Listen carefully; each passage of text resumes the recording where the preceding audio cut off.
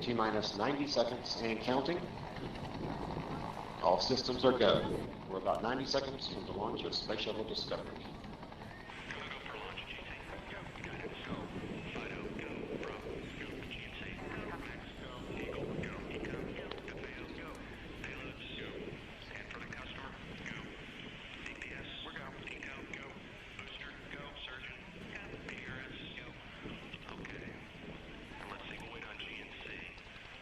T-minus 60 seconds and counting.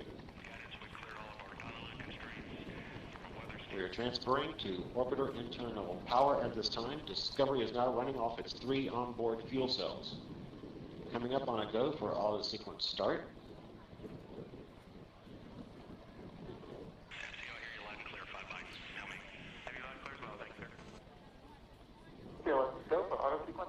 And we have a go for auto sequence start.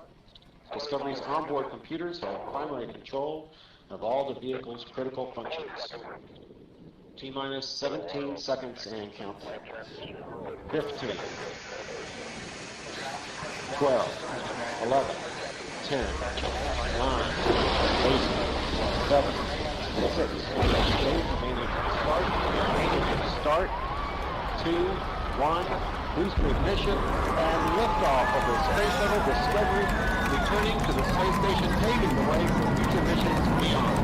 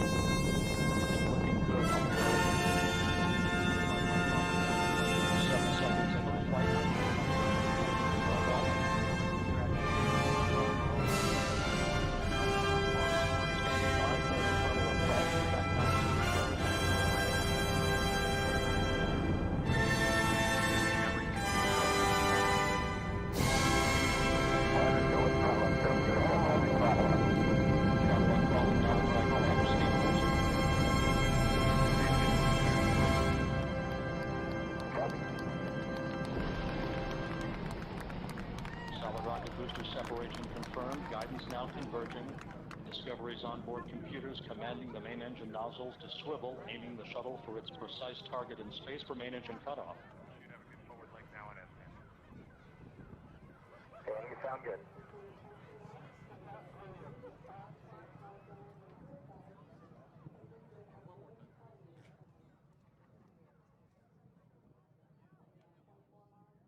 Discovery Houston, negative return. Copy, a negative return.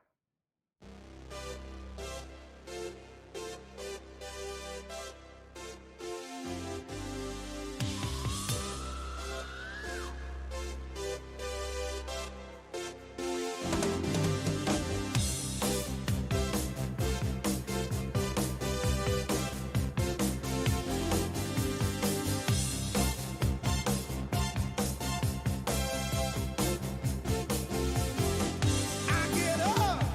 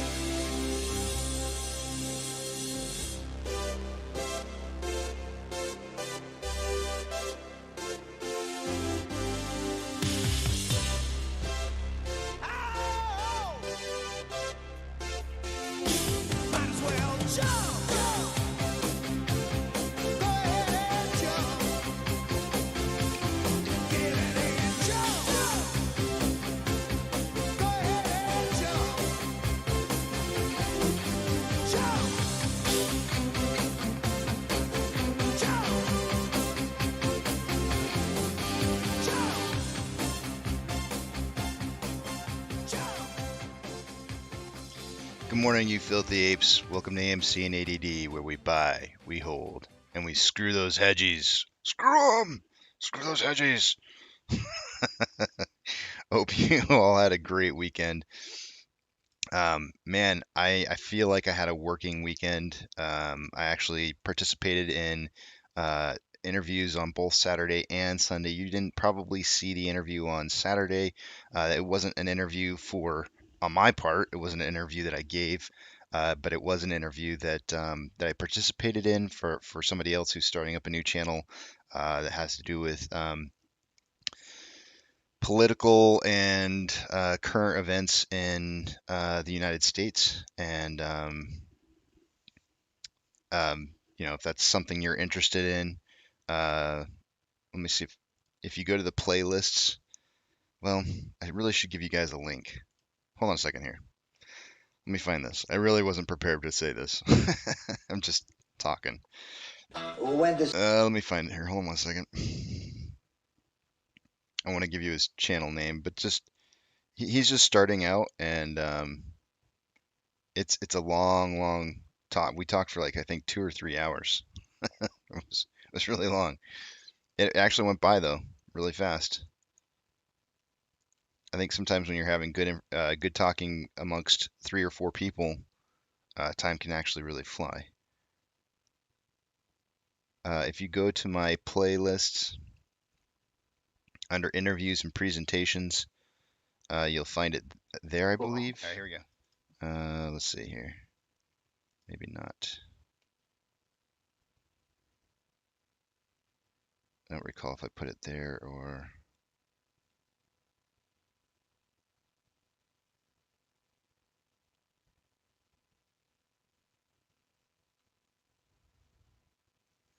One second while I find it. It might be under helpful.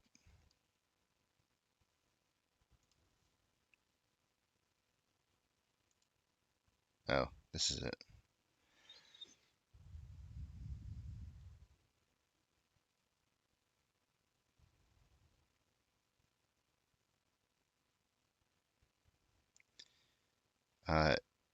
The YouTuber is Sean S.E. Shaughan. I'll just provide a link to the channel if you guys want to watch it. It is 3 hours long.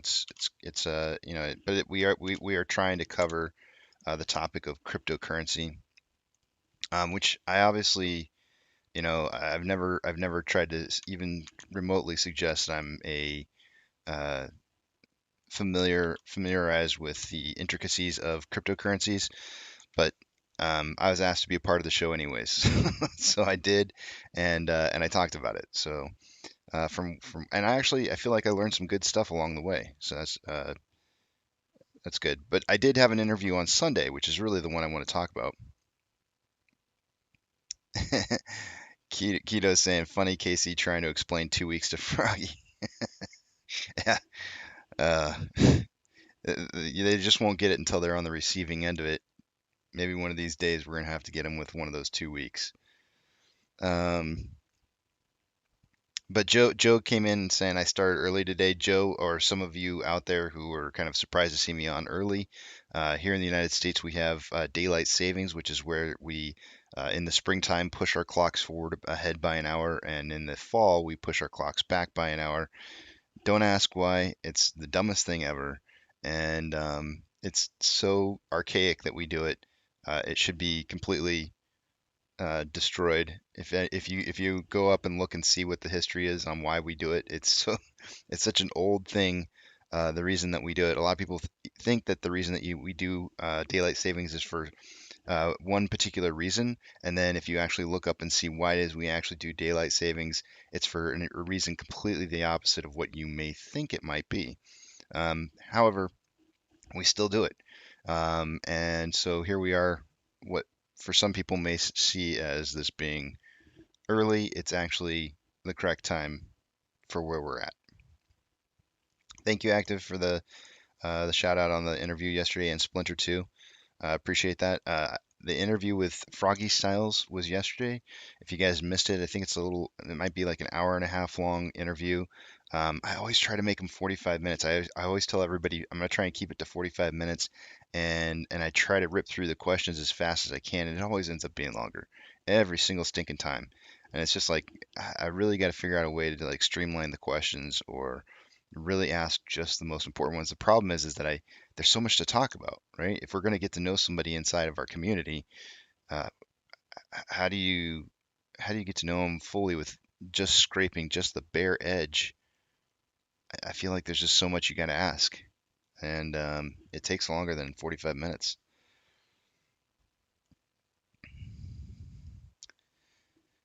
Whenever I have a chance, can I talk about the money indicator that Froggy was talking about in the interview that he would use to see if we're pretty much. Actually, I don't know what that is. I don't know what that is, and that would be a great question for him.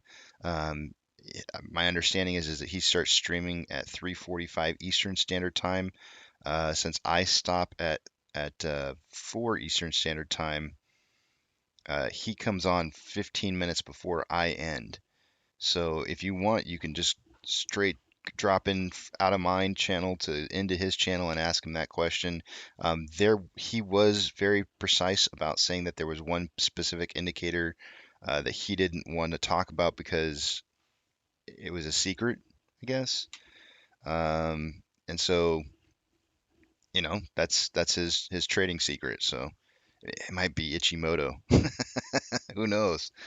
A lot of people don't like talking about the Ichimoto.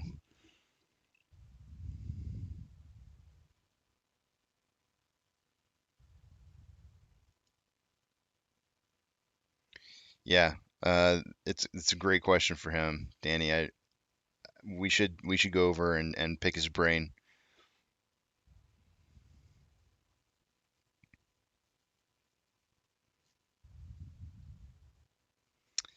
Oh, thank you. I had the sound cut out yesterday twice just because I was trying to mute my mic. I didn't want to have.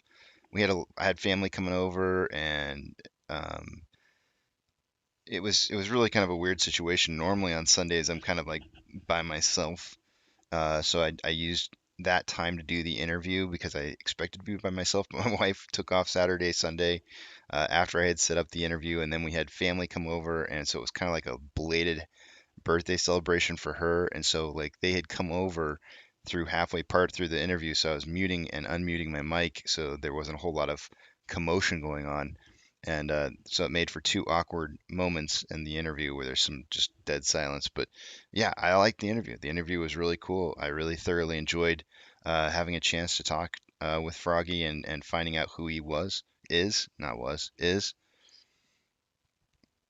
And I would check it out, guys. I'm actually in the process of re-listening. I go back and I re-listen to every single one of my interviews, and the reason for that is that when you're interviewing somebody, at least this happens for me, uh, a level of block that occurs to where you're absorbing what it is that they're saying, but you're not really taking it in because you're kind of worried about what they're saying and how that's going to impact some of your future questions, and so you're trying to like that, and people are chatting the chat box or chat room, and you're trying to watch that and listen to them at the same time. It's not easy for a guy like me, guys, with ADD, man. It's too much input all at once. And but yeah, I like to go back and re-listen to the interviews because I feel like I can pick up more um, than what I did during the actual interview itself. In fact, when I'm listening to it right now, there were things that he had said that I didn't pick up on, which I think are really kind of cool things. I hope you guys like the poker question. I really thought that was a great question. I don't know about you guys, but for those of you who play poker, um, I play a lot of poker, and I really feel like I can tell a lot about a person based off of their favorite starting hand that's unusual. Like a lot of poker players have unusual starting hands that they are kind of superstitious about and that they'll kind of stick to. Finding out uh, what that starting hand or what that particular set of cards might be kind of tells you a little bit about the person. And I'm not going to say what my thoughts are on that, but I'll let you come to your own conclusions. What did I think of his estimate of 4.4 billion shares? That's the part I got halfway done through the interview. Uh, Saint, and I noticed that I had heard him say the 4.4 billion shares. Um, he had a poll. He had a poll recently, and he used 40. I think it was 49% of his population having said that they had 1,000 or more shares, and so he derived somehow out of that. I'm not sure exactly how he did it, but he derived that half of his audience probably had somewhere, or most of his audience had somewhere above 500 shares apiece instead of the 120. Um, I don't really care how he got to 4.4 billion. That doesn't really matter to me. I think everybody has their own methodology for trying to figure out how many synthetic shares are in existence. And I don't think you'll ever really find out the true answer until maybe many years beyond. Historically, we'll find out decades from now. But I think it's safe to say that we all know that it's more than 2 billion. Like it's really safe to say. The Say Technologies vote gave us an answer that solves for 2 billion or more. And so when somebody says 4.4 billion, I think I actually think it's kind of a low number, but it's still safe to assume that there's at least 2.2 or more billion shares out there. So 4.4, it's double that. That's not that much. I actually think there could be a lot more than that. But it just what it really comes down to is a lot of people are using the number of 4.1 million shareholders and making an assumption that that's all there is in shareholders. But we actually know that there's more than that. That's just the eligible amount of voters. So um, it's it doesn't matter to me how he got the number, honestly. As long as you know that there's more than 2 billion shares, I think I'm on the same page as you. That's it. It doesn't really matter. It's a lot of shares. It's a lot of synthetic naked shorts that are out there. Um, yeah, it's insane. I participated live on his poll.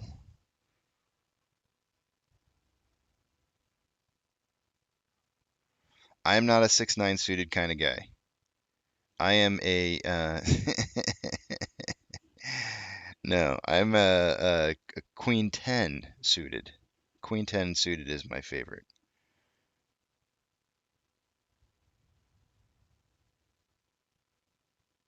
It 10-4 is not Doyle Brunson's. It's 10-2. Just so you know. 10-2 is Doyle Brunson's. He won. It's an insane story, right? Doyle Brunson won back-to-back World Series of Poker championships with 10 deuce, I believe. I know he at least won one of them with 10 deuce. Maybe I thought it was back-to-back, but maybe it was just one of them. But it is 10 deuce.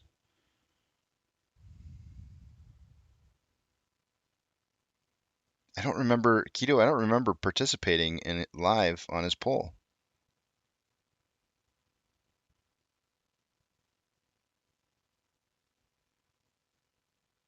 Um, 10-4, Danny, is considered the over and out hand, just so you know.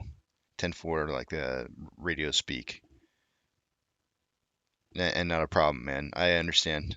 I fully understand the tiredness from the time change. Well, it is time to take a look at our numbers here. I better start doing it before I start getting yelled at. Casey, what's our utilization?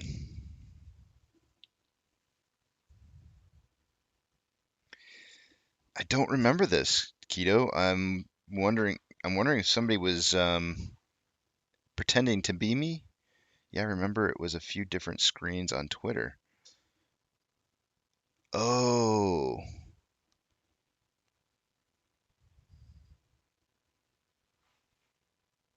I must have shown it live here on the show. Well, I wouldn't have shown it live on the show because that would have shown my position. Hmm. Oh, yes, I do remember that now. I know what you're talking about. I do remember completely. And I didn't show it on the show purposely because I didn't want to show away my position, but I do remember now. Yeah, I do remember participating in that. I didn't realize that was his. I guess I forgot that was his poll.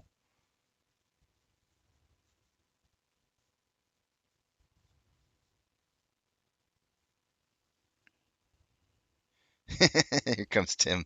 I gotta clean the glasses, Tim. Give me a second here. It's still 100% utilization. I knew it was coming. I didn't clean the glasses soon enough. Should have been starting this earlier.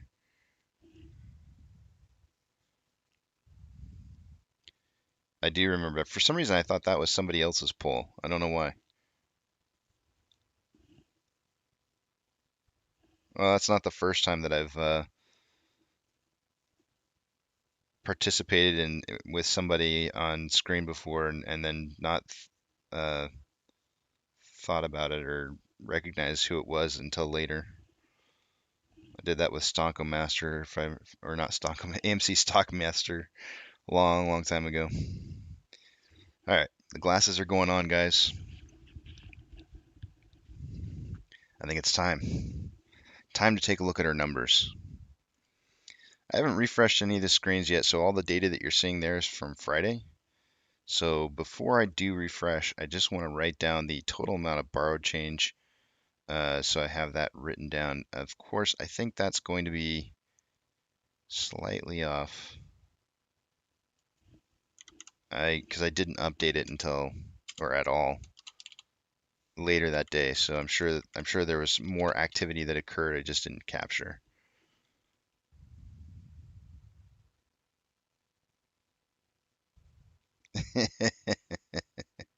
Okay, Hayden, we'll try and keep it clean for you. Let me just transfer one other number here.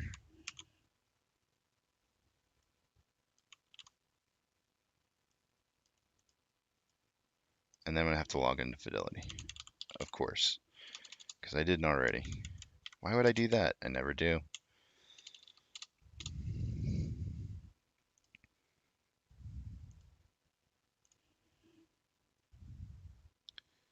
Holy moly, man, they're really doing those little bird poops here on the way down. Somebody said make it rain. Look at that. Look at the.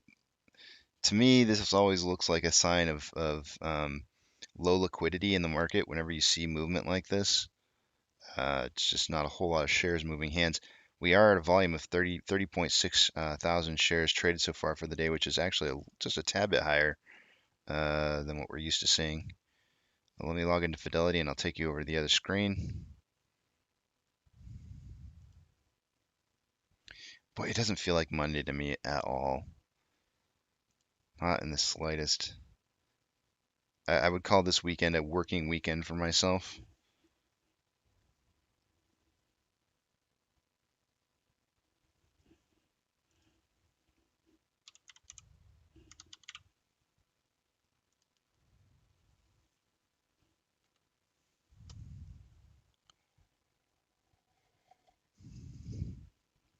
But I always try to make it easy for people who I'm interviewing. I don't want them to. I'd rather be the one inconvenienced than them be the one inconvenienced when it comes to an interview, because I assume that everybody has a busy schedule. So, all right, let's take you guys over to the other page. We'll start with what's most important up top left.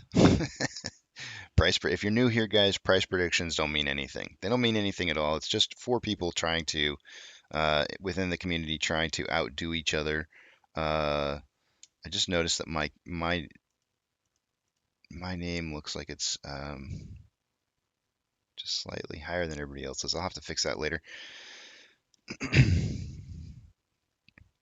So it's just four of us trying to guess price predictions.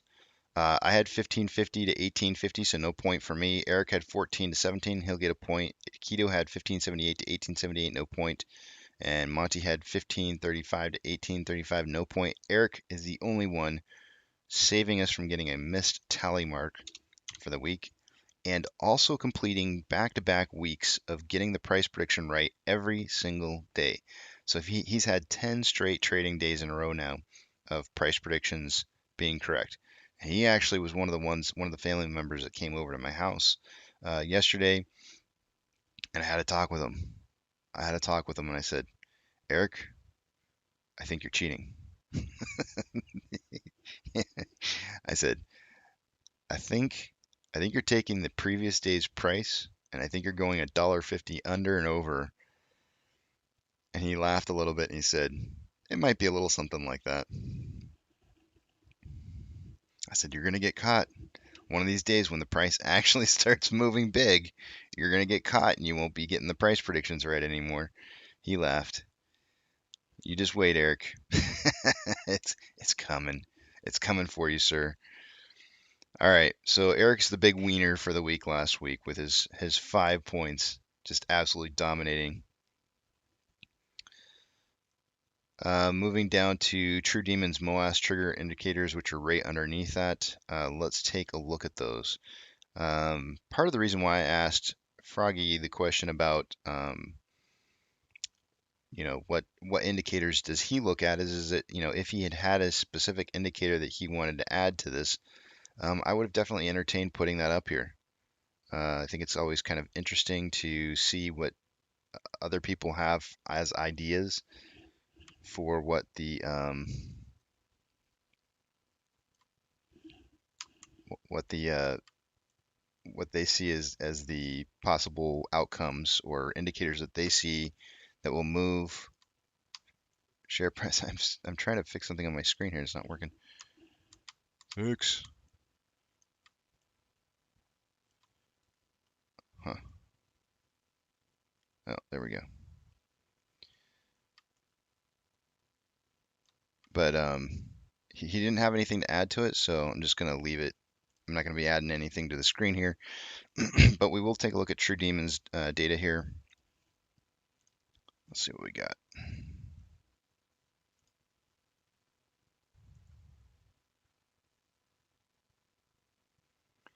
Short exempt volume from Friday was a really low number, guys.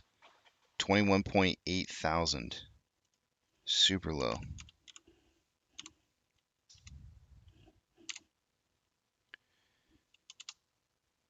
Oh my gosh. Come on, Casey. Get with it.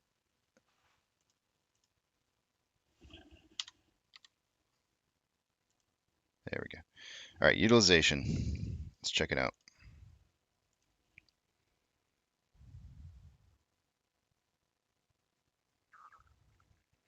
Still showing 100% utilization. I do want to note, if you guys are looking at it right now, you'll see that the borrow change, return shares, borrowed shares, cost to borrow, all that's showing up as NA right now.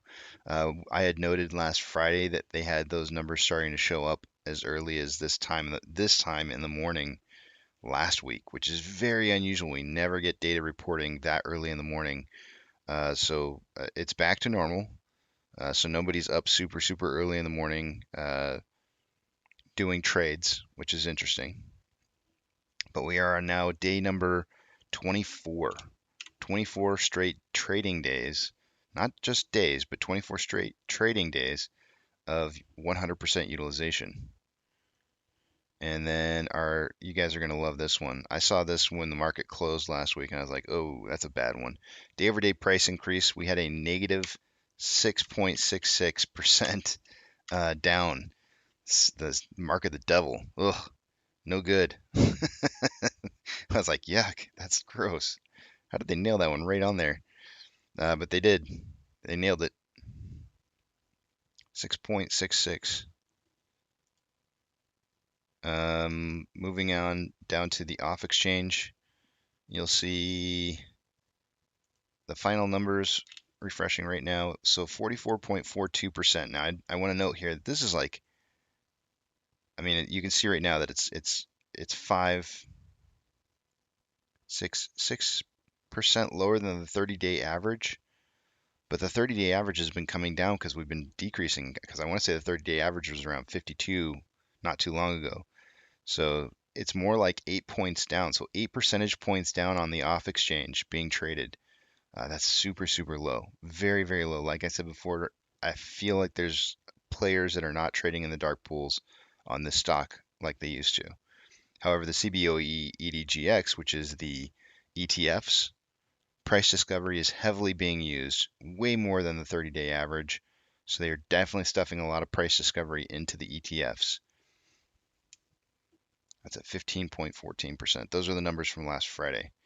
Moving down to Ortex, you'll see that the current estimated short share interest of the free float is at 20.61%. And moving up to the top right-hand side of the screen, institutional share ownership, 187.9 million shares is how many shares were owned by institutions as of last Friday. Let's refresh it and see where we're at now. I'm expecting a week or two, kind of a lull period on this number from not changing, as that's kind of how it works with the let me fix the screen here. That's kind of how it works with 13F filings. Institutional shares long.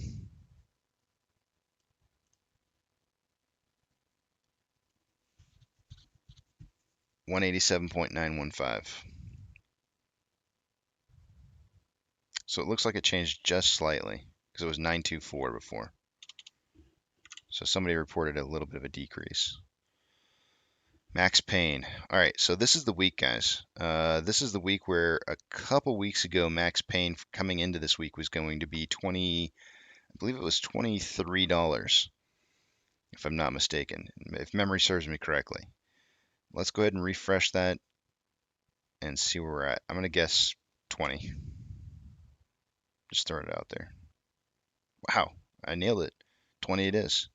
I just took a stab in the dark there. So it's actually decreased. Max Payne has decreased quite a bit coming into this week. As I'll show you here in a little bit, we have a large amount of options that are out there set to expire by this Friday. We'll see what kind of impact it plays on the market, but I do want you to note some of the values that's in the money versus out of the money. I just take a mental note when we get there. Moving down to the options, let's take a look at it. For those of you who are new to the channel, I can't see what it is you're writing until I get back to the main page and you see my picture on the screen again. I know you can see my picture on the screen now, but you won't in a minute, and then when it comes back on, I'll be able to see what it is you're writing. Moving down to the very bottom of the list here, I do want to note this. This is a very important thing to note here. The largest amount of strike prices out there has increased for this week. This is one of the last remaining weeks that we have out there where the strike price is pretty high for some of the options. Yet last week the highest amount of options was at 40. This week it's at 95. As far as options go, last week we only had 10,000 options in open interest at a $40 strike price. Just to show you the difference, this week at $95 we have 85.8 thousand contracts. 85.8 thousand contracts that could be in the money at a $95 strike price, which is a large amount of open interest.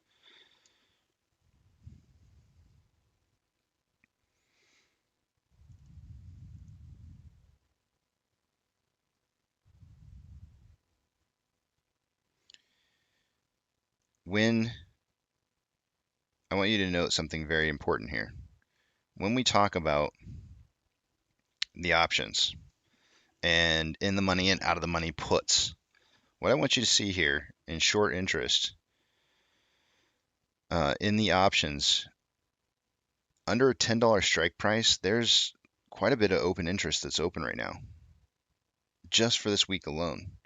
There's 15.1 thousand contracts at 10, 1,615 contracts at 9, and at a $5 strike price, there's 2,568 contracts. So there's quite a bit of open interest. In all the grayed out stuff on the right hand side of the page there, not grayed out, but black area is open interest that's out of the money. There's a lot.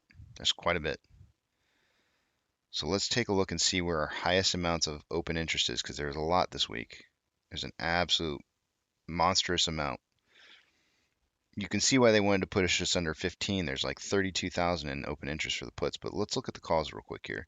I'm going to scroll down the page and see where the highest amount is.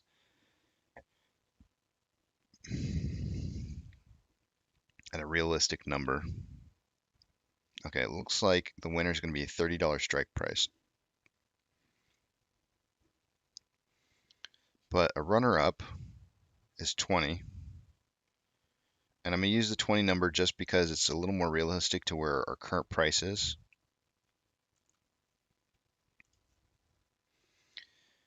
And that's where open interest was last week. It was the highest amount of open interest last week was at 20. So I'm going to use the 20 number, even though there's more open interest open at 30.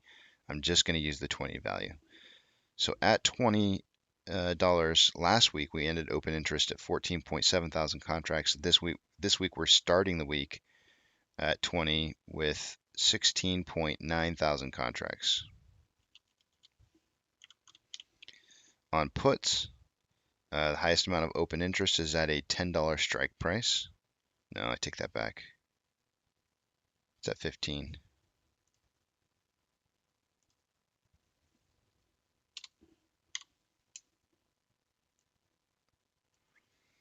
There's 32.6 thousand contracts at 15. And those are in the money. So just about a 2-to-1 ratio in puts to calls.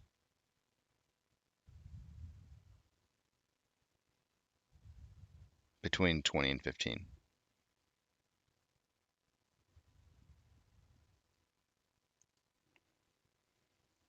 Let me move a couple screens around and I'll take you guys back to the main page here.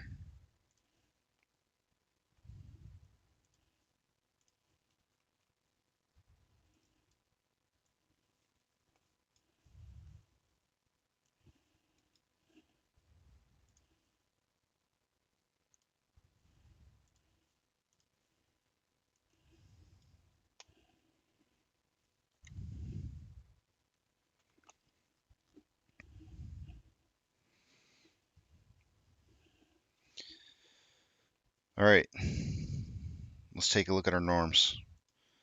First off, utilization. There's our 24th day of utilization being at 100%. I'm gonna zoom in on this just a tad. 24 straight days. Here's our on loan amount. So we went up just slightly from last Friday. So last Friday we had 127.64 million shares on loan. Now we have 127.93. So about 300,000 shares, just under 300,000 shares additional.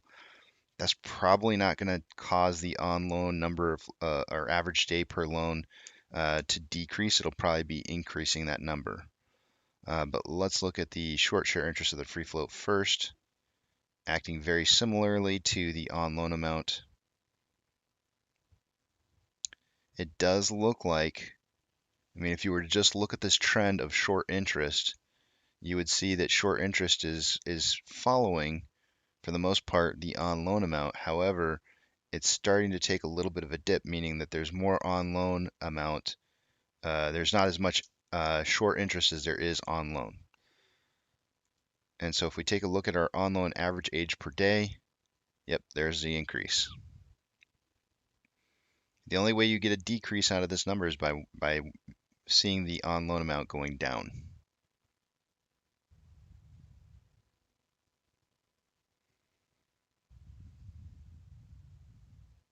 Wait, I said that backwards. The only way you see the on loan average age per day going down is by having huge amounts of on loan going in. So more loans means that the average age of the day of the loans goes down. So no dipping action here.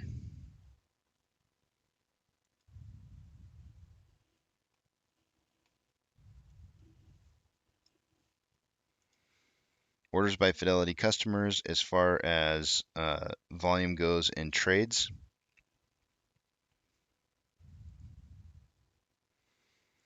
AMC in 17th. We finished last Friday with an 80 to 20% buy to sell ratio. Amazing. Amazing. 4 to 1. That's absolutely huge. GME came in 20th in volume, and they had 89% buys to 11% sales. They were so close to 90-10. It's insane. That's almost a 9 to 1 ratio. That's insane.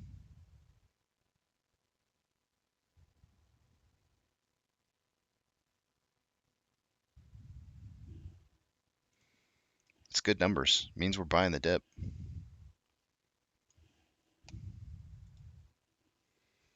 Trigger price for SSR is $12.87. Shares available to borrow is 70%, or 70%, 70,000 shares, sorry. Looks like they got the number back up to about 200,000 shares, and they borrowed most of those. It looks like they are taking out of the ETF. So let's figure out and see real quickly. Let's calculate and see how many shares they've loaned so far this morning. What number do I want to put in?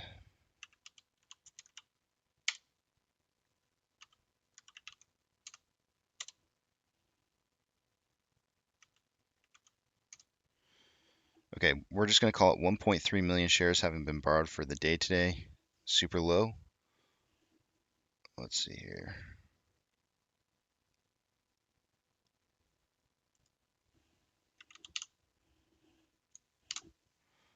Last Friday they borrowed 2.55 million.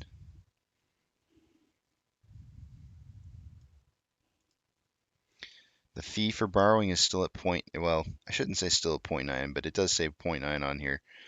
I have a feeling I'm missing some data in here. Now, obviously, I wasn't up at midnight, so we're not seeing anything from midnight, but the last reported time on here is March 14th, which is today at 4:48 in the morning, which means I'm probably missing data. They probably loaned more than 1.33 million or 1.3 million, but that's all I have showing. That's all I can record. This is the numbers I want you guys to remember here. 300, we're just going to call it an even 360. 360,000 contracts out of the money on the calls. I want to see this decrease so bad. So bad. I really want to see these transfer over here to in the money side. That would be so beautiful to see have happen. The puts that are in the money right now are at 123,000 contracts, and out of the money is 38.3. There's only 4.8 thousand contracts that are in the money for the calls.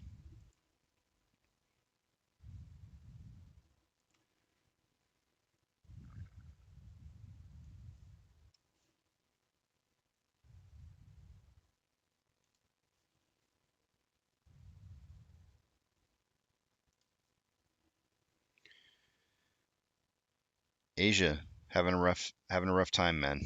Hang Seng was down almost 5%. Shanghai down 2.6. FTSE China down 3.49. Shenzhen.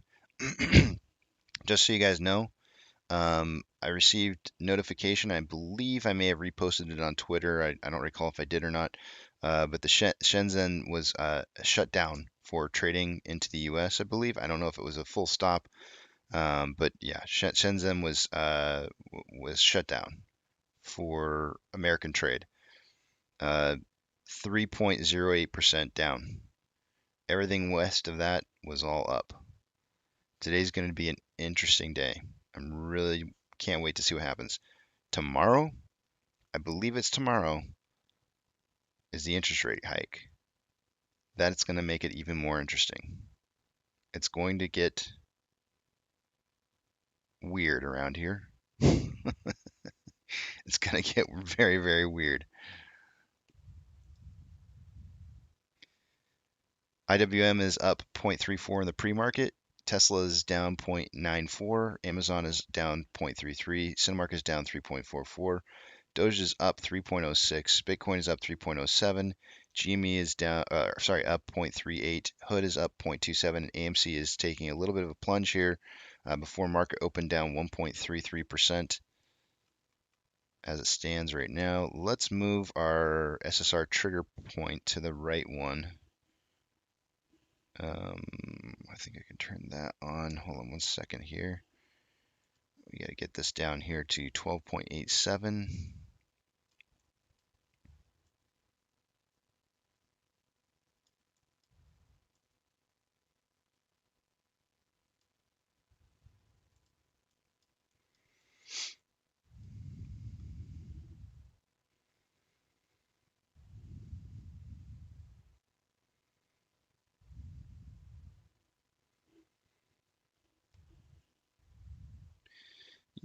So last Friday, our inflow versus outflow was a 7 million spread, with more outflow than inflow.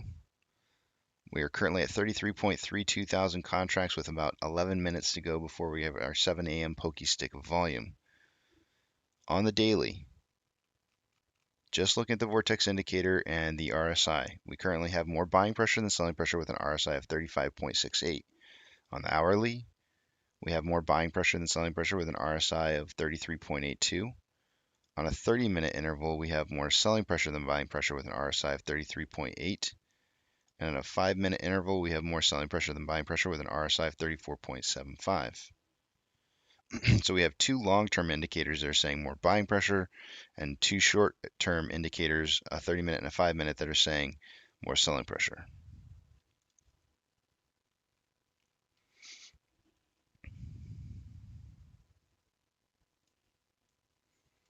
And with that, I can see what you guys are writing.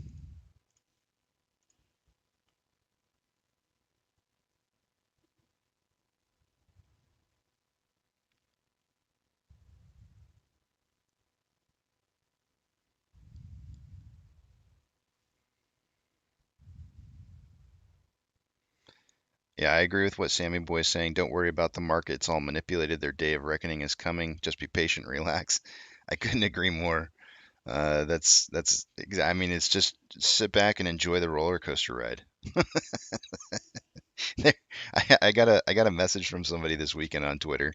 They sent me this there's this guy and this girl on this roller coaster ride, and the roller coaster ride starts off and the guy just starts freaking out and he's like, I want to break up with you. I want to break up. He like breaks up with this poor girl on the roller coaster ride, and he couldn't handle the pressure. And it was just, oh man, it was actually kind of a really depressing video to watch. I mean, she's getting broken up with on a what's supposed to be a fun roller coaster ride. Just sit back and relax, guys. Enjoy the ride. You don't need to break up with anybody.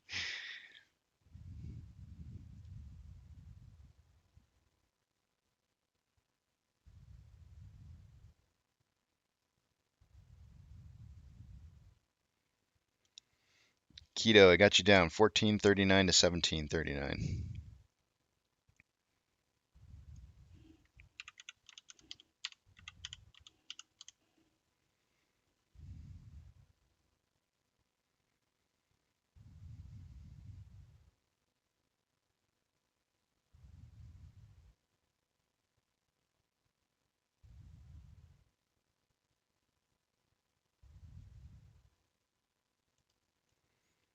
Let me see if Monty came in and put his prediction in. Good morning, GD.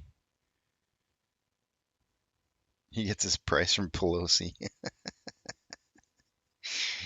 I'm just now reading that, Guillotine. That's funny. He gets his price from Pelosi.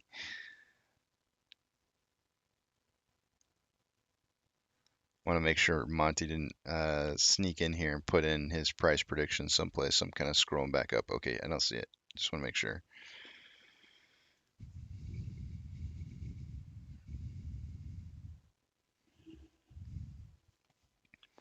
Let me get rid of my notifications over here. Oh, I forgot to tell you guys. I got a message back. I got a I got a terrible message back from Weeble on, let's see, on that question. And I said, actually, could I just have the formula for this indicator? And this is about that turnover number that we haven't seen reported in the past. and we were kind of wondering what turnover was exactly and how they calculated it. And so this is the message that I get back from them. I should have responded back because they closed out my ticket, but they said volume is an amount. Turnover is the price amount, which is approximately volume time price. Turnover ratio is the rate that indicates how stable or volatile the value of the stock is. Hope that helps. Okay, so turnover is the price amount, which is approximately volume time price. So let's just try that, right? Let's just try.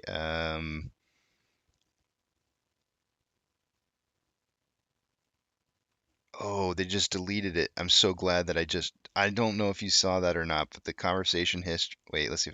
Okay, it's in the history. Oh, it's not even in the history. Oh, snap. They just deleted my conversation. It just went away. I'm so glad I told you guys this right now. I would have forgotten all about it. All right, let me they couldn't have done that at a better time. So price times volume. Let's try and work this out here real fast. I'm going to take Friday's numbers.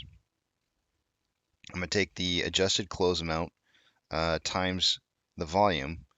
Actually, you know what? I'm not going to do that. I'm going to take another day.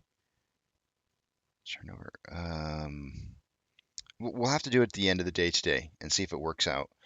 Because I actually don't have a good example of a day where I have the total amount of volume and one of those final numbers written down. So we'll try and figure out and see if that's close. Last Friday, if you were to do something like that, let's see here. Total adjusted close was 14.3 times the total amount of volume, which is 29,202,850. That gives you 417,600,755. So it's a valuation of price times volume. They said approximately.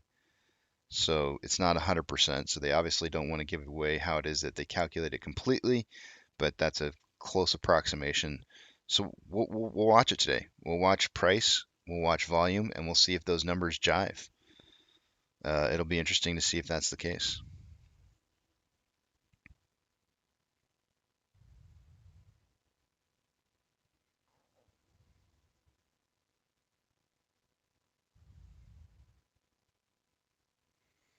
Keto says a red pre-market equals a green day. Well, we have about 4 more minutes left before we get our pokey stick of volume, so we'll see. I'm not seeing very much volume as it stands right now, so we'll see what happens there.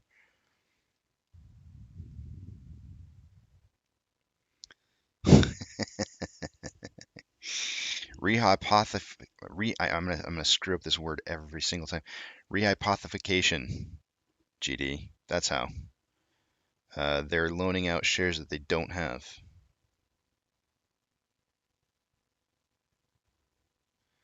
But Donkey Kong clicked on AMC News on Webull, and the first article is how to short a stock.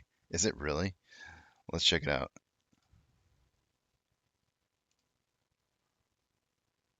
Short selling guide. How to it sure is by Investopedia. How to short a stock. My goodness, that's hilarious.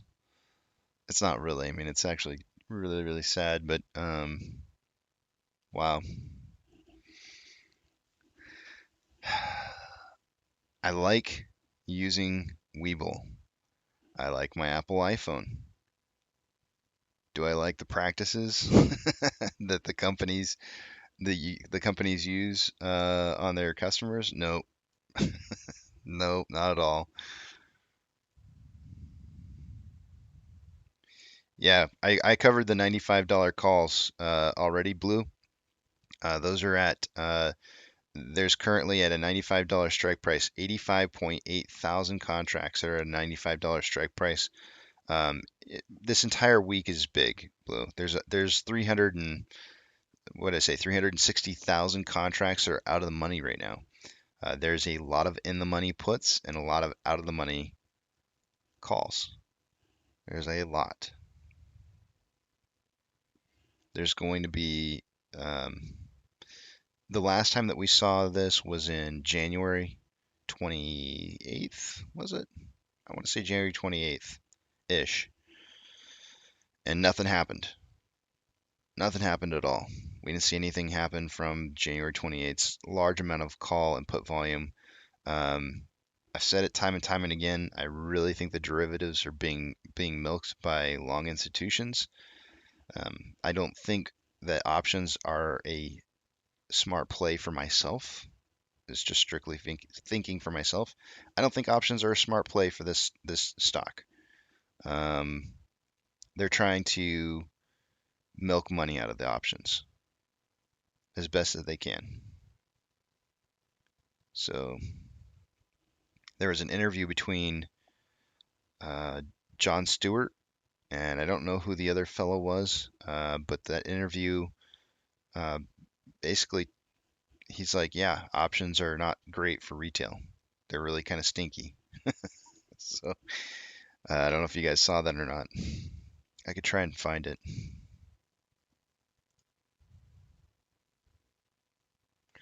I didn't really like what he was saying there.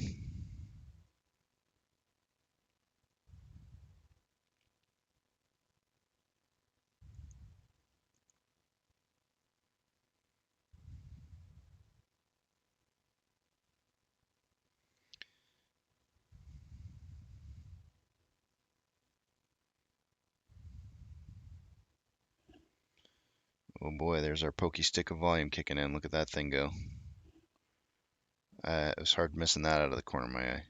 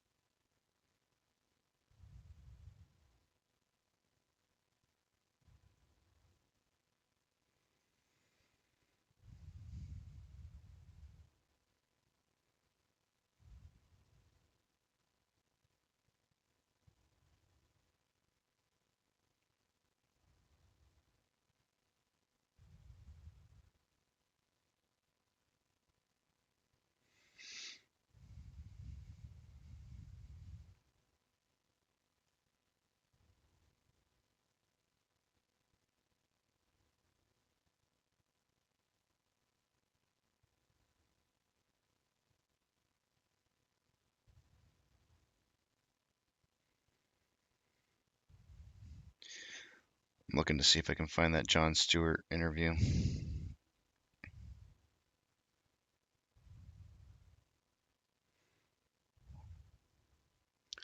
But essentially, what the other gentleman talks about is that payment for order flow is apparently a thing for options as well, meaning that there's a secondary pricing range that's not seen by consumers or retail. Wow, man, volume was 75,000 in this pokey stick of volume. That was way, way higher. Hold on a second, I gotta do the math here. 4, we'll call 4,000 off of 112, 113. And then this is 75.3. Okay, so going into the pokey stick of volume, guys, we had 33.7 thousand contracts. What am I saying? Contracts, shares. 33.7 thousand shares having been traded. The pokey stick of volume was 75.3 thousand shares in its entirety. That is a more. Let me see. Is that double? That's more than double. Yeah, it's more than double. That's pretty big. That's really big.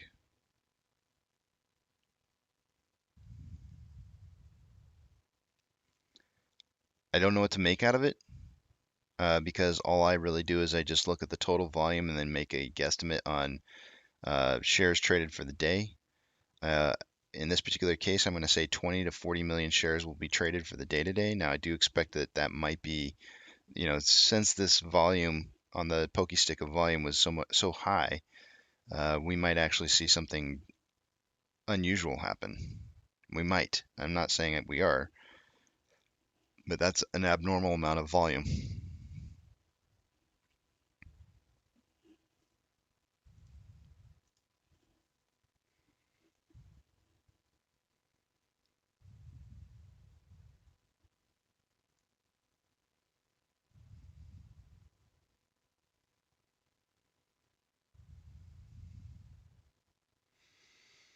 SSR for the day today. Ooh, it's not on the screen. Let me pull it up there for you.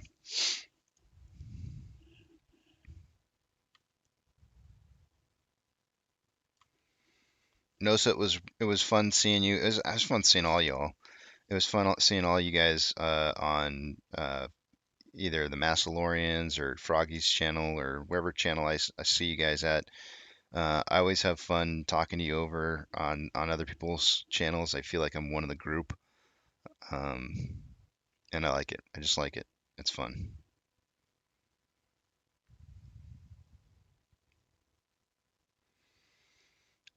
For those of you guys who watch my channel, you know the reason why I was asking that question to the Massalorian and Tony. I wasn't trying, as far as the VIX goes, I wasn't trying to get them to trade the VIX or tell us whether we should trade the VIX. That wasn't my intent. My simple intent and I asked this of Froggy actually in his interview with me, but on a weekly interval here, I've I've never seen four ascending red candles. I just in all the years that I've been trading, which which is seemingly a long period of time, I've never seen ascending red candles, especially over a month's period of time worth of data. And this is it's just really weird to me to see. I don't quite know what to make of it. And so I was just curious from their perspective is what did they have they ever seen this? I wanted to know if they've ever seen this in all the years that they've been trading. That's more what I was pushing for than anything. And if they have seen it before, what does it usually lead into? What's the outcome? Because I can't find this anywhere. I don't know what this I don't know what the eventual outcome is from ascending red candles. I have no idea what this means or what kind of trading signal this is, and that's why I'm nicknaming it "Run for the Hills." Like, I mean, if you know what the VIX is, it's the inverse of what's going to happen to our market in the futures. And so if this goes up, that means our market's going down. And if you have four red ascending candles, what does that lead to? Because I've never seen it.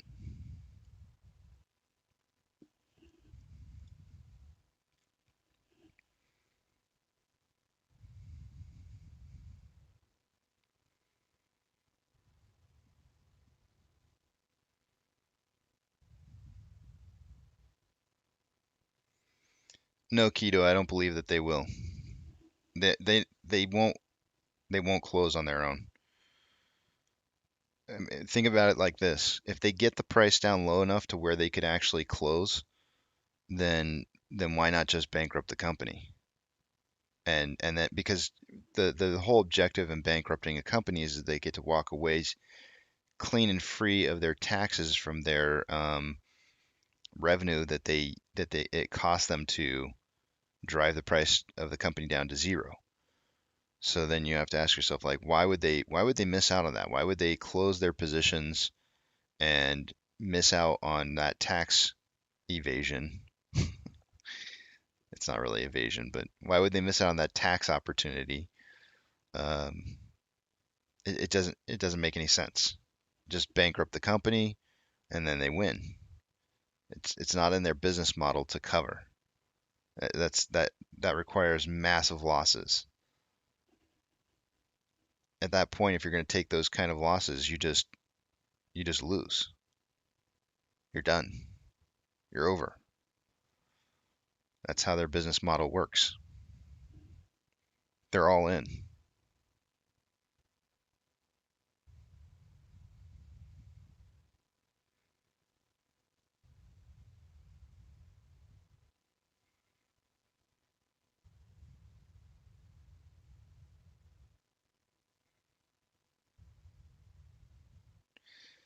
James says from 12 to 1790, there's 45 million to 65 million.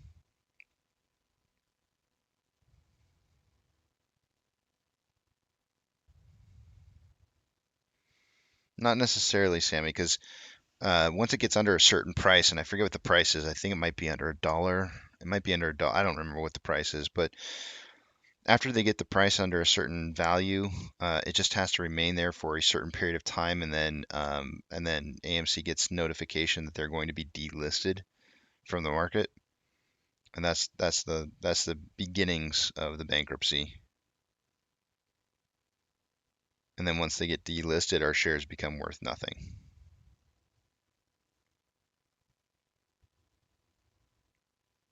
But they have to get to that point. And I can't even imagine. I can't even imagine the amount of pain that they would start to feel when they got down to those kind of levels.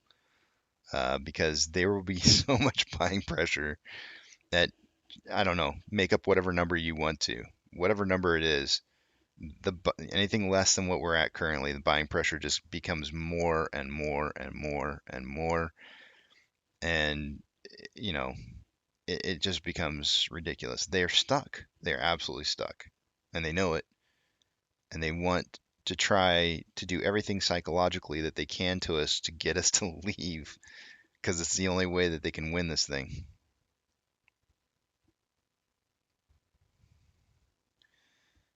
They can't, Sammy. They just can't. They can't get to that point unless we sell our shares. That's how they can. If we sell our shares, they've won.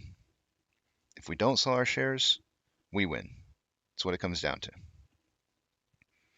Because if we started selling in mass, that would help them to drive the price down into nothingness. This is why when a particular person said that we should just stop buying, this is why that's such a bad idea. Because if you just stop buying, that's basically the same thing as not as it's almost the same thing as selling. And the reason for that is it doesn't create any pressure from knocking the price down. And then they just knock it down and down and down and down until they just get it to whatever price that they want to, which is the price that they need to bankrupt the company or delist the stock. And at which point they win. So we need to have a constant buying pressure on them from keeping the price from moving down. Otherwise, they just move it at will.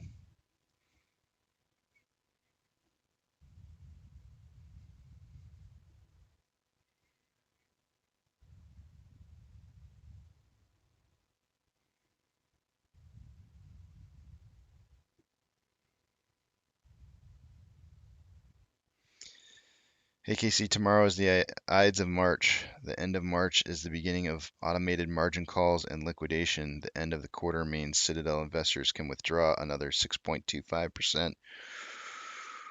Ooh. Good call, Boris. Good call. Do you want a movie ticket? I had 3 movie tickets that went wasted because nobody claimed a movie ticket last week, guys. So, Boris, do you want a movie ticket? All you have to do is contact me in Twitter in a DM, and I'll hook you up, man.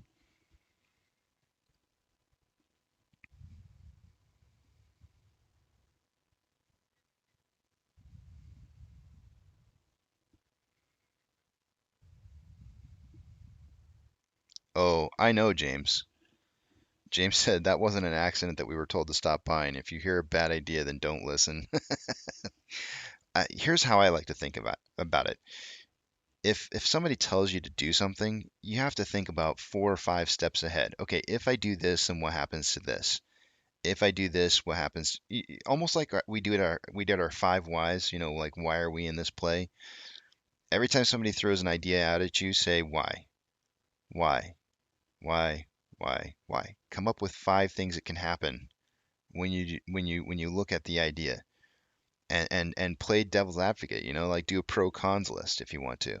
Write a pro con list down and see how many which side has more advantageous sides to the pro con list. So really kind of dive into it. There's a lot of different ideas out there. So each one of us has to decide on those ideas which ones are the good ones and which ones are the bad ones.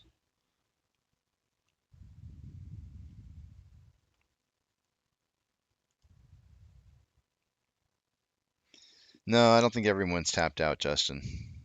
There's still people who are buying. Sammy, nice. Sammy, did you see anything in the movie the second time that you didn't see the first time?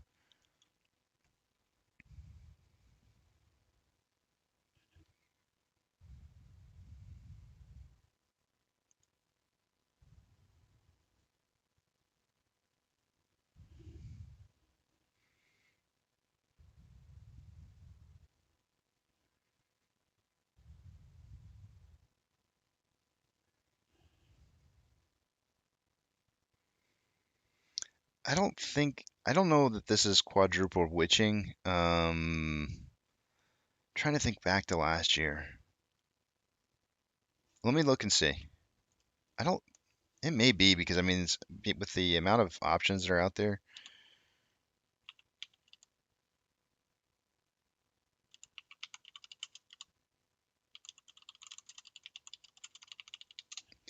Um, March 18th. So yeah, it actually is. The end of this week is quadruple witching date.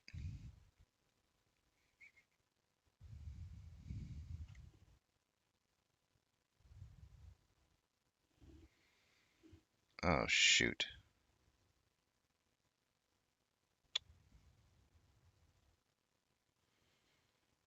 I just got a reminder. I have a doctor's appointment today. I gotta go hit up. I'm gonna probably have to end the show a little early today, guys. The doctor's appointment's for 3:30. I just got a reminder on my notifications here. Darn, that sucks. I wonder if I can. Yeah, I might have to just end the show like 15 minutes early.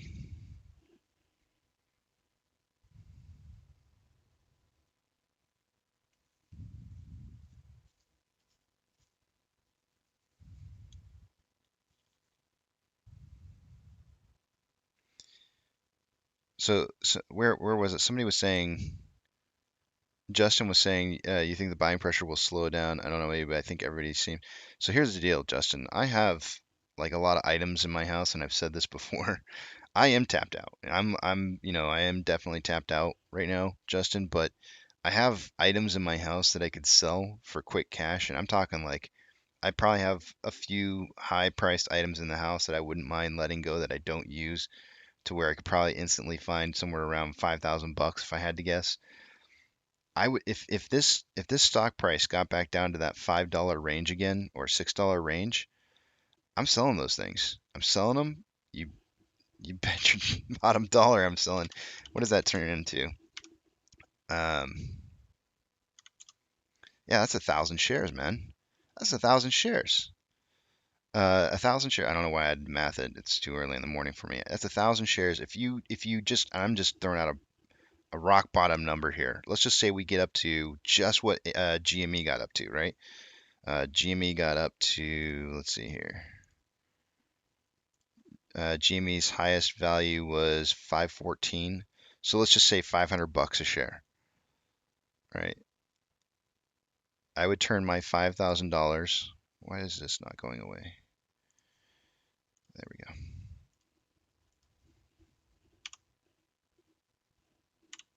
At $500 a share, I would turn my $5,000 into $500,000. $500,000. I turn in 3 or 4 items I sell into my house into $500,000. I can go buy those things 20 times over and not even come close.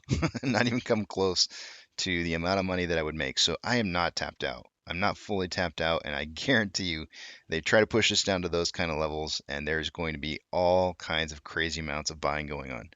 So you just wait. You just wait. Trust me. There's more ammunition out there, I promise you.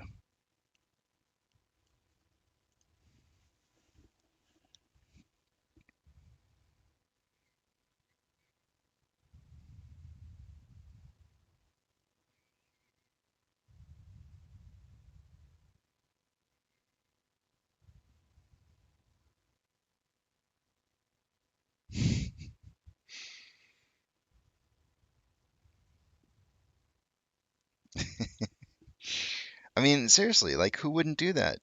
I mean, wouldn't you do? I swear, I probably, I don't know, I might sell a kid. I'm just kidding. I'm not gonna sell any kids.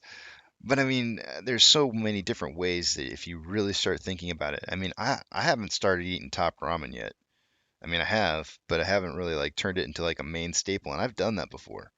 When I went to go buy my first house, I ate nothing but top ramen and things that I added to top ramen for like I think it was like 3 or 4 months straight while I waited for my house to be built. I think it was 3 months. While my house was being built, I ate nothing but top ramen so that I could put the most amount of money down as I could. And at the time, I was a dink when I had my first house. For those of you who don't know what a dink is, it's dual income, no kids. I was a dink, and I just strictly ate nothing but top ramen and maybe some meats that I would add into it and some veggies. Uh, Bare minimum every single day. I ate, 2 packages of top ramen a day. I got skinny, but I think we saved like 10 grand, 10 or 15 grand. I can't remember if it might have been like 12 grand. We saved 12 grand in 3 months by eating nothing but top ramen. And I haven't even gotten to that point yet. I haven't gotten there. So if they want to drive this thing down to $5, I might be going to top ramen. I might be going to top ramen and I'm going to be buying some more shares because I'll take a little bit of pain. I will absolutely take a little bit of pain for gain in the futures, 100%. But you have to remember the golden rules, though. Look at my description box. You've always got to remember those golden rules. The money that you're using towards this has to be money that you don't plan on using in the foreseeable future because we don't know the outcome. But me, eating top ramen for 3 months, I'm down with it. Let's go. Let's do it.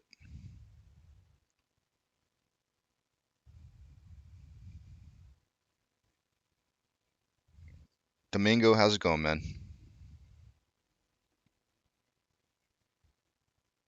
I'm telling you, James, $7 to $9, man. It's gonna be rough. The buying pressure is gonna be high, super, super high.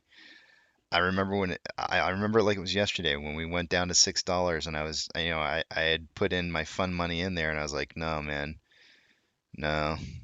I got sick to my stomach and I was like, I can't believe this. There's no way this stock is going down. And I went out and I sold my dream car. I sold my dream car. Why? Because I didn't need it. I had another car to drive. But I sold my dream car because I knew that this was going to be worth more. So I sold my dream car and I put not all the money down, but I put some of the money down, like 2/3 of it, into AMC because at $6 a share, it was too enticing. I needed to double down at that point because most of my position had been entered in at 14 and $12, but I knew that there was no way this company was worth bankruptcy. No way. So I doubled down and I'll do it again. I will absolutely do it. I'll go in. Next. I'm gonna start. There's gonna be some guitars. There's gonna be uh, uh, exercise bike.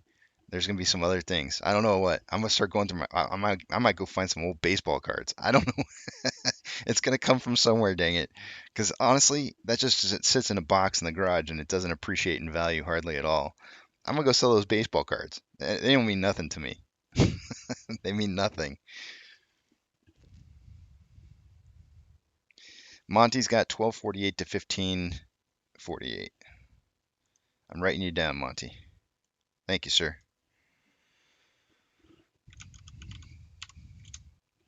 For those of you who are new to the channel, um, four of us try to come up with a price prediction with a $3 price range. It's just for fun. Don't use it as like some kind of trading indicator. It is simply four guys, four apes. It could be girls. We don't have a girl on the team yet. We should get one on here. Uh, but we have four guys who are just guessing the prices, and it's for beers and ice creams or whatever it is that they want. We'll tally it all up in the very end, and I'm pretty sure I'm going to be sending kegs over to Eric's house for probably a year. Um, he's going to have like an unlimited supply of beer coming his direction once this is all over. Uh, I know I'm just gonna buy him a kegerator and a keg. I might do it for a year. I'm just gonna send him a keg and a kegerator. And you just have cold beer on Casey for a year.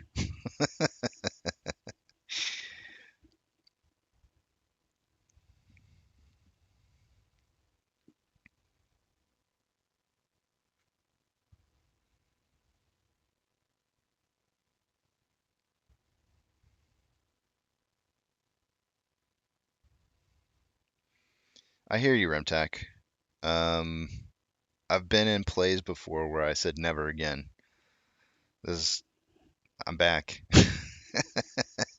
You say that, but you typically end up coming back.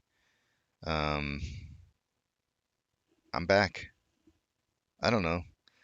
Wouldn't that be crazy? I end the show after the MOASS is over, and then like 3 years or 4 years down the road, suddenly you get a notification on your phone. It says Casey Shaw's live streaming.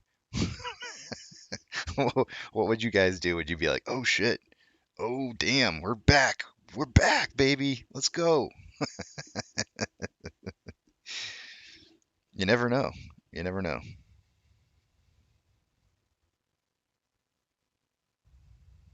Be a bro.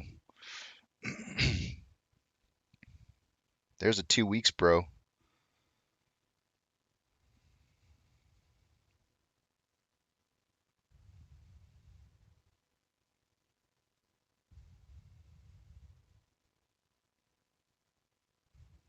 Yeah, that's how I feel, Remtac.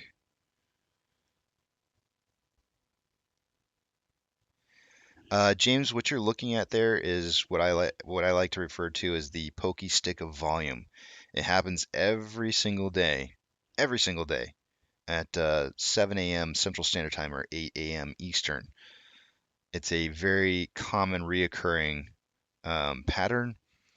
I base my volume predictions every single day off of that number, and there's a reason for that. Knowing how much volume we're going to have traded for the day before the day even starts is massively huge important, and it can be done. I do this on a regular basis. I'm not always 100% accurate, but I would say I'm probably like somewhere between the range of like 80 and 90% accurate on my volume predictions. Um, you really need to know how much volume is going to be traded for the day. I believe, and I can't really prove this, but I do believe that 7 a.m. pokey stick of volume is a algorithmic uh, key for timing. Um, and what it does is the algorithms who are trading for the day to day look at that key and say, okay, this is what we're going to do. Now, there are theories out there that those are actually numbers representative to closing of shares that didn't occur on the previous trading day. I've heard a lot of different theories about what that is. It's all BS. It's all BS. There's no way that number comes in most of the time at almost doubling of what our total pre-market volume is, and convince me that that's exactly how many shares that they needed to close out from orders that happened um, at the last minute before the bell rang on the previous trading day. It doesn't work like that. That's not how it works. So uh, you're seeing, in my opinion, what is an algorithmic timing indicator. So a key to tell the algorithms, here's how we're going to trade today. It actually tells you a lot of information.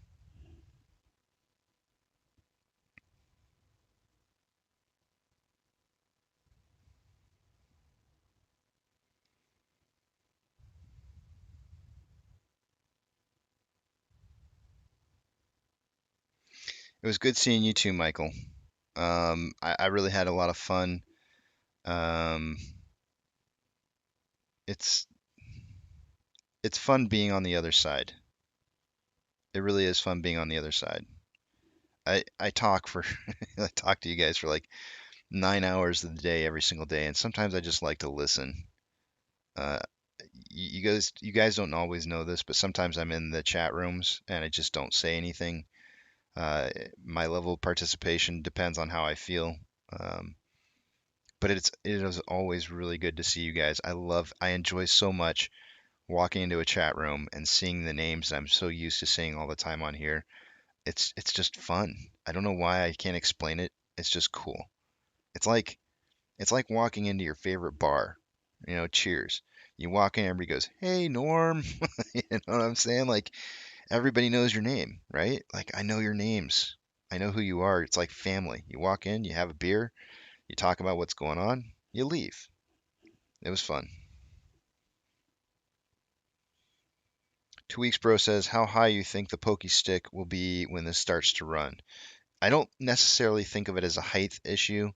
Um, it's more of a volume. And today's volume was more than double. All of our pre-market volume, and that's very rare. It doesn't happen very often that we see double amounts of volume. So I'm expecting to see a lot of volatility today. I don't necessarily think that you guys know if you ever watch some of the people who do like fractals, what they do is they take bits and pieces of different periods of time, but then they notice that like they have to like elongate them or shrink them to make them match. Well, that's what the volume is saying right here. It's saying like, okay, we're going to trade a fractal pattern that looks like this, but over this period of time. And so that's you're seeing it's a timing issue, right? It's think of the pokey stick of volume as more of like an accelerator or a deaccelerator for movement, and that's how you should that's how should think should view it as. So when you see a doubling of volume, um, there's going to be something crazy going on, more than likely, because that's a lot. Normally it's just double. I mean, not double, but it doubles the pre-market volume up to that point. In this case today, it was more than double. It was double the double. It was a double double. It's like in and out.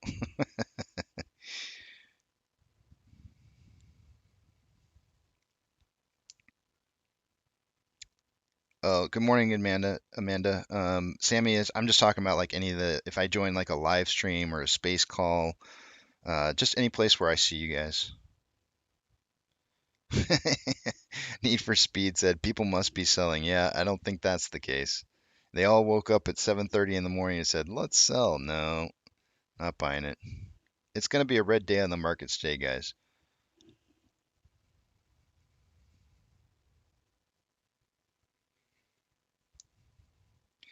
So again, 2 weeks, bro. Not about height, more about volume. So you're looking at more as like when we come in and we see volume super high in the pre-market leading up to the 7 a.m. and say it's like 250,000 shares, and then we get our pokey stick of volume, and our pokey stick of volume is 1 million shares, and then you've got 1.25 million shares traded total up to that point. We're going to have over 100 million shares traded for that day. Over 100. In fact, it'll probably be somewhere in the range of like 120 to 150 million. But that's what I'm always looking for. I'm looking for 7 million share, or sorry, 7 million. I'm looking for 1 million shares traded by 7 a.m. Those are the stats that we need to see happening for us to get 100 plus million in a single day.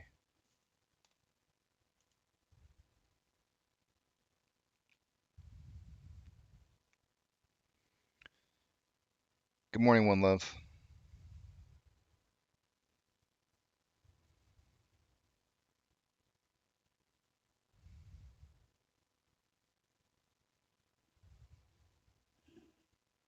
The half Okie. Yeah, actually, it's a large amount of volume. 29,000 shares. I think we're going to see some activity today. I really do think we're going to see some activity. So here I am like telling you guys that I'm pretty accurate on guessing volume. But there are days where we have, you know, huge amounts of volume that I can't predict for, which is okay. I'm always okay with being under my prediction. Like if volume is way higher than what I predict, I'm okay with that. That's fine because you can see that as it's happening. What I hate is being over my prediction of volume because then that means that I'm thinking it's going to be high and it ends up being super, super low, and that's not good because when that happens, that means you're getting fooled. The extra amount of volume, that's not a fooling issue. No, nobody cares if there's more volume. Everybody loves seeing more volume. But seeing less volume than what you're anticipating, that's not good. That's the bad part.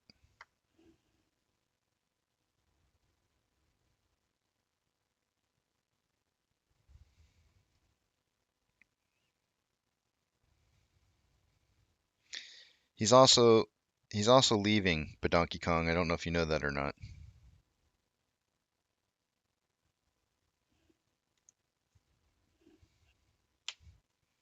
He's heading out the door.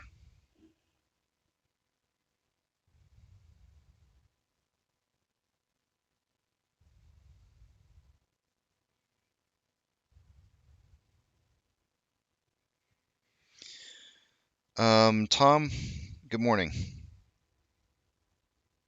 It's possible 1340 is a revisit. If they're going to knock it down to 1340, though, I mean, SSR trips at 1287, where that's only 60 cents, less than 60 cents, less than 1340. So they might as well just go for SSR trip at that point. So I mean, we'll see what happens. And I'll just add to this is that anytime you see a huge red day in the market, they always try to use that to their advantage to try and push the price down even further. Because if they can push it down further and get it to stick, then it benefits them. Because it like guillotine, it's because it's like I told you, it's an algorithmic timing for it's on every single stock. It's an algorithmic timing that tells all of the stocks, all the algorithmic patterns to know what they're going to be doing for the day. It's an indicator to let them know, okay, today we're doing this. Here's how we're going to trade. It's a key. Here's the key. Plug it in. We're all going to do this.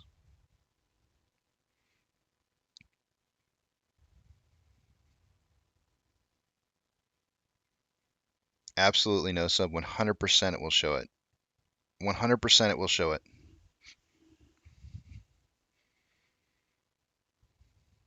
Good morning, Manjeet. That's why you see it on every single stock guillotine. It's a key. It's a key to the algorithms to know what they're going to do. That's why it's important for us to look at it every single morning and understand what the key means. I haven't deciphered it, but I think, I do use the information to come up with my volume prediction for the day. That only really equates to AMC. I've never tried to transfer that information over to another stock to see if it does the same thing. But having monitored AMC for so long, that's 100%. But I believe that it's a key to tell algorithmic trading devices or calculations how to trade for the day. And it happens every single day.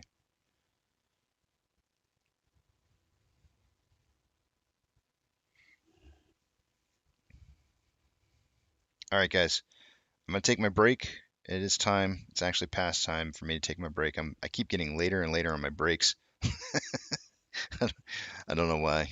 It's fun to talk, I guess.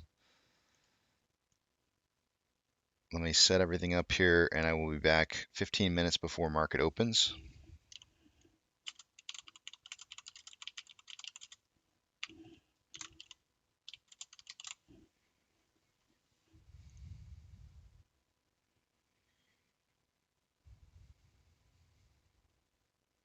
Yes, Michael. Um, but let me suggest something to you. So Michael said, morning, I was wondering if Costa Barro is self-reported numbers or can it be higher than we see? It could actually be higher than what we see, but let me explain. And this is why I know there's a lot of doubt in Ortex's reporting of numbers, and I get that. I mean, they know that what we see is what we see, so why would they report what it doesn't make a whole lot of sense for the enemy to give away their positions. But I do want to say this. If an institution is loaning shares, then it would behoove them to report the data correctly, because if they don't, then they have no idea what the going market price is for the shares that they're lending. And they're here to make money.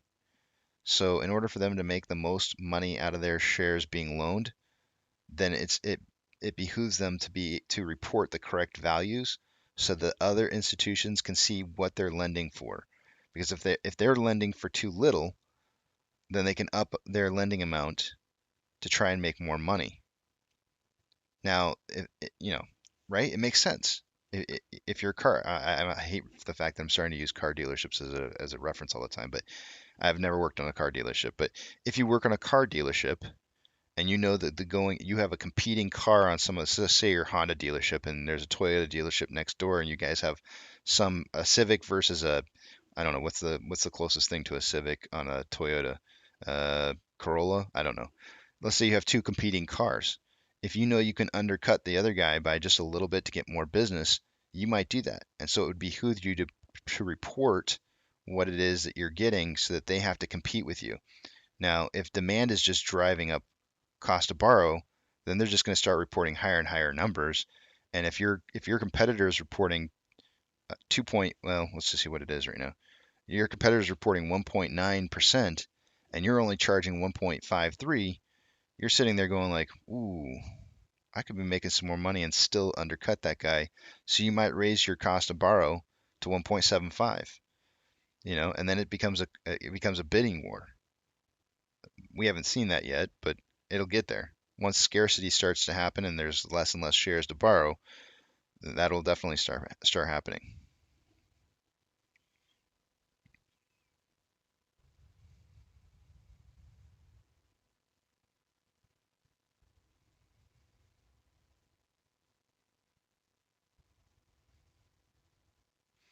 I have not, no, sir, not at all. We could check it though. When I come back from break, we'll check that out. How's that sound? Yeah, I knew what you meant. We'll check that out when I come back from break. After the market opens, I have that like 30-minute period where I'm just kind of waiting for everything to start, some of the numbers to start rolling in before I start checking up some of the numbers, and I give the first report for the day. We'll do it there. We'll do it during that 30-minute period of time between market open and I guess it would be 10. Yeah, 10 a.m. Eastern Standard Time. So again, I'm going to head to break, guys. I'll see you back here 15 minutes before market open.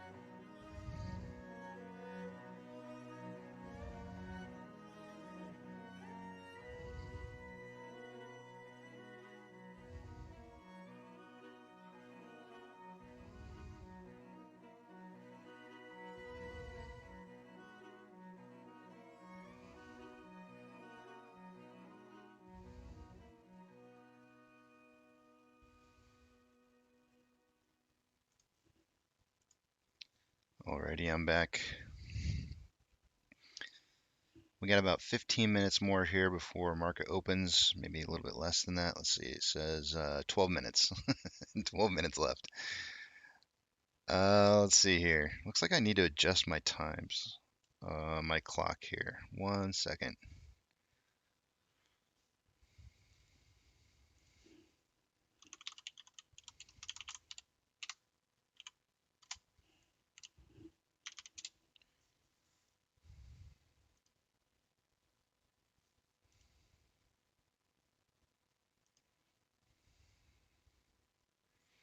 Let's see how close. You know, this is not that bad.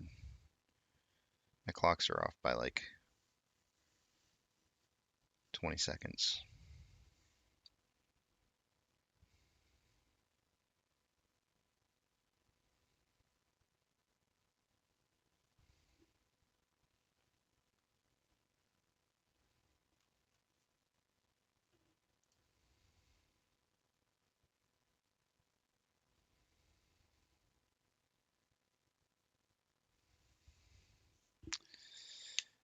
You know, Remtac, sometimes you just need to be heard. Good morning, Brazil. Sometimes you just need somebody to hear you, you know? And it's okay to share. Nothing wrong with that.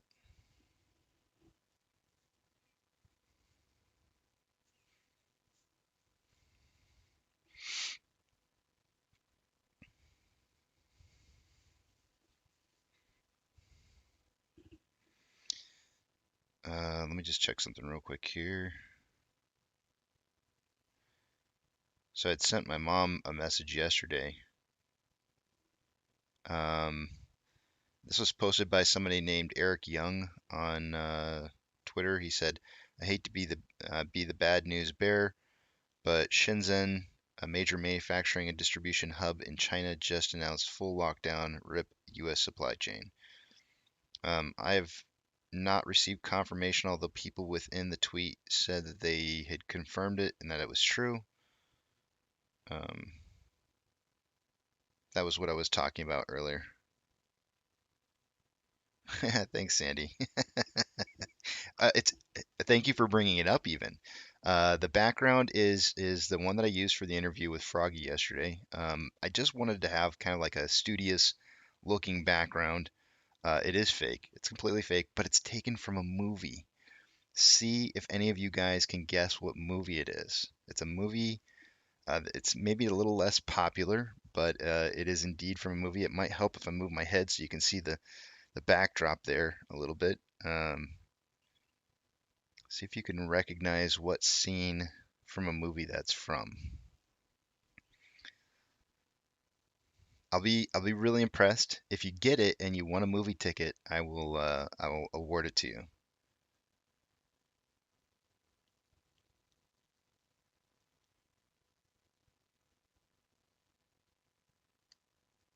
You're welcome, John.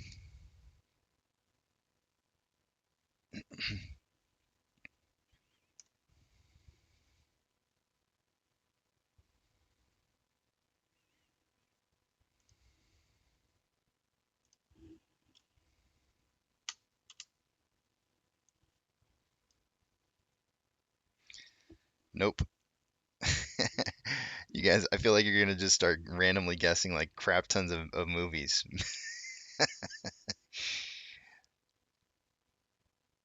Yeah, it's I really enjoyed the movie. I'm just kind of leaning over the side so you can kind of see it. In fact, you know what? I'm gonna move completely out of the picture. That might actually really give it away. Once you see that table right there, that might really give it away to you.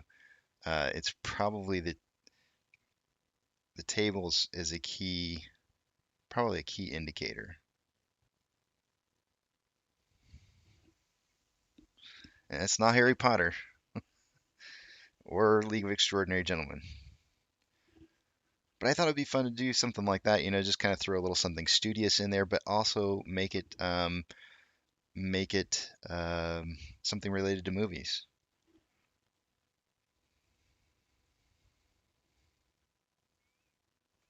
If you guys say it, I'll give it to you. If you don't put it in there, if it's not correct, then I won't say anything.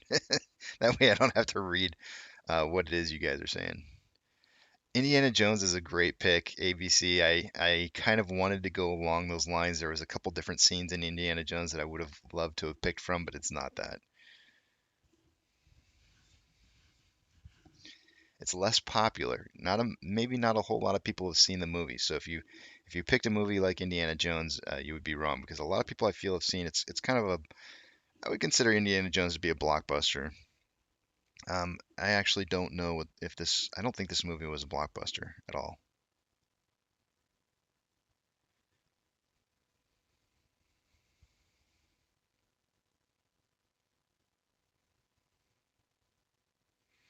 Interesting, Matt. I did not know that.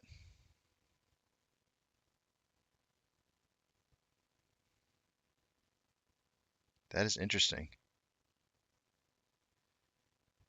Very, very interesting. I need to come up with a price prediction for the day, guys.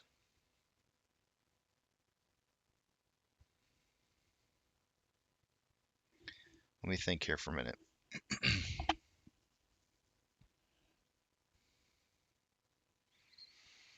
Hmm.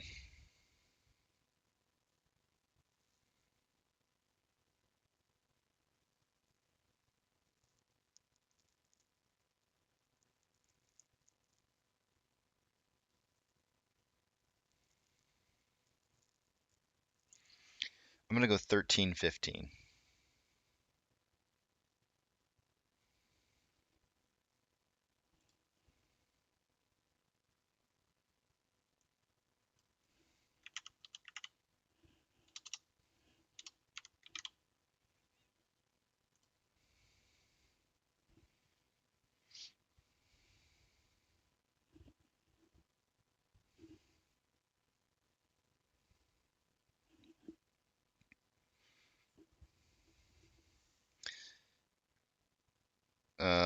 It may just be too early in the morning for me, MCOM, but what's MP? I can't. I don't know why I'm not thinking of what the MP is. It's too early in the morning for me.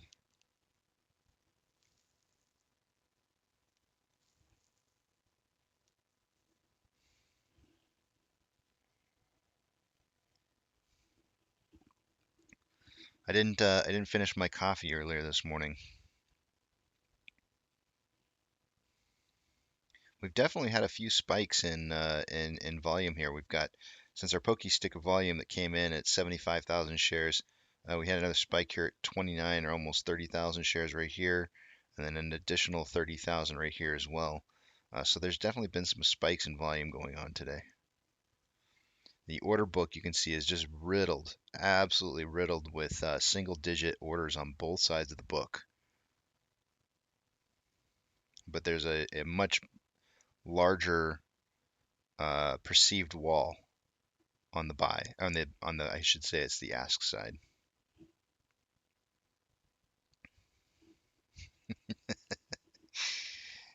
That was a great movie, the Great Gatsby, but no, not it.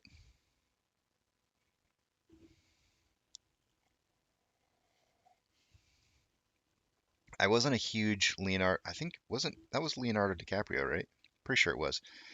I was not a huge Leonardo DiCaprio fan for his first couple movies, or at least anything after Titanic. But I should say before anything before Titanic, I was not and Titanic, I was not a fan of. Everything he did after Titanic, absolutely loved, and it was almost as if he had graduated into a, a different world of parts, where he was able to expand on his acting that made me start to like him more.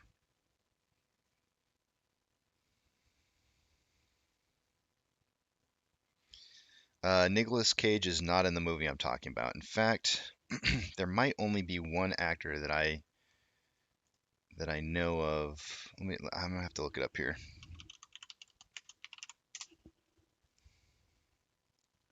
Actually, there's two. Oh, there's actually quite a few. There's actually a lot of really famous actors in this. It's kind of one of those conglomerate movies where there's a lot of guest appearances, or maybe not necessarily guest appearances, but a lot of big names that are in it that you just wouldn't expect to be in it. all in the same movie, but there's some pretty big names in there. I actually didn't realize how many big names there were. 1, 2, 3, 4, 5, 6. At least 6 big names. Maybe even more. Some of you guys might argue that there's more.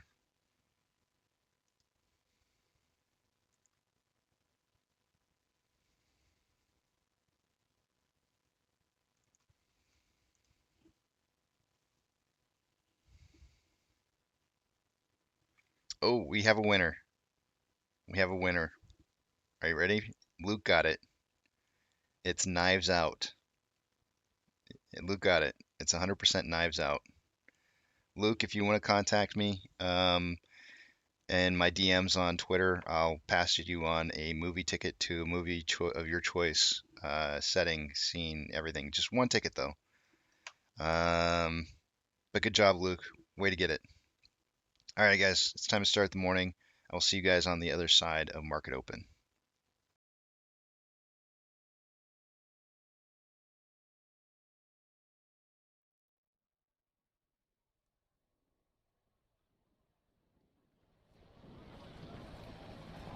T-minus 90 seconds and counting. All systems are go. We're about 90 seconds from the launch of Space Shuttle Discovery.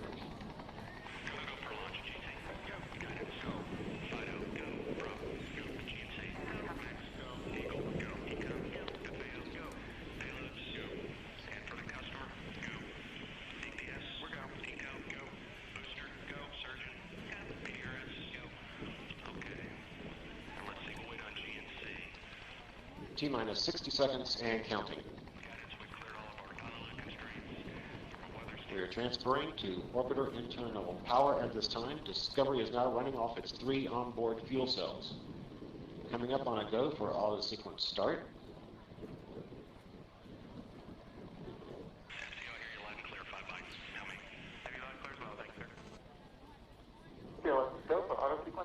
And we have a go for auto sequence start.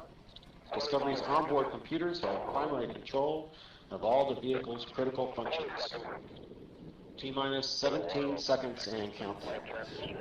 15, 12, 11, 10, 9, 8, 7, 6, start, 2, 1, booster ignition, and liftoff of the Space Shuttle Discovery, returning to the space station, paving the way for future missions beyond.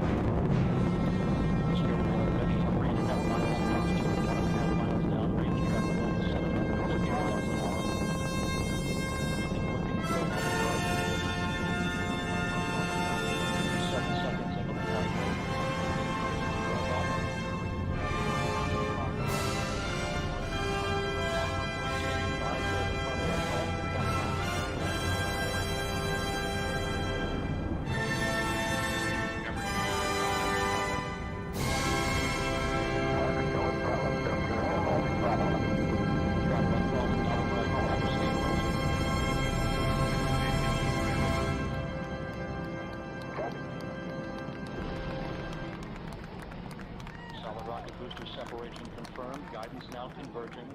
Discovery's onboard computers commanding the main engine nozzles to swivel, aiming the shuttle for its precise target in space for main engine cutoff. You have a good forward leg now in S10. Okay, you sound good.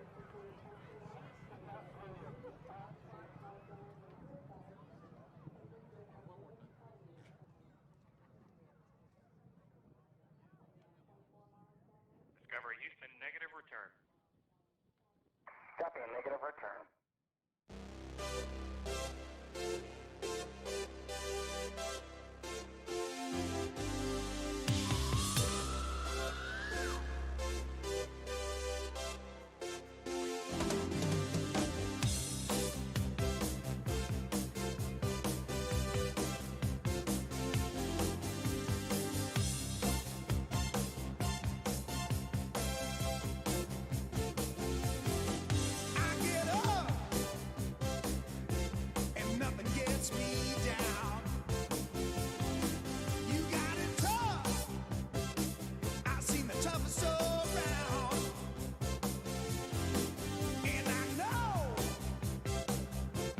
Just how you feel. You got to roll with the punches and get to what's real. Can't you see me standing here? I got my back against the wrecking machine. I ain't the worst that you've seen. Can't you see what I mean? Might as well jump. Might as well jump. Go ahead and jump. Go ahead and jump. Oh, hey you, who said that? Baby, how you been? You say you don't know, you won't know until you begin. Can't you see me standing here? I got my back against the wrecking machine. I ain't the worst that you've seen. Can't you see what I mean? Might as well jump. Go ahead and jump. Might as well jump. Go ahead and jump. Jump.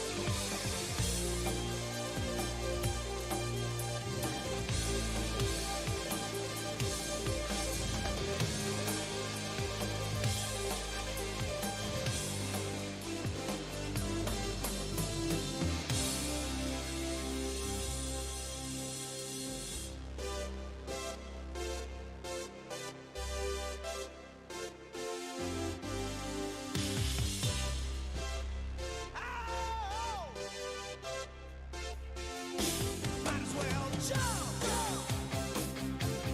Go ahead and jump. Get it and jump. Go ahead and jump. Jump.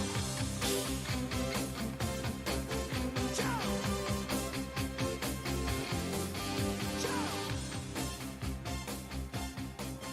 Jump.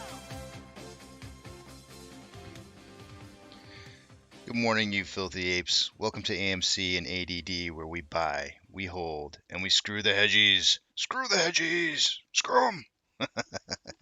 Good morning, you guys. I have never seen such blatant manipulation to try and get down to SSR tripping there. Absolutely ridiculous. They actually didn't hit.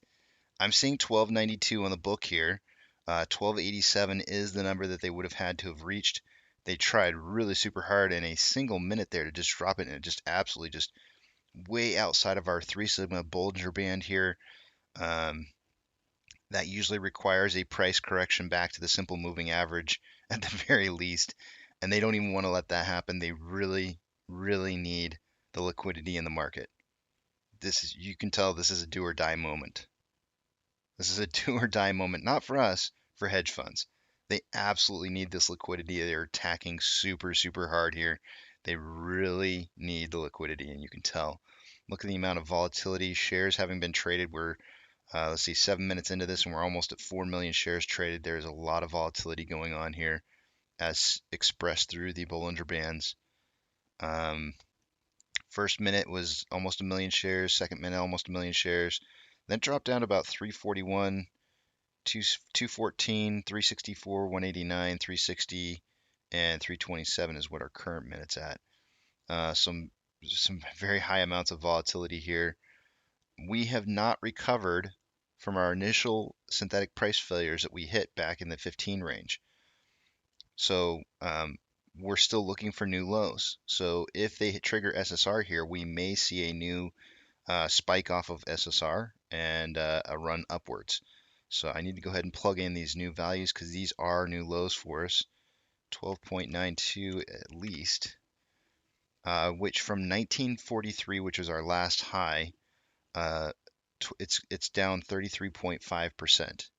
So that 1292 is a representation of 33.5% loss from 1943.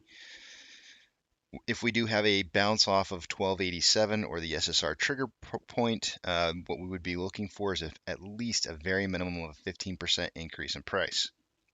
So I will move once we find out what the bottom is and we start to bounce off of that and we start to jump. I'll go ahead and record that data and we'll see where we go from there.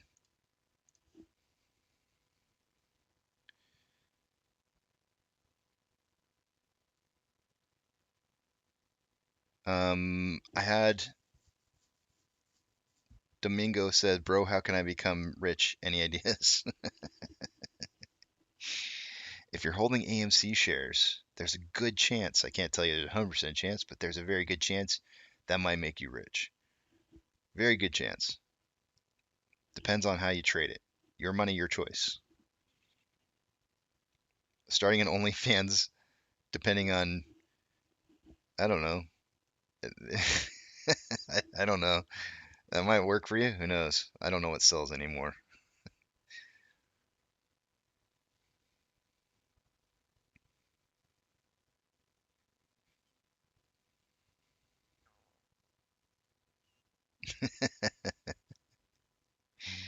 Adam said he'd buy afterwards. Double bottom invalidated. Good morning, Salty Dog. Good morning, GB.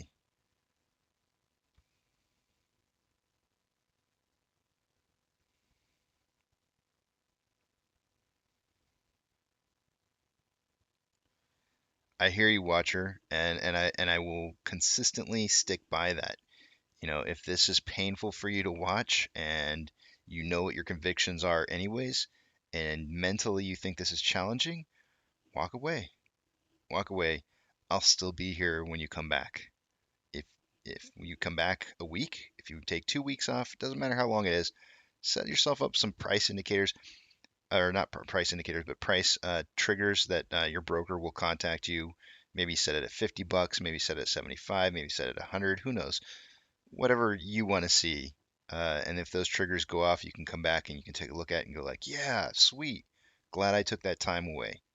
If that's what you need to mentally prepare yourself for the future, do that. It's absolutely okay. It's okay to walk away from a savings account. It's not going to grow very fast when you look at it. And in this case, it's actually going to go down first. So, it's not something you have to watch. It just isn't. And I'm glad that you actually feel better, Watcher. Although coming back and seeing it like it is may not make you feel better right off the bat, but take more time off. You'll know. I guarantee you'll hear about it in the news when things start to cook.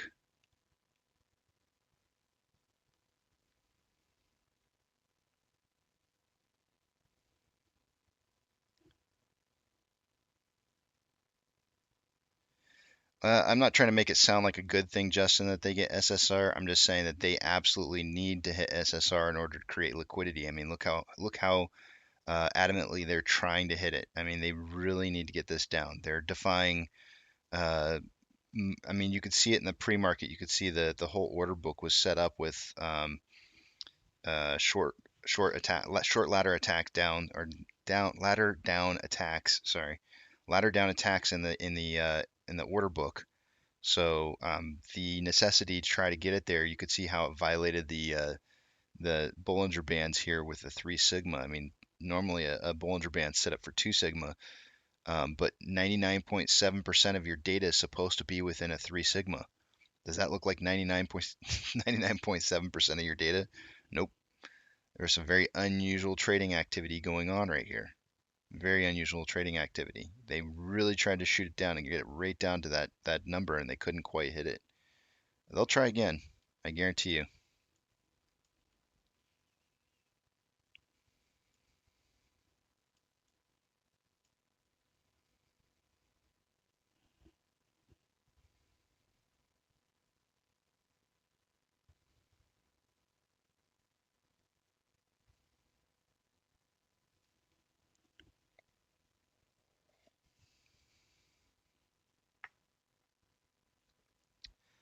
Um, I don't really feel like that's the case, MD 128. I think we've had much worse than this.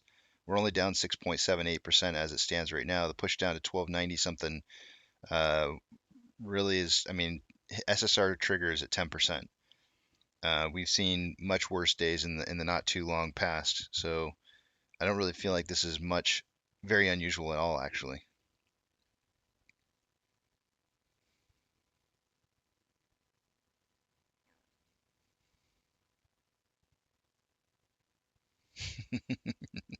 Notice it says these numbers are depressing, but instead of eating chocolate, I'm buying more shares. Is that normal behavior? As long as you're following the golden rules, Nosa, it's your money, it's your choice. Chocolate might be maybe a mixture of chocolate and shares. Although at $13 a share, um, that's a lot of chocolate. I don't know what you can buy for $13. I would imagine you could probably buy a full box of chocolates for that much money. Some nice chocolates.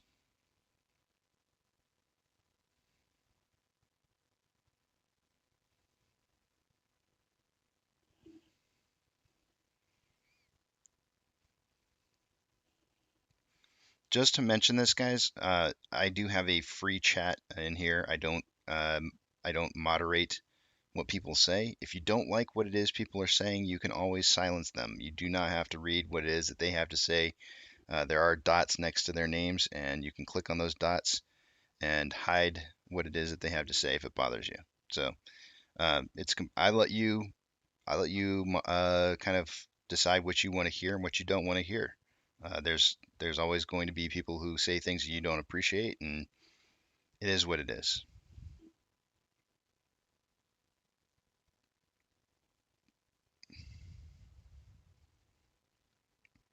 You know, I was watching some Charlie and the Chocolate Factory, excuse me, Charlie and the Chocolate Factory um, clips this weekend.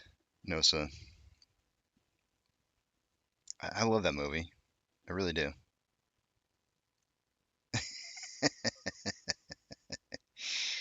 ABC says Casey disclaimer. Bad back must be in the chat.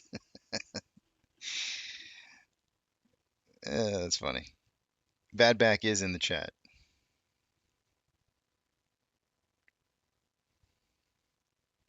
As Rule says, looking through what I can sell to buy more shares. Torn undies, anyone?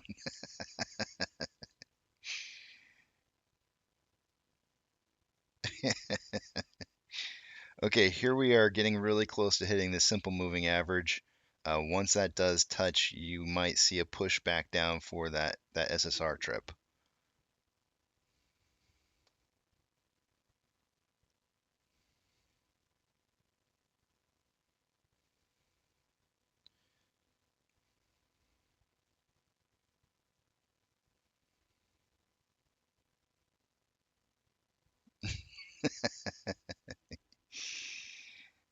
Wrong. You get nothing. It's a great movie. It's a great movie. Gene Wilder. I don't know. I don't know who your guys' favorite is. Gene Wilder's my favorite. I mean, I do love me some Johnny Depp, but he didn't quite have the. I mean, he really had the obscureness, I guess, of Willy Wonka down, but I just really like Gene Wilder so much better.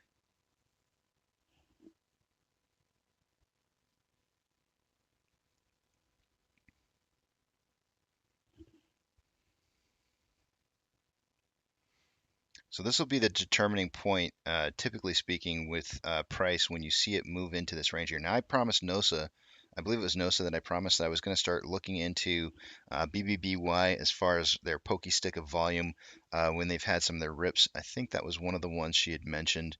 Let me just see here. I know there was others. One second while I just scroll back here, because I did tell her that I would take a look at it. She just kind of wanted to look at something real quick, I think. Let me see.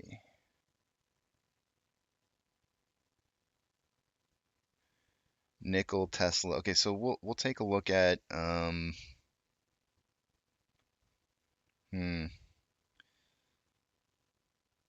it'd be easier for me to look at something that happened more recently.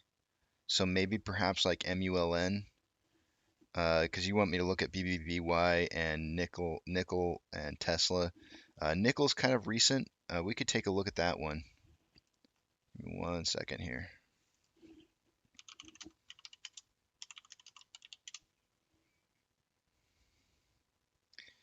Looks like FPX. So we'll take a look at it real quickly. We are rising in price here. We only got about 12 minutes before I do my first analysis for the day. It appears that we are definitely buying this dip, but let's take a look at FPX real quick here.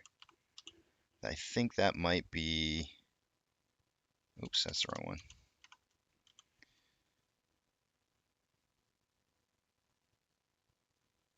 FPX nickel. Yeah, that's it. Okay, so this is on the monthly. It's going to be, I can already just tell just by looking at this here, NOSA, that it's going to be very difficult for me to find.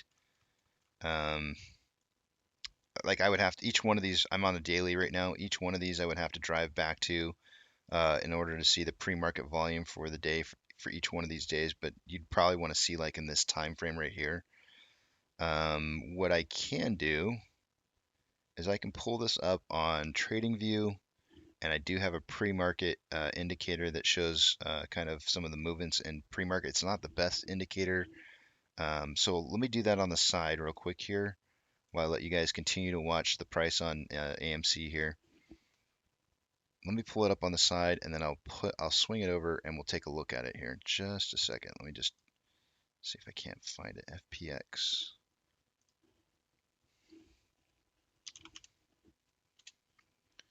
Hopefully I can drive back to, got it on the 4-hour. That actually might, what's the lowest I can do? Let's see.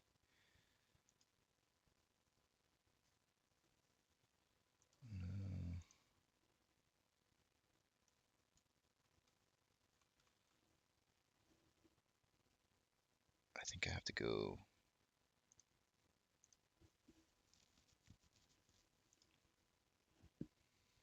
Okay. 4-hour, maybe even the daily. Let's see what the daily looks like. I think 4-hour. Okay.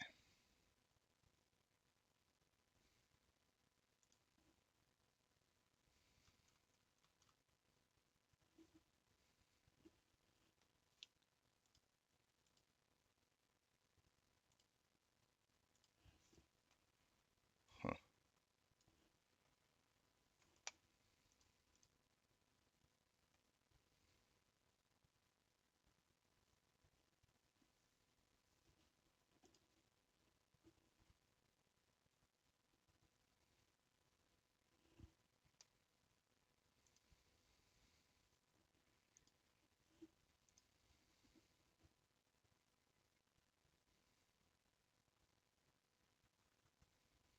Hmm.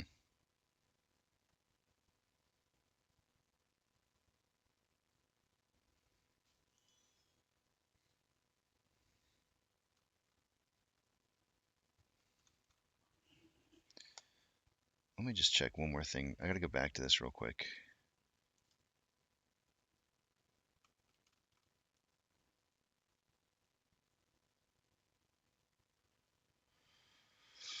Uh,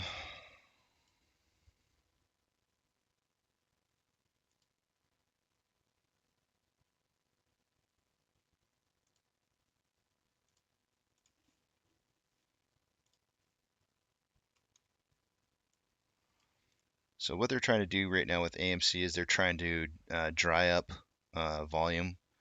So they're drying up the volatility right now. Try and stick. This is where they ladder down the price, and then they try to stick it right here. They're going to try and stick it, and then they're going to try and slowly trade it down and trigger that SSR. I'm still looking. For some reason, when I put FPX into and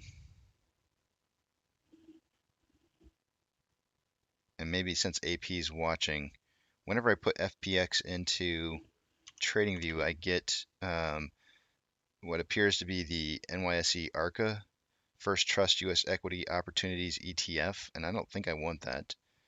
I think I want the FPX Nickel Corp, which is FPOCF.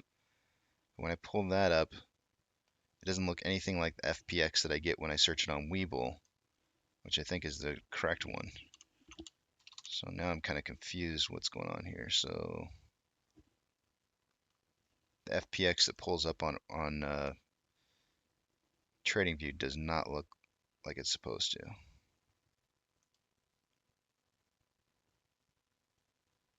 Okay, I think I found the right one. I found it. It's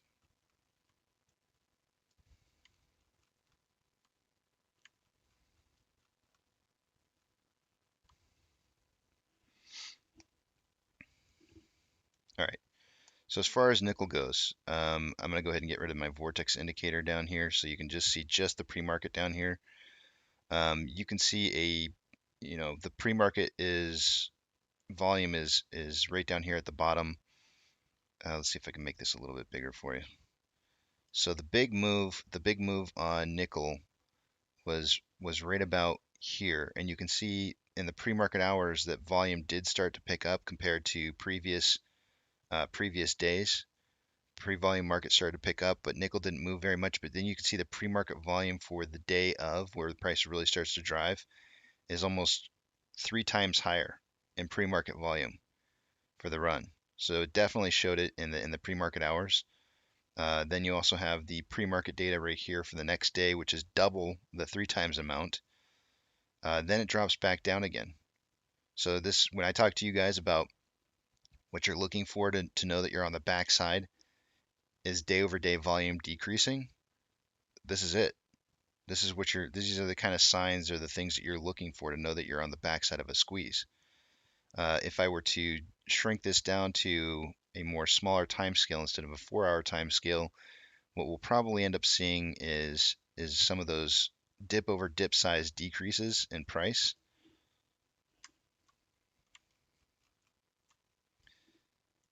They're really hard to see on this one because it's kind of weird looking. But what you got here is you have that price falling, and then you have a drive back up here.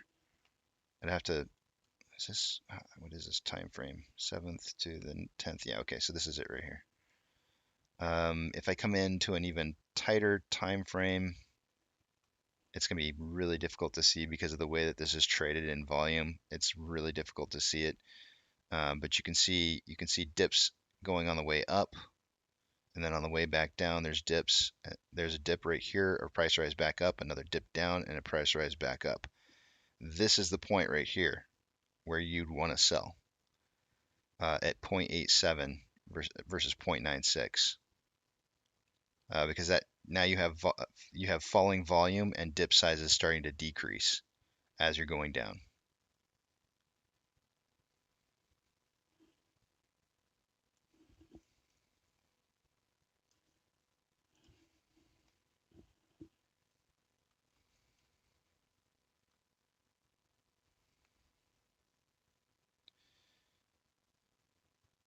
You guys said a whole bunch of stuff while I was saying all that, so let me go back up and scroll up and see what you were saying real quick.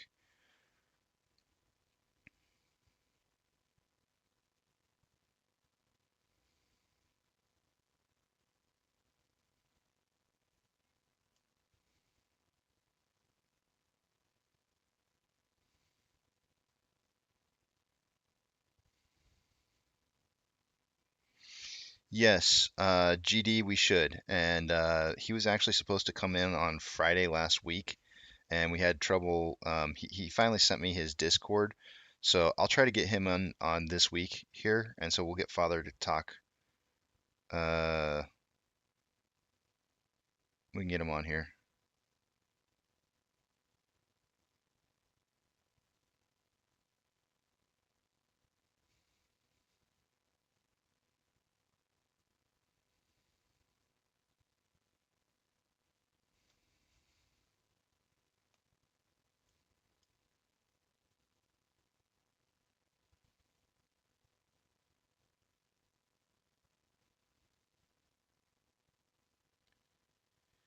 I can, Einstein. Let's pull it up real fast. MULN. So it'll show up on your guys' screen here in just a second. When I type this in and put it in here, I think it will, or maybe it won't.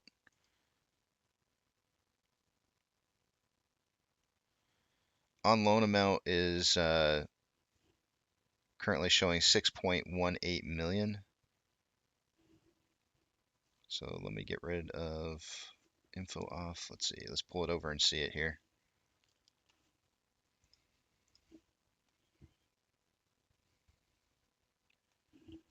So you're hearing, what are you hearing again? Can you look at the Ortex free float on loan from Mulan? Hearing it's over 500%, and I'm seeing 2.1%, 2.51. Maybe I'm not looking at the right one. Hold on a second here. It is MULN. Pretty sure it is.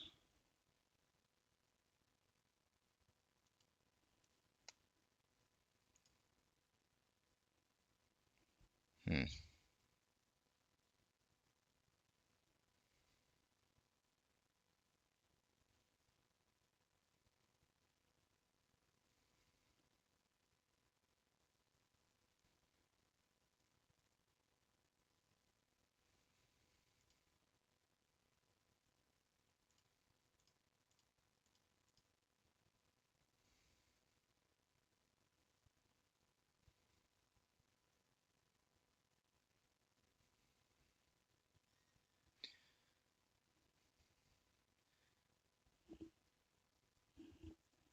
So I would have to take a look at MULN and see how many shares are outstanding, but it's currently saying that there's 10.02 million shares currently on loan.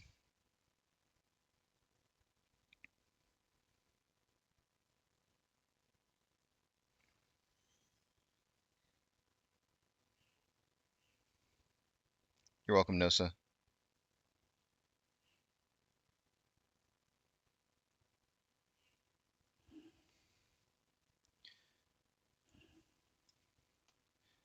So it is time to take a look at AMC's numbers here. Let me go back to that real quick.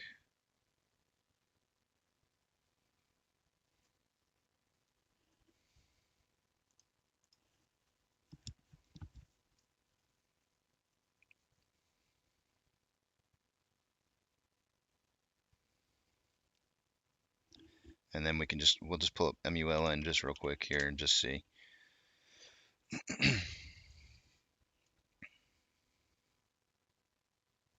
I don't want to buy this. I don't know why that's there. Why is it going to FPX? That's not what I checked. MULN. There we go. So there was 10 million shares on loan. The free float's 22.32, so it's not 500%. It's more like just under 50%. So just under 50% of the free float is on loan. I don't know about 500. It's a lot though. It's a lot if you take a look at institutional ownership and see how many shares are owned by institutions. That's probably a lot of shares on loan.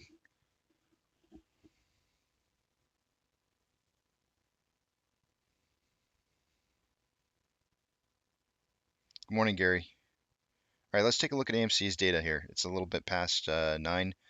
We'll take our first look, run through for the morning of the since market open. We'll take a look at the numbers and see what's going on with AMC. We'll do a really fine tooth comb through some of our data. Let me log on to Fidelity. We'll take a look at it. Taking you guys to the other page. So taking a look at the top left-hand corner for price predictions, congratulations to Eric for his second straight week of sweeping the price predictions. I don't believe, oh yeah, I do have a price prediction from him, never mind. I don't know why I did that. Actually, his price prediction is exactly the same as mine. That's very interesting. So I have 13 to 16. Eric has 13 to 16. And for those of you who are new to the channel, guys, this is just for fun. This is four apes just trying to get together to guess price prediction for the day to within a $3 range. Do not take financial advice based off of this. It's just us having fun and trying to stay sharp.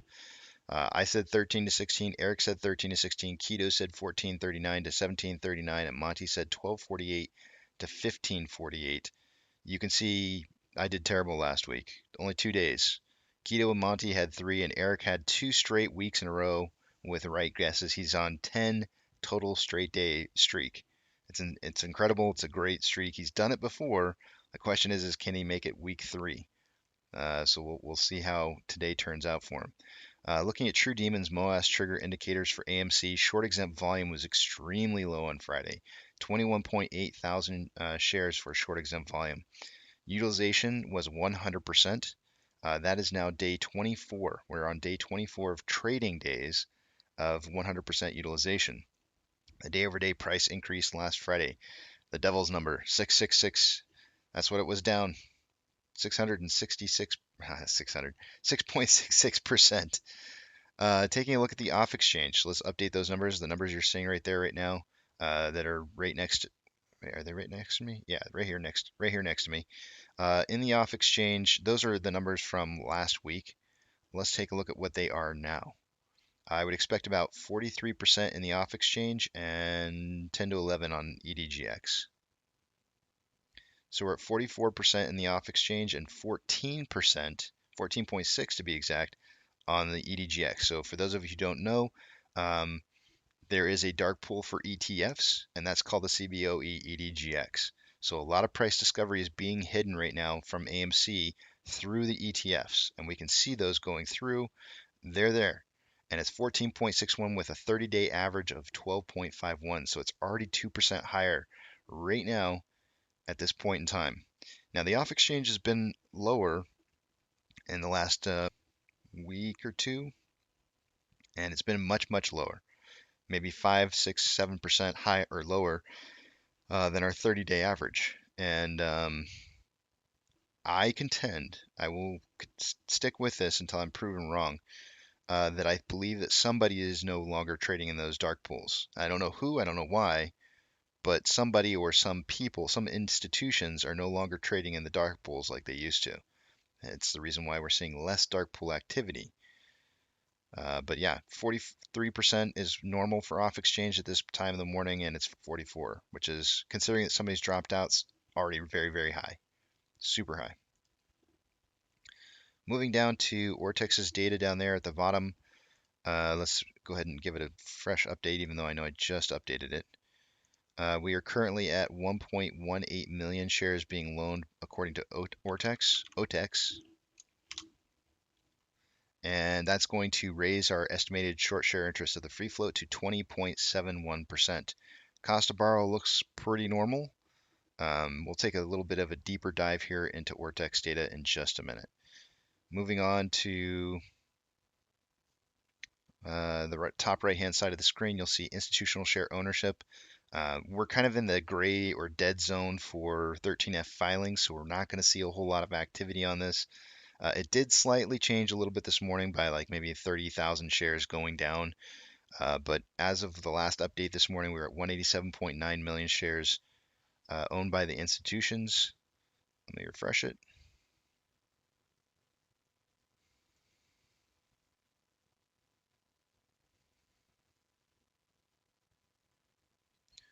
That is taking a hot minute to refresh.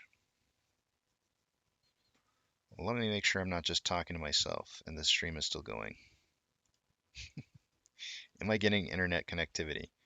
Okay, internet connectivity seems to be good. It's like I've done that before. I've talked for like full 5 minutes to myself and wasn't even recording. Ooh, it is going to no data though.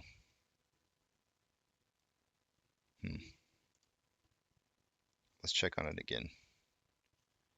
It's still thinking. We'll come back to that. We'll come back to the Fintel data for AMC. See if it ever decides to update. Taking a look at max pain. Max pain for the day today is 20. We started off the day at 20, so that number had been higher coming into this week. It was like 23 like 2 weeks ago, and then as price continued to drop down, so did the max pain for the week. But we are set in stone for today at 20 for max pain. And let's refresh our options and see where the highest amount of volume is currently coming in.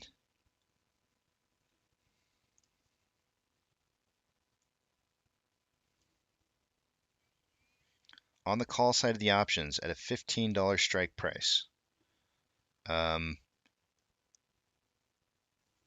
pretty high volume. There's 8.8 thousand contracts coming in at a $15 strike price.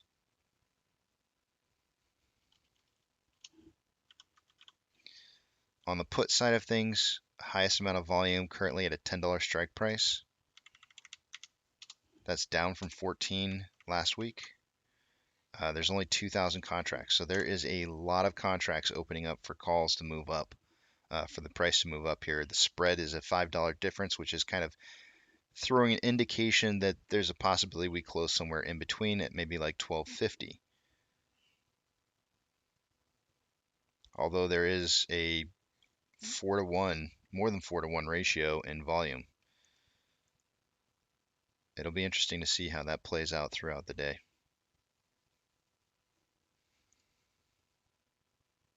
Let's go back to that institutional ownership real quick here. And oh yeah, look at that error. 502 looks like a bad gateway error from Fintel that says my browser's working, your cloud's working. It's the host error. So Fintel is not giving out data right now. Let me refresh it one more time and see if I get any information. They may just be down. Okay, it's not refreshing right away, and normally it does. I'm just going to assume that Fintel is down at this time. I'll check. Let me check really quickly the down outages. See what's going on there.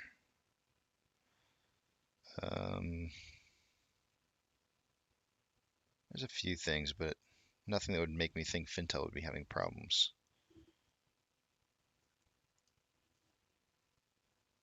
Ah, there it is. It finally popped up. 187.915 million shares are on the record books for institutions. That's the same number from earlier this morning, so no change. Give me 1 second while I move a few pages, and I'll take you guys over to view Ortex.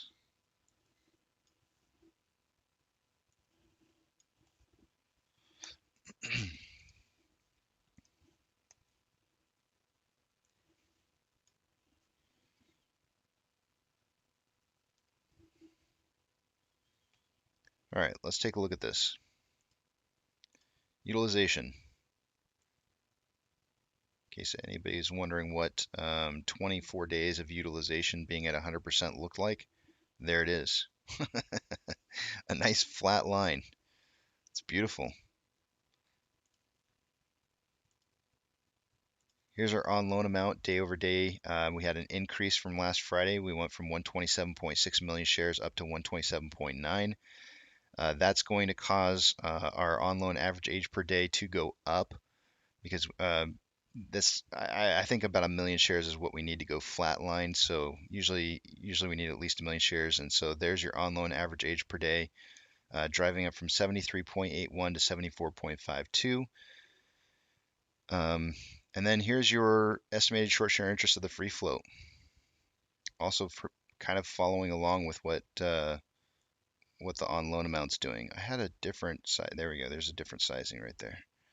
It's kind of interesting how there's a very even gap, or for the most part, an even gap between on loan amount and short interest, and then all of a sudden you see that there's a crossover that's occurring currently. So a little bit more short interest dropping out than and not keeping so much of that gap.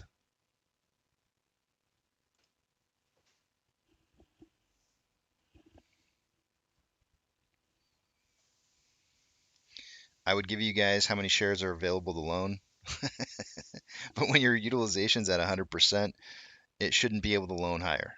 So there's that. But we also know that the security lending volume out there, there's this big amount of security lending volume that I think still exists out on the market, and that's probably where the on loan shares are coming from. That and also the ETFs. We know that they're rebalancing the ETFs and pulling loans out of that as well. Orders by Fidelity customers. AMC is in the top 5 most heavily traded stocks on the market. GME is coming in. Amy's coming in at 5. Jimmy's coming in at 7. AMC, it's been a while since we've seen this, guys. We have not seen AMC and GME on the top 10 list here in a hot minute. AMC has a 79% buy to 21% sell ratio, which is beautiful. We absolutely are buying this dip. GME coming in at a staggering 85% buys to 15% sales. Absolutely beautiful. I'm loving it. It's like it's McDonald's. I'm not monetized, so don't worry. There's no advertisements here. 12.87% is our trigger price for SSR. We did not trip it on the initial rundown this morning. Looks like they borrowed additional shares this morning that I did not see. Let me just see if I can remember what it was at. There's 300 left, I think. So 230, 260.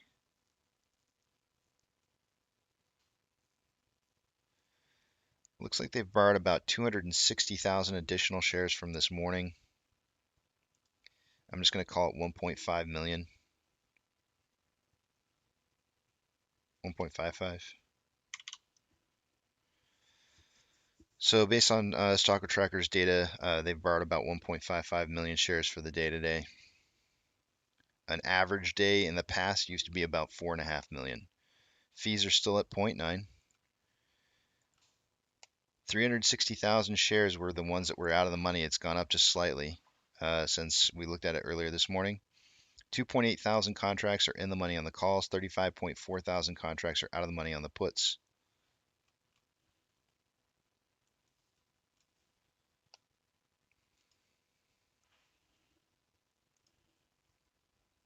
The Nasdaq is up 0.44, Dow Jones is up 0.9, and the S&P 500 is up 0.7. We currently have a very mixed market with 3,790 decliners over 3,707 advancers. So the market is just slightly declining, but when these indicators for each one, then both in the S&P 500, Dow Jones, and Nasdaq are all showing positive, but we have more negative decliners than positive advancers, it leads me to believe that the blue chips are probably leading the way, and it's anything that other than blue chips that are keeping the price or showing a declining factor in the market. The VIX is up 1.4, IWM is up 0.04, Tesla is up 0.17, Amazon is up 0.48, Cinemark is up 4.93, Doge is up 2.96, Bitcoin is up 3.61, GME is down 2.52, Hood is down or up 0.09, and AMC is down 2.33. Now I'm just going to real quickly just briefly discuss, because we have a lot of new people here on here right now, why I kind of take a look at these specific indicators. The VIX is the volatility index for the CBOE, which is the Chicago-based options. I always forget what the E is. Options, blah. Why do I always forget what the E is? Hold on a second. I got to look this up. It's going to drive me nuts. Chicago-based.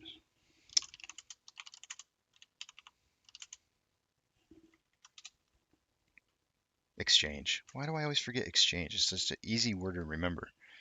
Chicago-based options exchange. So it's showing you the volatility for the next 30 days on that for the CBOE.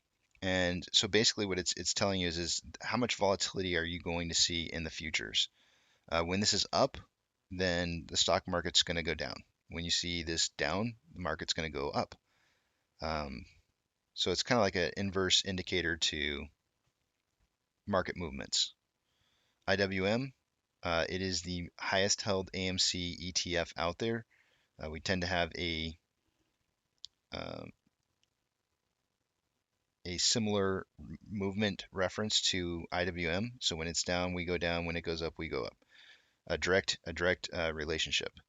So Tesla, I just watched Tesla just because it's kind of interesting to me. I don't have any specific reason, and I also did a vote one time, and the group decided that we wanted to watch it versus Hood, which I still have up here, but it goes away when I put my stuff back up. Amazon, we watch. Amazon is the I view it as the buying power of America. If you want to know how our economy is in general is doing, I think Amazon is a great indicator for that. Except for the fact that it's got a 21 split that's coming its way.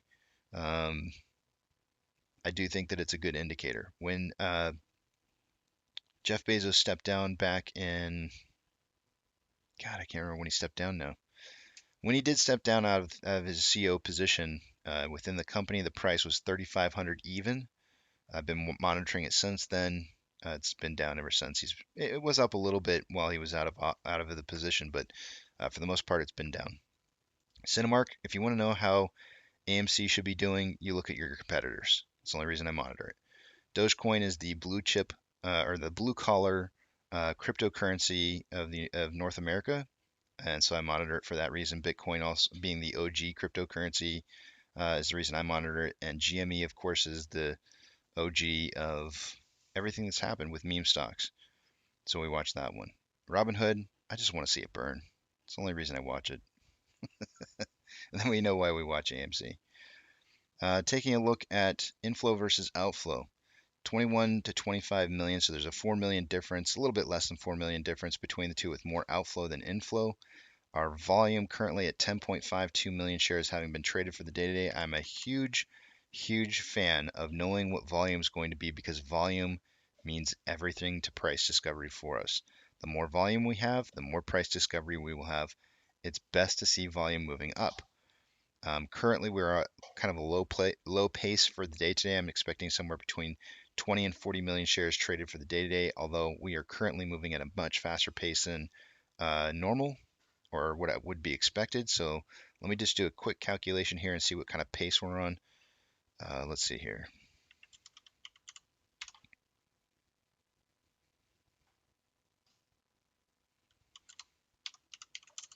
We're on pace for about 82.8 million shares traded for the day today. Of course, that's going to come down as the day continues.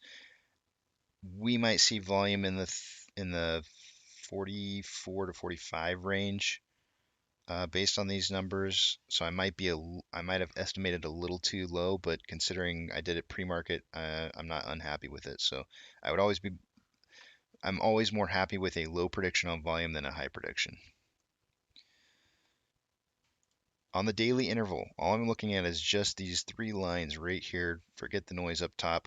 I'm looking at my vortex indicator and my RSI. The vortex indicator shows buying pressure and selling pressure. The green line is buying pressure. The orange/brown or whatever color you see this as is the selling pressure. So if the green line has a higher angle of attack or a lower angle of attack, will tell you whether you have more buying or selling pressure than the selling pressure line. So in this particular instance, the green line has a sharper angle of attack going up than the other colored line. And orange, I'm just going to call it orange, burnt orange. So there is more buying pressure on the daily interval with an RSI of 34.32. On the hourly, we have more selling pressure than buying pressure with RSI at 30.73, which is very, very low and almost showing signals of being oversold. On a 30-minute interval, we have more buying pressure than selling pressure with an RSI of 39.75, and it looks like we've had a double dip into oversold territory. On a 5-minute interval, we have just slightly more selling pressure than buying pressure, and it looks like it tried to have a crossover but didn't quite achieve it within the last 15 minutes. And RSI is at 52.1, which is right down the middle.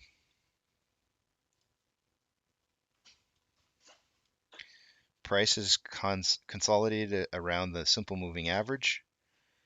Volatility has died down, and you can see volume is dropping over time. Price rising up and volume dropping is a bearish indicator. We may see some consolidation here just above 1386, and then they'll probably try to drop this back down and attempt to trip that SSR at 1287 at a later time.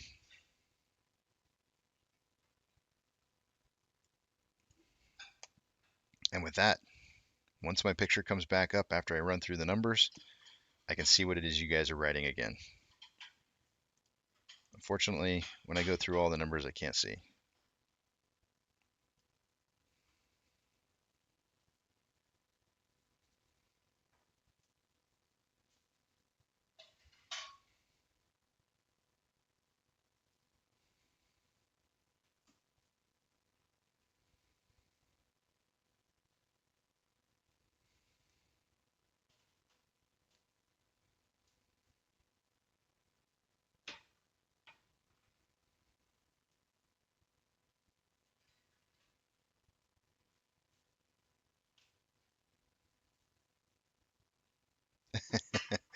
Danny says, I just tried buying a share in Robinhood and didn't have any any money in my account.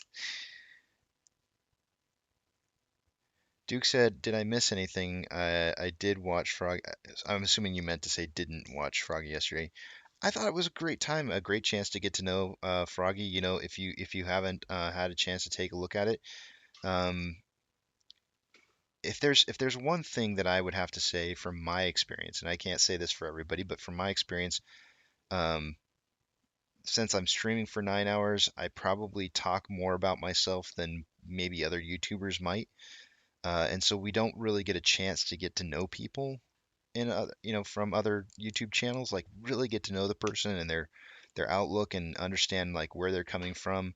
And so when Froggy actually reached out to me, I went onto a space call and he asked if I would do a collab with him, and I said I gave him a thumbs up. I actually didn't say anything. I just gave emojis saying thumbs up, and then I started talking him in DMs and I said, hey, would you mind doing a interview with me first?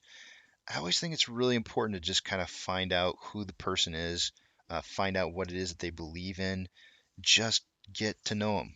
You know what I'm saying? Like, I want to know who it is I'm gonna, if I'm gonna be doing a collab with, and I want to get to know them, and I will still do the collab even if I don't like what I find out. I'm not saying I found out anything bad about Froggy. I'm just saying if, it doesn't matter who it is. Anybody can invite me to their channel, and I might not like what they have to say, but I'll still do a collab with them because just because we have differing opinions doesn't mean that we can't talk about it.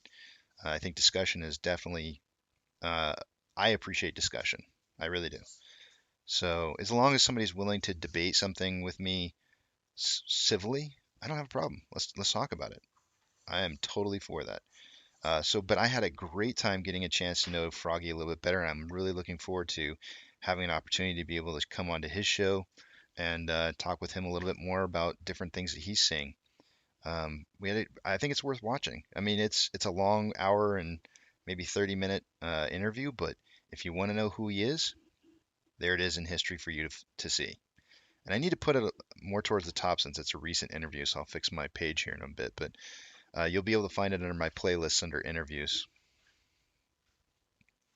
Oh, you did watch them. Well, I still say what I said anyways. No, this is not the blow, JP. I wish it was.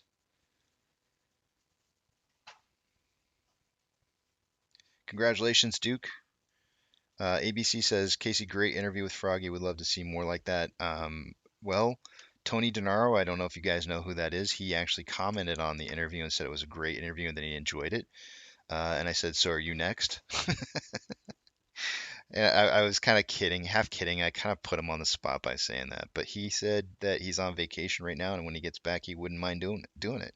So I'm here to document history. I can't imagine a better way to document history than to interview the people who are making it. That's part of it. It really is. I'm that guy. I would love to interview people. I love interviewing. I don't I don't pretend that I'm the best at it, but I sure do love interviewing people. So I would say yes to that, ABC.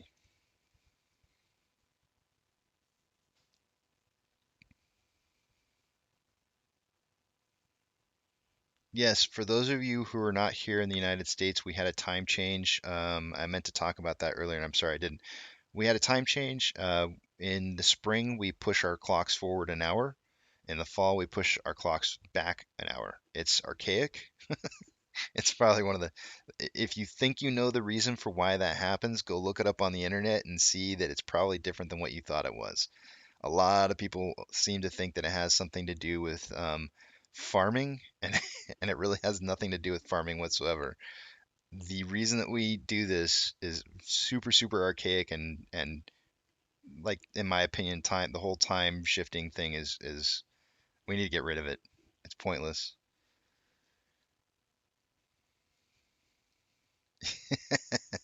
I did. I muted myself twice, guillotine.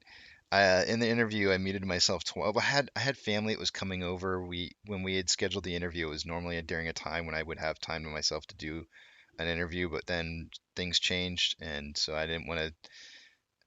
It was already too late. It was at that point to where I couldn't really change things with Froggy, and so I just kept it. But I kept trying to mute the mic, and I screwed up like twice to try and keep the levels of volume down from the background. I know, James. I used to live in Arizona and in Glendale. I don't know why I couldn't think of where I was living. I used to live in Glendale, Arizona, and no, I'm sorry. I don't know why I said well, I did start in Glendale, but I moved to Peoria. I was living in Peoria, Arizona, and I loved it. I absolutely love the fact that there's no time change in Arizona, and I think that everywhere in the United States needs to do that. Everywhere, absolutely everywhere. There's no reason for time changes. It's archaic.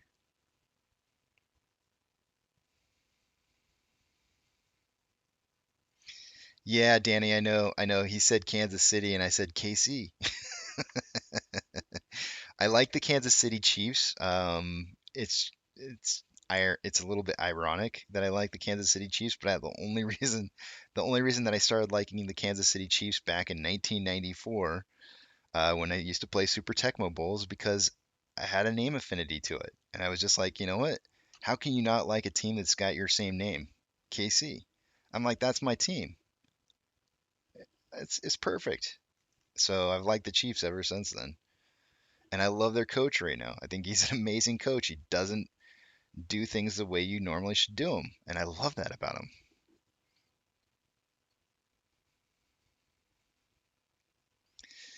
Well, I hear what you're saying, Rugged.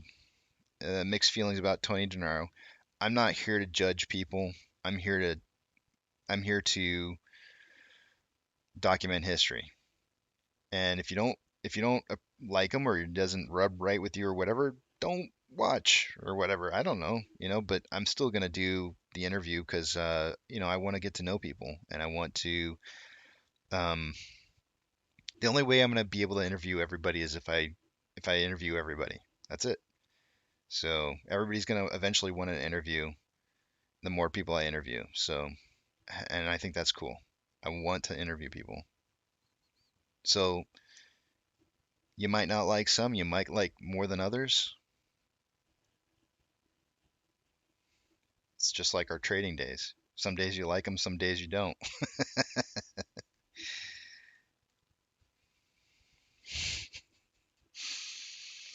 I don't. I don't normally. ABC says, Casey, what's Froggy's tail? Let me get back to you on that.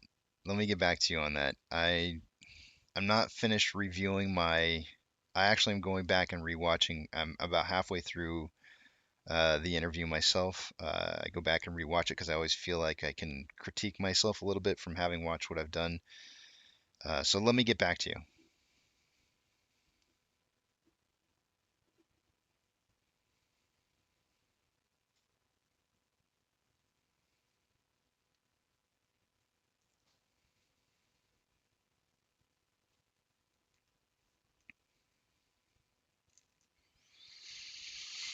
Yeah, but see, Luke, the thing is they could just change the time.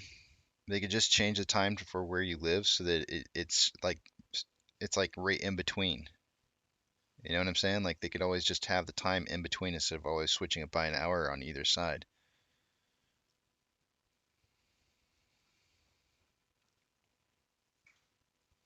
Sandy's in Arizona. That's awesome. Wait till you get to the summer. it's, it's not fun.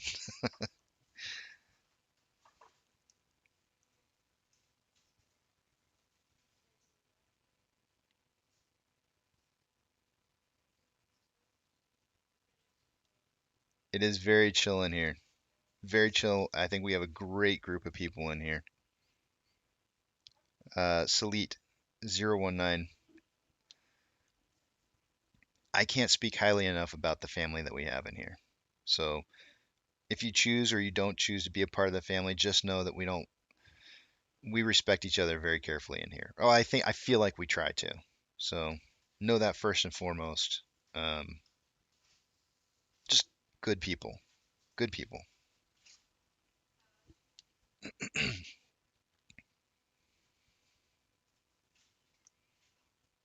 I think so, James. I think so, man. I'm really, really excited about the Chiefs. I was a little bummed that they lost this season, but I really had high hopes. I thought for sure they were going to go to the Super Bowl. In fact, the year when they won the Super Bowl last, I predicted the year before that they were going to win the Super Bowl the next year. So I think that they have more good years ahead of them still.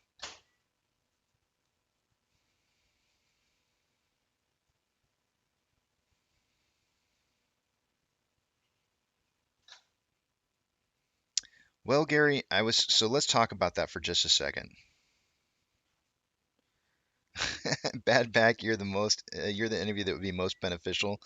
You know what, Bad back? Let's talk about it. Send me a DM. I don't have you blocked anymore.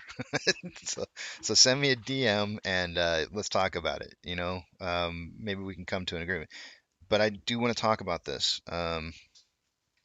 Casey has body parts in his freezer, just chicken and beef body parts. I don't think we have any pork. No, no. Well, that's not true. We have some pork ribs. Uh, Here's what I want to talk about. I just got done trying to quickly scan through what you guys wrote. Um, yeah, we almost hit SSR. So here's the thing. I was supposed to have an interview with I'm just blanked on the name. Esther. I was supposed to have an interview with Esther about share dilution and his thesis on that this Wednesday. Um, I want to say it was either Friday or Saturday. I don't remember exact day. He posted or he sent me a DM and said, "I've decided that I'm no longer going to do the interview. I went out." And initially, I just put okay, and that was it. And I just ended it at that. And I was like, you know what? He deserves more than just an okay answer because that's BS. Like, and so I sent him back a message, and I was like, look, I understand. It's tough when people crap on your work. Nobody likes that. Nobody likes putting out DD and getting crapped on. Nobody likes that. I don't like it. I'm sure none of y'all like it. You have it done at your jobs. People always disagree with your DD, and it gets crapped on. Well, he took on a big, huge issue, dilution. A majority of us don't want dilution. So what did we do naturally? We crapped on it. Well, when I was asked to create a alternate thesis and I started working on it and I spent an hour on just his first like 2 or 3 paragraphs alone, I was like, this is going to take me forever. And I was like, I'm going to ask my community if he wants to come on for an interview because I think it would be much more valuable for us to just talk to him and find out his answers to my questions than it would be for me to create an alternate thesis to what it is that he wrote. And so that's what I did. I polled you guys. You guys said 67% to 33% that you wanted him to come on. And so that's what I did. I reached out to him. He said yes. Now he's saying no. He has stuff going on. He has stuff going on. And after we communicated back and forth in DMs, um, he's got a lot of stress. He's got a lot of stress put on him by people just crapping on his work. And it's not just that, but he's got stuff outside of that in life in general. What do I always tell you guys? Maintain that mental health. You don't maintain that mental health, and you're not going to be in this fight for long. It'll get to you. So I told him, I said, don't worry about it. Not a big deal. I totally understand. Just think about it in the future. Maybe when things have died down or whatever, he'll come on and want to have the interview later.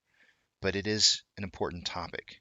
The reason that I believe that's an important topic is because it will come up. I guarantee you without a doubt that Adam Aaron will request more shares in the future. We need to start talking about that stuff now. Why? Because we don't want to wait. We've always look at today's title. Nobody's even said anything about today's title. Are you ready? Talking about what is going to happen in the future now is going to help you to prepare for the future. And if you wait to plan for the future, then you're just setting yourself up to fail. So we have to have these discussions. And it may be painful. It may be terribly painful to have these discussions, but they need to be had because it helps to prepare for the future. So I want to have that discussion regardless of whether or not he wants to talk about it. So on Wednesday, I'm still planning on talking about share dilution, with or without. But he still has an open invitation to come and talk on the channel, and but it's not going to happen at this point.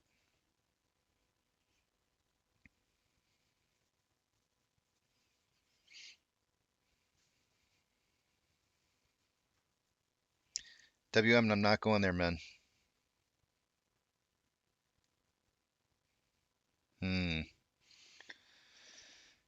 That's a very interesting point that you bring up, WM. WM says if you're going to bring everybody for the sake of interviewing, it may damage your reputation. I've already felt that. I've already felt that, WM. I felt that perception already. That's why I polled you guys. I polled you guys to find out whether or not I should interview Esther first. I wanted to know what you guys thought about that because I think that your opinion matters. And so when you guys overwhelmingly said 2-1 or 2-1 that you wanted me to interview, I went ahead with it. So I guess if you want me to poll for Tony, we can poll for Tony. I particularly feel like it's a good idea, but you know what? I will poll you guys tomorrow for that. Today I haven't put up today's poll, which I love putting up here. And I don't want to ruin today's poll. So we'll do the Tony poll tomorrow. But let me get my normal poll up here for Mondays. So give me just 1 second. For those of you who are new to the channel, this is for fun. Do not take this as anything else other than just trying to guess. You'll see in a second.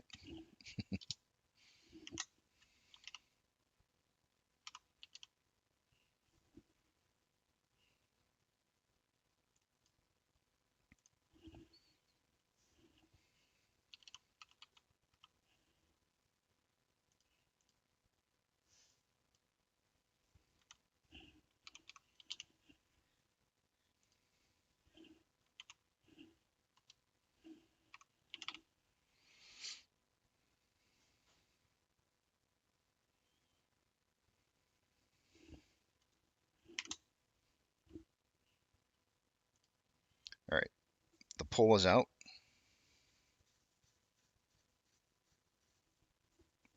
The question is price prediction for the week. We do this every single Monday, and it's just for fun. Last week you guys voted, and I'll tell you what the results were. We finished at just under $15.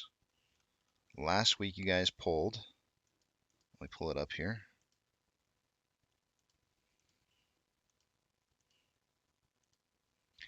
Last week the poll had 260 votes. The second place group got the correct answer with 23% of the population voting for 10 to 15, anything less than 15. So 23% of you voted and got it correct. 39% of you said 15 to 20. 20% of you said 25 plus, and 16% of you said 20 to 25.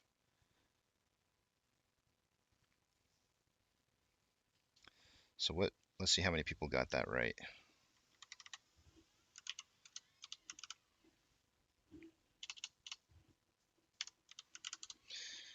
59. Basically, we'll just round it up to 60. And even 60 people in the group voted for 15 or less on Monday last week, and we're correct.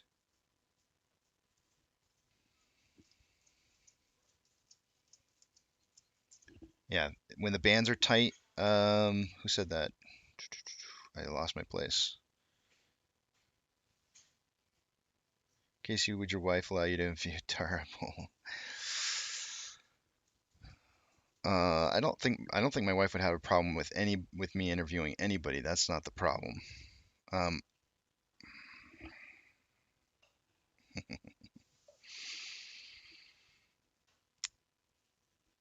I would be a hypocrite if I said that that's that I don't want that there are people out there that I don't want to interview. Um, so if that's really somebody that you want me to interview, that's fine. I ooh,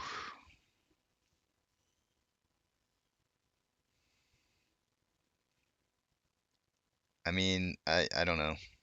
I'm so torn on this one. That's one where you're asking me to go really really like I would feel very uncomfortable myself just doing that one. There's a lot of history there, and if you don't know what it is, hmm. MCon, you said so the volatility is slowing, the bands are getting closer. Yes, that's correct. When the bands get closer together, there's less volatility. I just don't. The whole Tara thing is. I'm not trying to bash on her. I've actually never had any interactions with her. I don't think I may have commented once on one of her Twitter posts.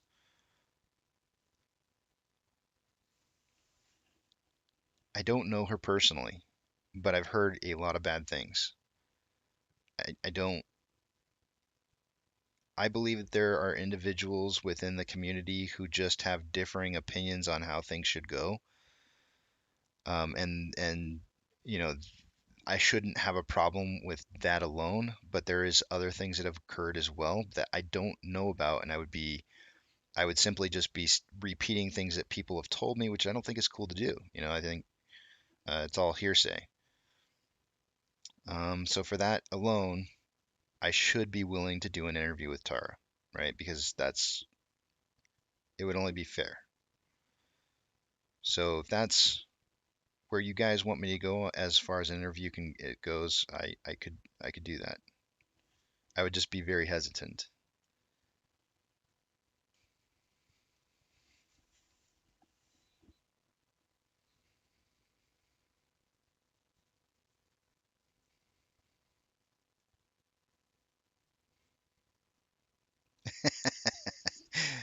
Captain Awesome. It was a movie. It's a movie background. I think Remtac might have been the first to guess it. No, no, no, it wasn't Remtac. It was Luke Egging, who guessed the background from Knives Out, the movie.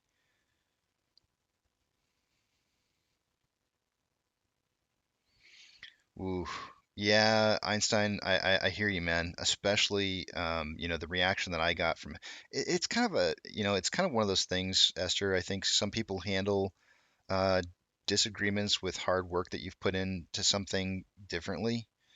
You know what I'm saying? Like, have you ever run into those people that are like super hypercritical of they're super hyper defensive of their information that they put out. I think Esther might be one of those individuals, and I've given Esther an opportunity to realize that I'm not trying to attack him personally, and that I'm more just in a disagreement with him on dilution, and I'm willing to give him the chance to talk about like why he thinks it's a good point of view, and then me have a counter opinion of that, and ask some hard questions.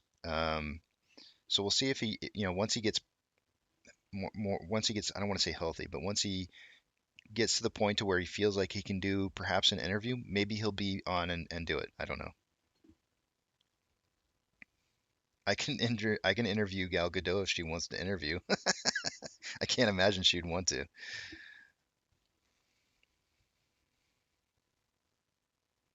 Thank you, Brazil. Appreciate it.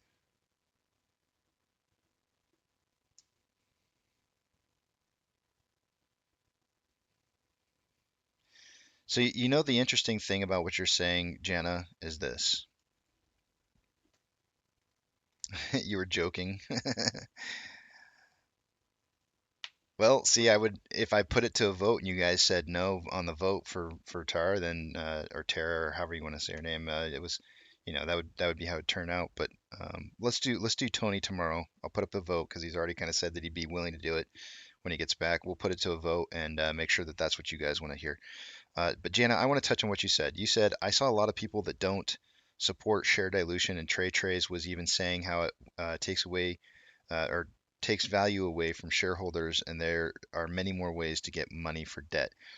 My number, if you go back in time, I don't remember, I don't know, I'm not going to assume how long ago you guys have all been here, but if you go back in time and you watch the first interview with Trey Trades with Trey Collins with Adam Aaron, Trey was anti share dilution or share offering before he went into that interview. He went into that interview with Adam Aaron, and Adam Aaron came out the gates with, I'm going to issue a share offering, and this is why we need to issue it. And immediately Trey signed on to share dilution, signed up for it. And I was like, no, Trey, what are you doing? I was a huge Trey fan supporter. I'm not saying I'm not now, but at the time I was just like, gung ho Trey, man, like go Trey, right? Like I was really pro Trey, and when Trey jumped to the other side of the share dilution, I was like, Trey, no, what are you saying? No, I was like, no, Trey, don't do it. And I actually went on um, a personal attack on share dilution, not on Trey, but on share dilution, and said these are the reasons why share dilution is bad. And I started posting everywhere I possibly could and making sure that people saw the information as to the other side of share dilution. Guess what? Adam Aaron didn't get his 500 million shares. He reduced it down to, what was it, 25 or 50 million shares? I think it was 25. And then uh, he never got that. They went ahead and did a share dilution of 50 million shares in June, anyways, with other shares that they had still in their inventory. And then they also used some of their bonus shares to dilute with as well. Well, guess what? Trey doesn't stand for share dilution anymore, but he's never quite come out and said why. And it would be disingenuous of me to assume why, because it makes an ass out of me. But I think that he saw something and he realized what share dilution does. And I think that that's probably the reason why he doesn't stand for it now. But I'm making assumptions, and I shouldn't do that. You need to ask him. Why doesn't he stand for share dilution any longer? Because he was for it before, after he wasn't for it before. So Trey's not he's not a dumb guy. Trey is so smart. He's very, very smart. And he knows something. He knows something. And we should know what it is. I think you guys should ask him. I have tried to. No response. I'd like to know. I really want to know because I think his perspective could really help people understand why share dilution is not a good thing.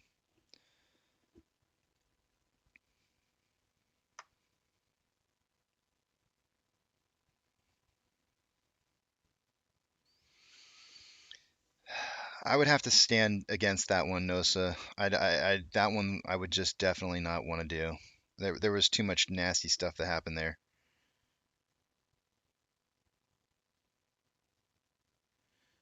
DJ wants to know, when will 52 week be 12?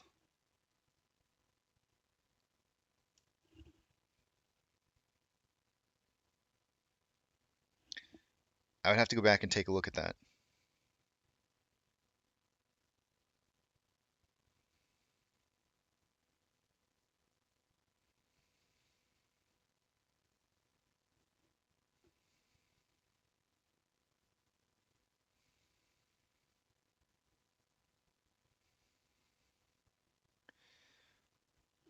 You guys can guess all the reasons why, but until you hear it out of Trey's mouth, you're assuming just as much as I am. So, but he's a smart guy. I think he's a smart kid. I think he's really smart. He's done more in his lifetime, in his first 24 years, than I have mine all put together, and maybe even then some. No, not even maybe. Definitely then some. He's a smart guy. He really knows what he's doing. And he may have not known what he was doing in the past, but he learns quick. He learns really quick. He's a quick kid. And I lend him a lot of credit for that. I need to tickle my colon. Hold on a second here. Coffee, right? Coffee tickles the colon. Morning, Nikki.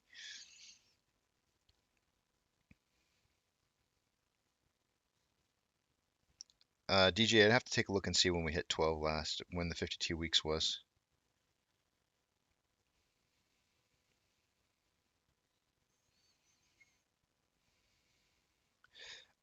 It's synthetic dilution versus so synthetic dilution is inflation, Captain, right? And then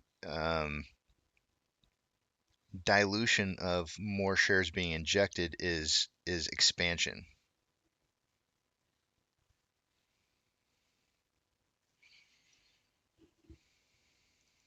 Let's take a look back, DJ.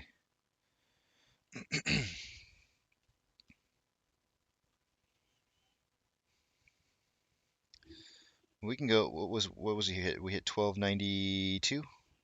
1292, 1292. Last 1292 was May 21st. May 21st was 1208. And I think the high might have been 1284. So really close to May 21st. Or if you wanted to go May 20th. May 20th we hit 1299. That works. So 52 weeks would be coming up in 2 more months.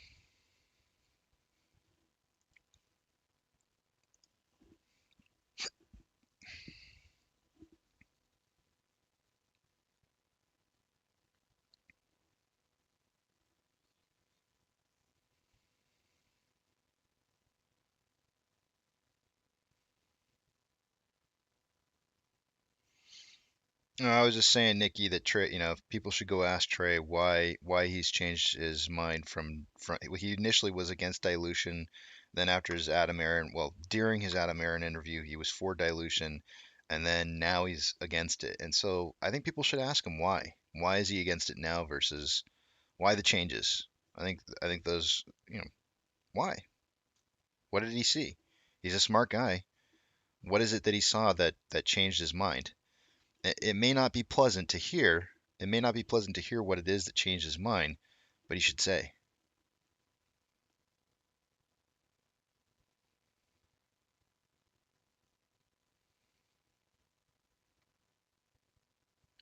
DJ, all I did is I just went back to Yahoo and I looked back through the months to see when the last time we hit prior to June, because I know we were above 12 in June. So I just simply went back to the last date before June 1st, June 1st, where we had a share price that was in the 1290 range. So it was 1205 on May 21st, but it was 1203 to 1299 on May 20th. So I'm not looking at a graph. Just quick and easy, pull it from the history.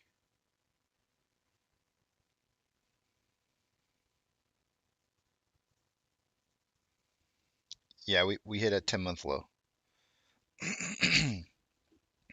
Oh no.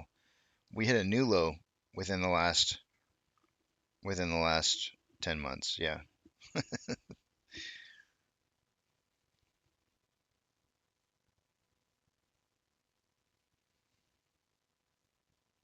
Keto saw that video. Hold on a second, I gotta clear my throat here. Keto saw the video where Lou's saying something about he's on the same payroll, or he like modifies what he's saying like mid sentence, but it really sounds like he's about ready to say payroll. Really sounds like it.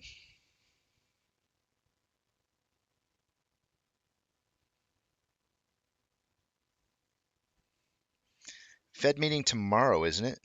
The hike tomorrow. Look at the volatility just absolutely driving down this. We got 3 more minutes here before I start taking a look. Let's take a look at the total volume. They love to get the volume underneath 60,000 shares before they start manipulating. They haven't really managed to do that. Some of these volume candles here are still spiking above 100. So they're really going to tighten up the volume as much as possible, get it under that 60K, 60K per minute, and then they'll try the attack back down towards that SSR trigger. Oh, it's Wednesday. I thought the Fed meeting was tomorrow. All right, Wednesday it is.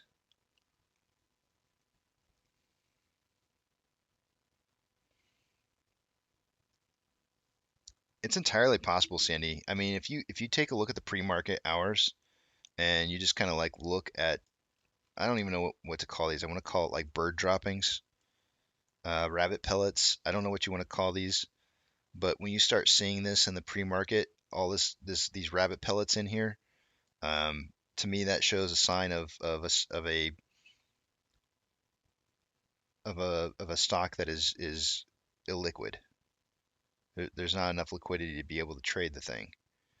So, and we're seeing a lot of that. We see that with GME all the time too. GME gets the same way in the look right there, same exact thing, rabbit pellets. I don't know what to call them, bird droppings or let's just call them rabbit pellets. We got rabbit pellets all over the place here.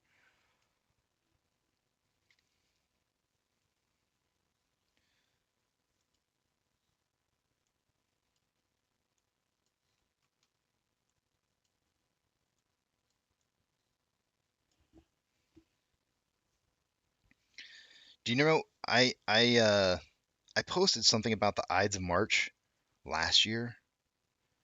I really want to look it up.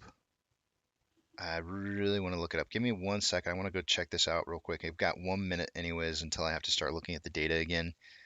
For those of you who are new here, every hour on the hour, we go through and check all the stats. The rest of the time, we just kind of look for information or discuss where the stock price might be going. Let me just find my post here from the past. I'm going to drive back to March of last year. How do I find that? 8, 9, 10, should be 12 months ago.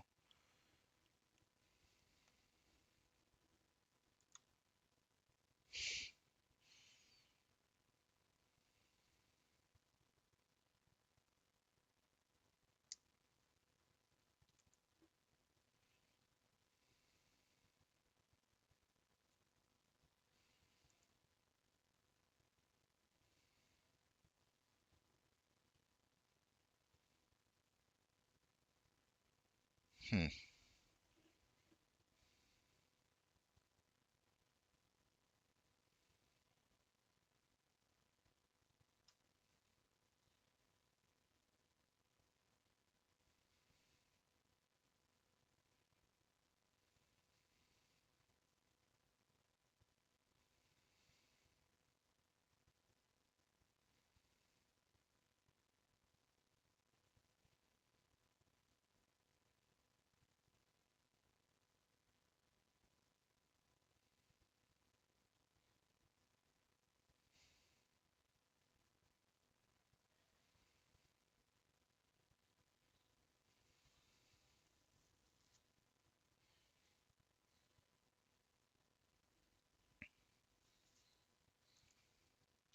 This might have been it.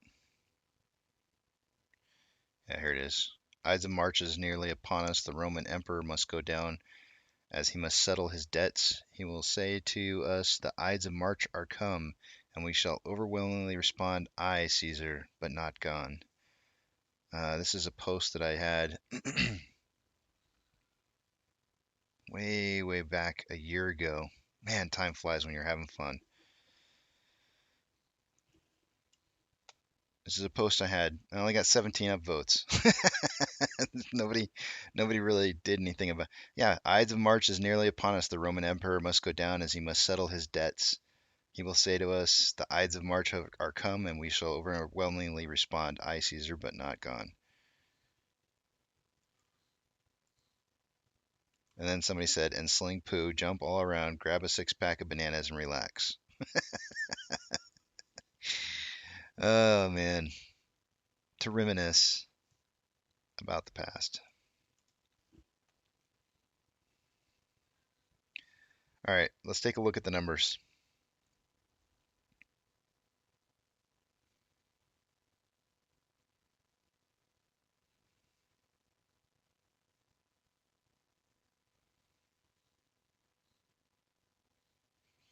I did not see that, doctor, but I wouldn't doubt it. Yeah, the good old days. All right, let me refresh Fidelity here, and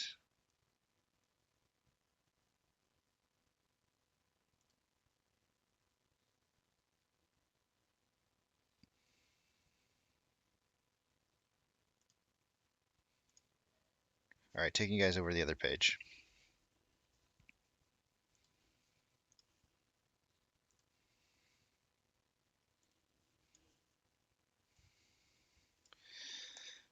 Let's take a look at starting off with off exchange. Some of these numbers for those, again, I keep saying this stuff because I know that some of you guys are new here. Um, we only cover some of the items. Well, let me rephrase this. First thing in the morning, I cover everything. First portion of the day when the market opens, I cover I cover everything. At 9, after the first 30 minutes of trading at 9 o'clock Central Standard Time or 10 Eastern, I cover everything again. Then any hour after that, I just cover Ortex, I cover off exchange options, and then some of the Fidelity information, Stonko Tracker. Those are the only things that I kind of really feel are needed to be covered during those periods of time. So looking at off exchange right here next to me first, you'll see that an hour ago it was 44.18 and 14.61% in the off exchange and the EDGX. Refreshing that, we're now at 49% in the off exchange and 13.89% in the EDGX. Those are very standard numbers. That's exactly what I would expect to see for the off exchange. However, the CBOE EDGX, that's hard to say, is a little bit more elevated than I would expect. I would expect to see maybe like 11 or 12 right now, and it's at almost nearly 14%. Happy spring break, by the way, guys. I haven't mentioned that before, but it is spring break here for our kids. So if you hear a lot of kids shouting in the background, you'll know why. Shares, Ortex currently reporting 1.43 million shares on loan for the day-to-day are being borrowed, and earlier was 1.18, so there's an increase there. That's going to raise the estimated short share interest of the free float to 20.74%. The cost to borrow min is definitely up. That's higher than usual. Taking a look at the options chain. An hour ago, the highest amount of call volume was at a $15 strike price with 8.8 thousand contracts. That's still the case for the strike price, and it went from 8.8 to 11.7 thousand contracts. So a lot of volume being pumped into those call options. As far as the puts go, on the other hand, the highest level of strike price earlier was $10. It's now 13.5. With it was 2,000 at $10 earlier. 2,000 contracts at $10 is now 2.8 at 13.5. There's a close runner-up on 15. Very, very close runner-up. I'm noticing a lot of out of the money. No, wait. I'm noticing a lot of in the money puts being purchased. A lot, which is way more than normal. It's very unusual. And the volume difference between our call highest amount of volume and our put amount of volume for the day to day. Let me just see what that is real quick here. Yeah, like a 4-to-1 ratio, which is really huge.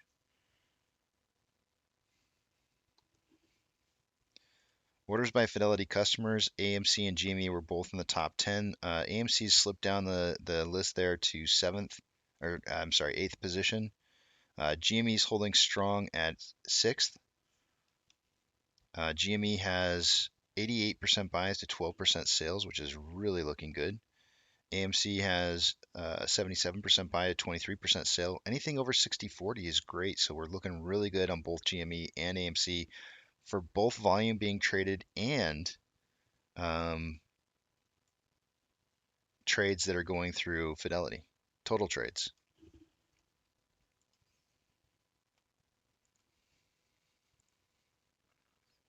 Wow, and a lot of activity going on right now inside of available amount of trades. There are a lot of share movement, a lot.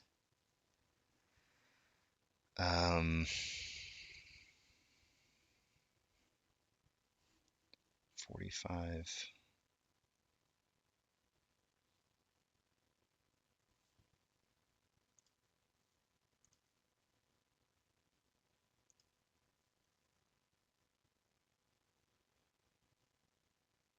We're at 2 million shares borrowed for the day today, according to Stonko Tracker.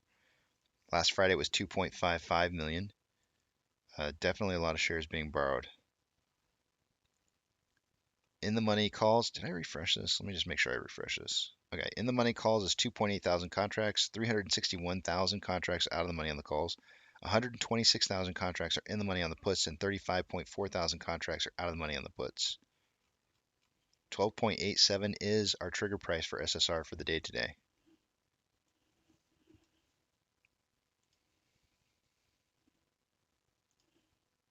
The Nasdaq is up 0.24, Dow Jones is up 1.24, and the S&P 500 is up 0.87. Interestingly enough, though, we have more stocks that are declining than advancing, with 4,102 decliners to 3,418. The only way that I think that this can happen is where you have an imbalance like this, is where you have primarily your blue chips that are gaining in price to offset lower volume moving stocks, which creates green indicators on the market. VIX is down 1.89, IWM is down 0.32, Tesla is down 0.7, Amazon is down 0.04, Cinemark down up 2.85, Doge is up 2.71, Bitcoin up 3.55, GME is down 8.88, Robinhood is down 0.28, and AMC is down 2.59. It looks like they're trying to trip SSR for GME for sure. Let's just verify that it hasn't tripped already. Yeah, it doesn't appear that it's tripped already. GME does have an earnings report coming up, it looks like. 3/17. So Thursday. Currently, we have 6 million more in outflow than inflow for volume for the day today. 15.32 million shares having been traded so far. Let's see what kind of pace we're setting here.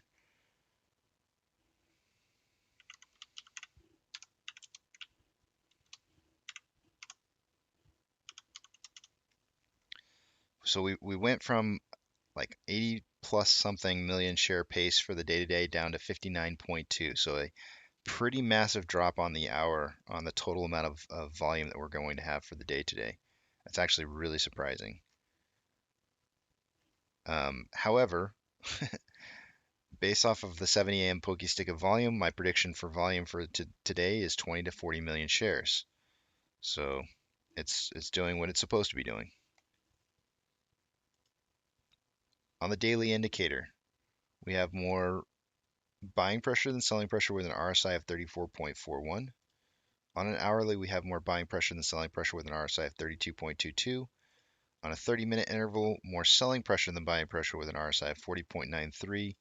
And on a 5-minute interval, more selling pressure than buying pressure with an RSI of 50.88, which is right down the middle. Most our long-term indicators are saying more buying pressure. Our short-term indicators are saying less buying pressure. So temporarily, we may be seeing consolidation, but ultimately upwards movement, which is kind of how we look for the day today. Consolidation where we're at, but we had moved down at some point, but moved back up. We're still hitting this Fibonacci retracement of $13.86 as a level of support. We're still seeing that being as a level of support. If this does decide to try and break back down through, if it does break past that, it could break hard.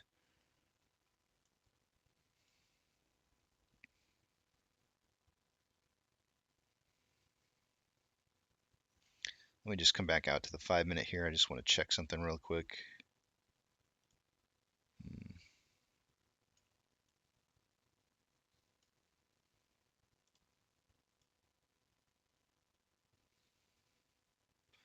I'm going to get rid of some of these channels that I've got going on here.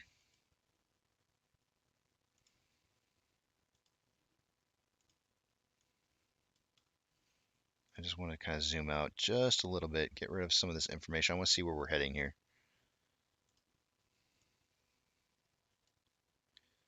This is the 1383, 1379, 1340. Let me zoom out one more time block.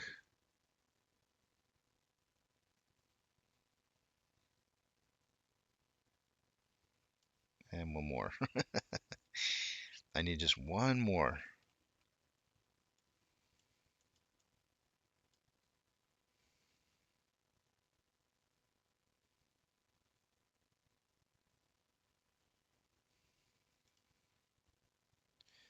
So I believe that I drew this descending parallel channel here maybe as early back as the beginning of this month, so maybe half a month ago.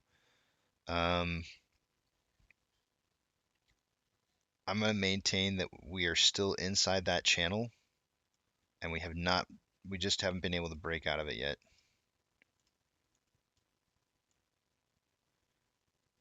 But you do have falling price and falling volume, which to me indicates that we are indeed set up for a breakout moving up. It's just the question is when.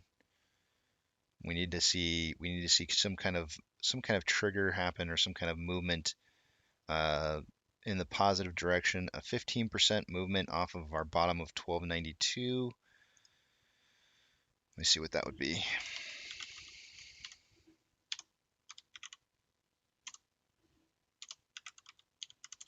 Would be 1485. That's where I need to move my first marker to. Is we're looking for price movement up to, we're just going to call it 1486. So I'm going to move this blue marker.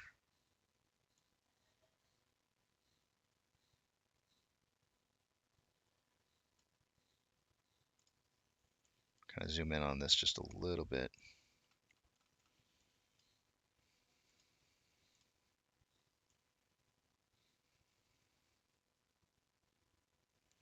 I'll put it 1485 just because there's a Fibonacci retracement at 1486.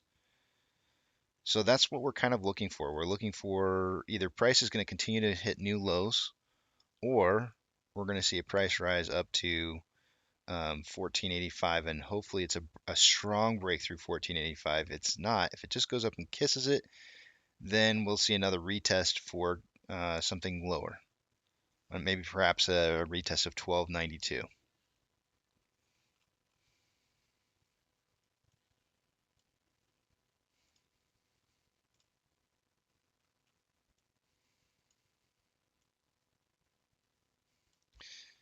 It's just about time for my break, and the running joke around here, guys, is when I take breaks, the price starts to rise. For those of you who've not been here for a while or don't know about some of the strange oddities that happen, it's just kind of weird how it works.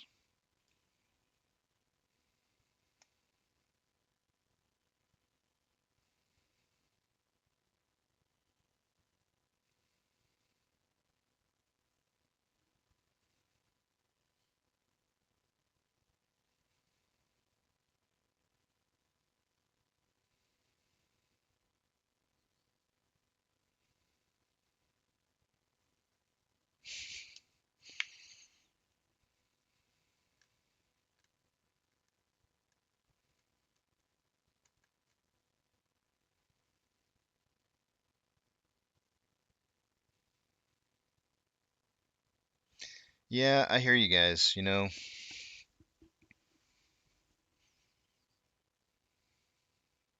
it has been a rough ride. I've felt this before, and I really have. If you've never been a part of something like this before, um, I get it. It is tough, especially if you've talked to people about the stock. You know, then you feel, I guess, partially obligated to the performance of the stock. You don't, you shouldn't take that upon yourself. I understand how it feels, right? Trust me, I'm doing a YouTube channel. Can you imagine the pressure on me? You guys just got like, family members. No, no, I have family members too. Um, it is pressure. It's a lot of pressure. But the thing is that anytime you talk to somebody about these kind of things, one thing that you've got to make sure you do is you don't just say buy and hold, right? You go the extra mile and you start to talk to them about the golden rules. What are the golden rules and what kind of things can somebody expect when they're getting into this play? And why are they getting into it? This is why I had you guys talk about your whys. Why are you here? It's not just good for you to know your whys, but it's good for you to tell your whys to somebody else so that it makes sense to them what it is that you're doing or what you're trying to accomplish and why it may look like you're failing, but you're not, and how you can prove that you're not, more importantly. Because if you just tell somebody, I'm just buying and holding because I think that's going to work, you ain't going to convince me. Doesn't tell me nothing. The other thing too, though, guys, the other thing too is that when this does start rising in price, there's going to be a lot of people that start coming to you because they'll know that you are the guy who is part of this play, and they're going to start looking to you for information. So start practicing now.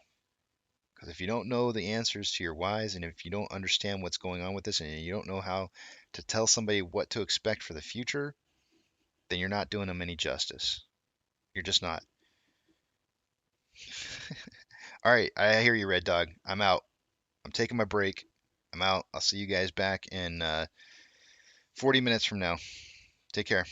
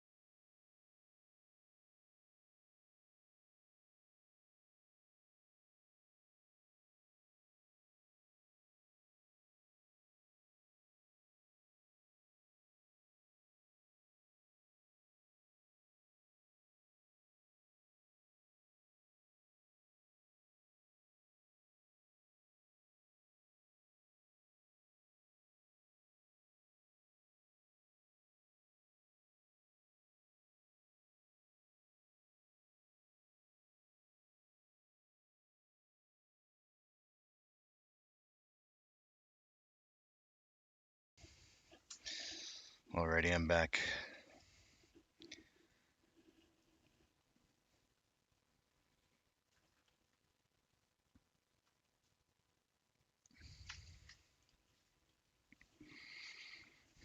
"45% of you said somewhere between less than 15. 30% said 15 to 20. 11% of you said between 20 and 25, and 14% 25 to 30 or greater.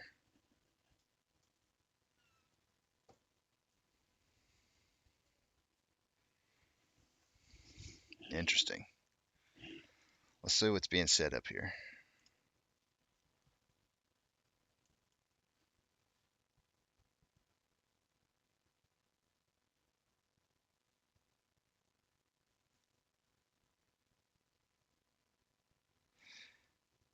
DJ, as far as commodities go, anytime you have a stressed market, the commodities are going to fly.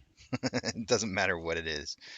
You can just go ahead and imagine the commodities are going to start flying. I'll give you a hint though. If you look up, and you don't have to take my word for it, but if you go and you look up on Google what were some of the most promising or most best earning stocks after market crashes in the past, energy.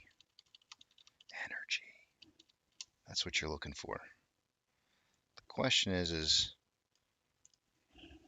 what's the energy going to be like in the future versus what the energy was like from the past? I think that's going to be the key.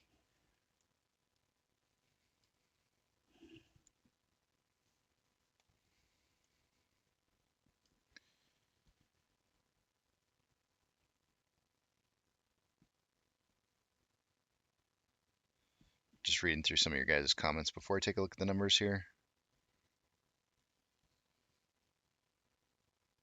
Good morning, Pebbles.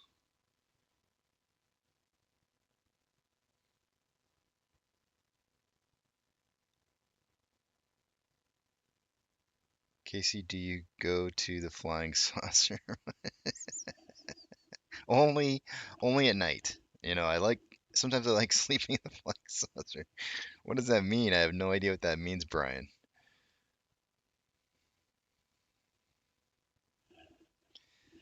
Oh, let's take a look at it, ABC.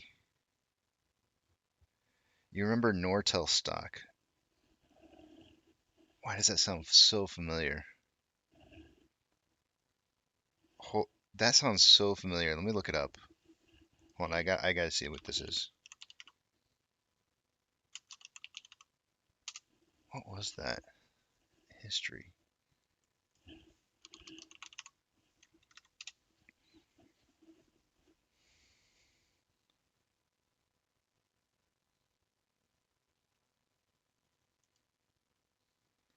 Why do I feel like I was a part of this? No.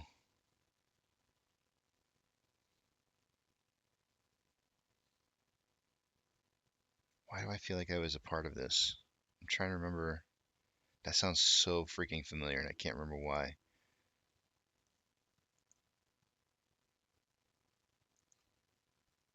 Nortel's okay, so it was the market crash of 2001. Nortel's market capitalization fell from 398 billion in September 2000 to less than 5 billion in August 2002 as Nortel's stock price plunges from 124 to 47 cents. You buy it when it's at 47.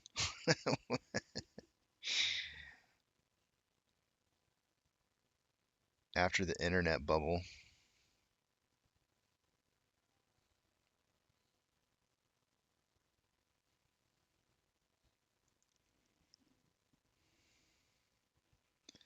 I feel like I remember this so well, but I can't quite place my finger on it. Back in the early 2000s, I was invested in building. There's a lot of there was a lot of building. Um, I wish I could remember the name of the fund that I was in. There were specific funds that I was invested in order to kind of capitalize on different building.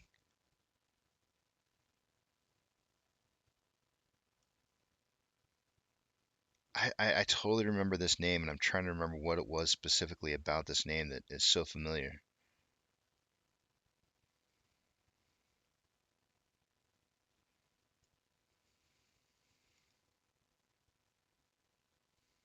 The manipulated financial results.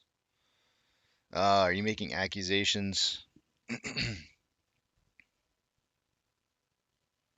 It's a beer joint, and the Flying Saucer is in Austin. I haven't. I have been in the.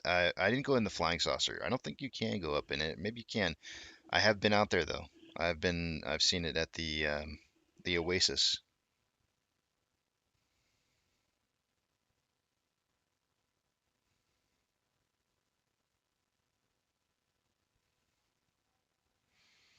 I remember Nortel, DJ. I was actually those are some of the younger years that I was invested in the stock market because I started in '98.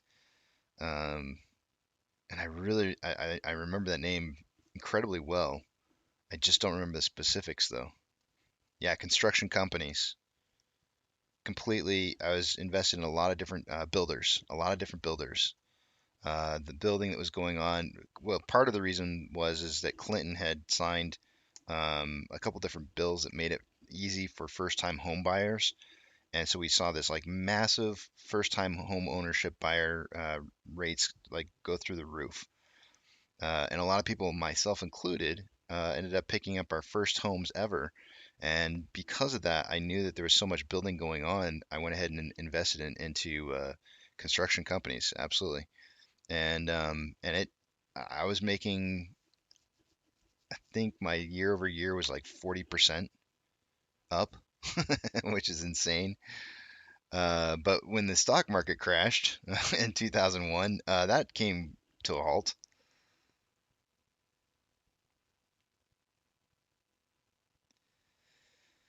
I think it's like 17. I'm under right now. My average for Joe, I don't really look at it that often, but I think it's like 17 something.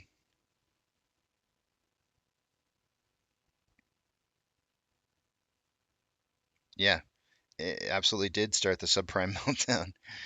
It was insane. It was absolutely insane. Although uh, I have Clinton to thank for it because it allowed me to get into the home industry and be able to buy a home for the very first time and sell a home and make incredible amounts of money off the home during the home price um, inflated home price. I remember when I sold my first house, I had somebody from California come up because I was living in Eugene, Oregon. I had somebody from California come up and they walked took a tour through my house as I was selling it, and I sold it on my own. And they said, I'll never forget this. They were like, we just sold our. They asked for the flyer for the house. I handed it to them, and they laughed. They laughed. They were from San Francisco, California. They laughed at the price, and they said, this is really the price for the house? And I said, yeah. And they go, uh, we just sold our house in San Francisco, and we could buy 10 of these. And they're like, and this house is way better than the house we came from. And then they left, and I was like, well, then freaking buy the house then. As I shut the door behind them, turned around under my breath, and you should have bought the freaking house then. They didn't buy it, but somebody else did. But man, I'll tell you what, that housing bubble was insane.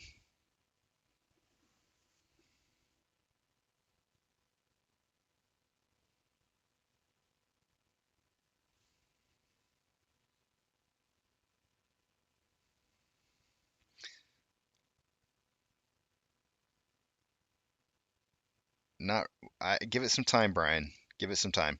Let's take a look at our numbers, guys. It's already 9 minutes in here, and I haven't started yet.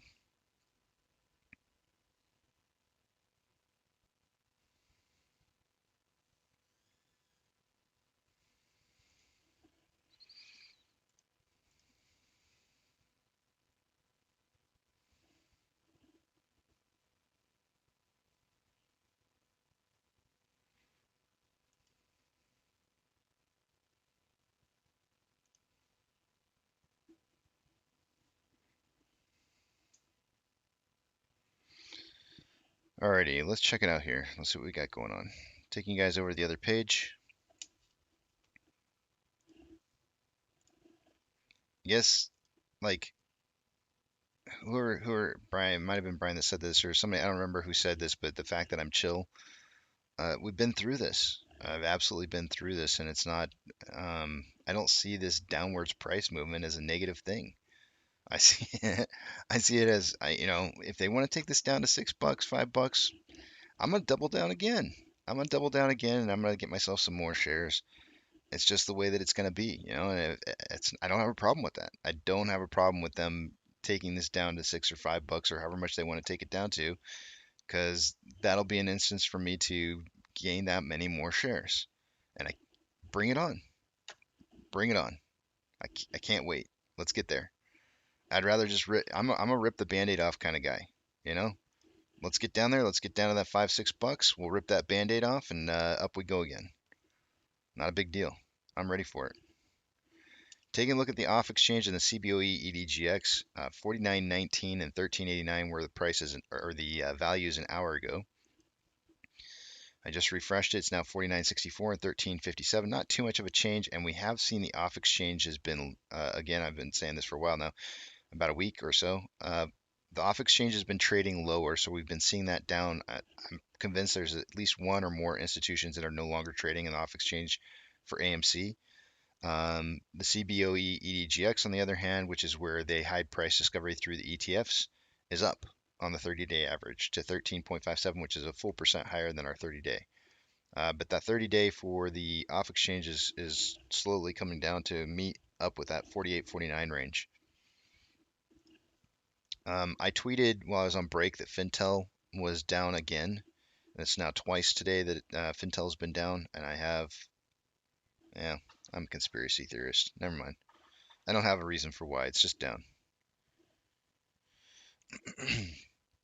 An hour ago, it was 1.43 million shares having been borrowed according to Ortex. It's now down to 1.1. That will lower the estimated short share interest of the free float just slightly to 20.71%.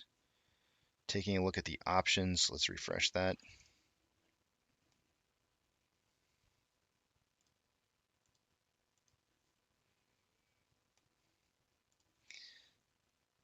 An hour ago at a $15 strike price, we had 11.7 thousand contracts. It's now 14.1. On the puts, at a $14 strike price, which is up from 13.5 an hour ago. An hour ago we had 2.8 at 13.5 thousand contracts, and now at 14 we have 6,000 contracts. So there's still a while ago, an hour ago, there's like a 4-to-1 ratio in volume between calls and puts in volume. Now it's more like a 2-to-1, a little over 2-to-1, maybe 2.5 to, not quite 2.5, but close to 2.5 to 1 ratio in volume, and the spread between the call and strike price and the put strike price is now only a $2 or $1 gap rather, kind of insinuating that there might be a close around 14.5 bucks for the day today. Orders by Fidelity customers. Currently we have GME in 5th position. That's up, I believe, a spot from an hour ago. 89% buys to 11% sales. That's absolutely amazing. 1, 2, 3, 4, 5. Yep, 6, 7. We're in 8th. AMC is in 8th position with 77% buys to 23% sales. The dip is being bought. Why am I chill? I don't see any numbers to be afraid of, except for price. You gotta get that price out of your head, guys. If that price is your biggest fear, you're gonna have a hard time, and you will continue to have a hard time until you can get that price out of your head and just look at the actual values of what's happening. And that's it looks really good. We're buying this dip big time. I'm excited. We're buying it. We're doing everything that we need to do to get this thing to cook off. And when it does, it's going to be nasty. Trigger price for SSR today is 12.87. Available amount of shares to borrow. It is all over the place today. Dang. They dropped it from...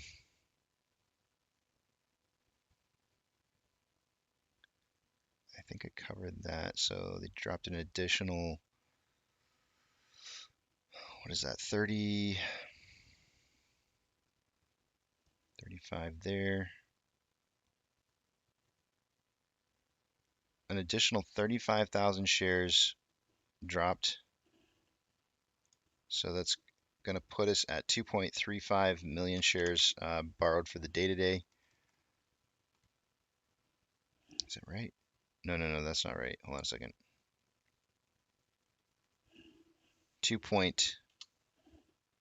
I'm going to adjust it just slightly because it's actually not quite. I'm going to round up just a tad. 2.05 million shares borrowed for the day today. Last Friday was 2.55. 2.8 thousand contracts are in the money on the calls. 361. This number's holding, which is good. I don't want to see this rising too much. 361,000 contracts are out of the money on the calls. 126.3 thousand contracts are in the money on the puts, and 35.4 thousand contracts are out of the money on the puts.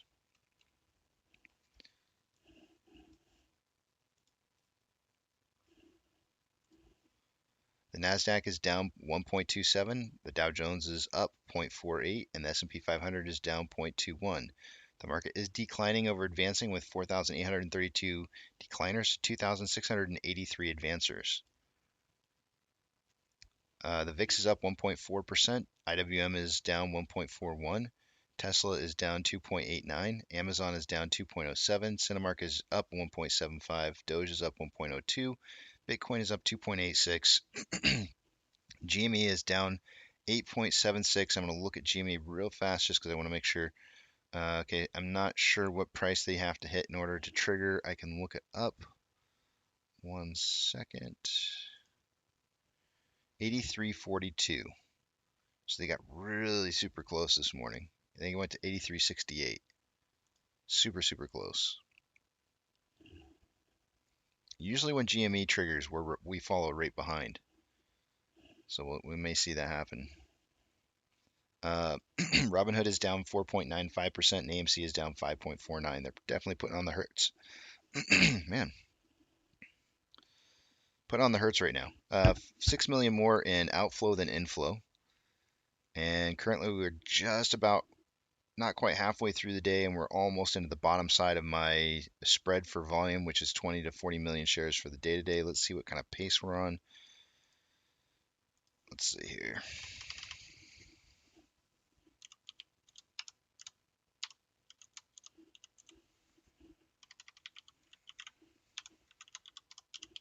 We're on pace for about 45.5 million shares for the day today. Some of the 20 to 40 million shares that I suggested for volume, we're definitely on pace for hitting. It's just a matter of whether or not we have like some kind of unexpected volume in the middle of the day or later on in the portion of the day today that would cause my volume prediction to be off target. On the daily, we have more buying pressure than selling pressure with an RSI of 33.32.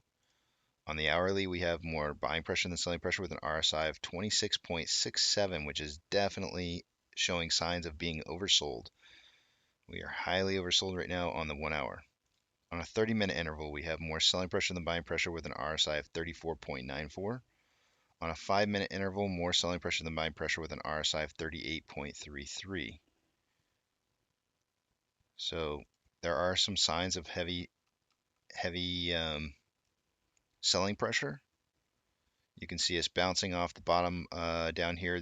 Most of these values in here are going to be outside of a 2 sigma, hence the reason for us returning back up to the simple moving average twice, 3 times. We hit here, hit, hit, hit, hit, hit. It's ping-ponging down.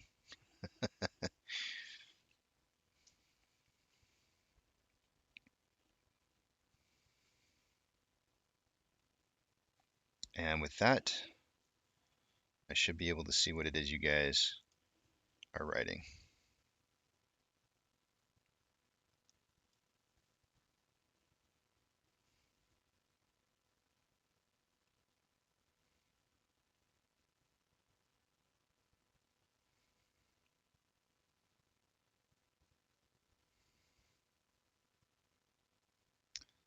I don't think we'll close below 13, DJ. Not at all.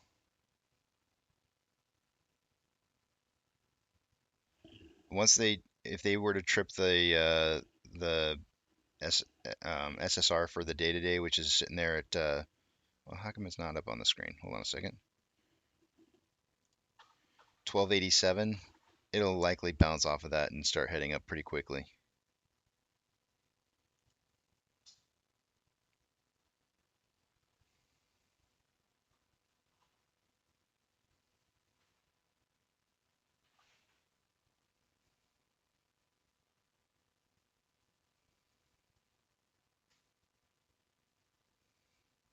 Yeah, but we've had, I don't know, Captain saying T plus 2 or 3, which is true, which we could meaning we would probably see some of those really high buy orders from Friday and Thursday should be starting either today or tomorrow.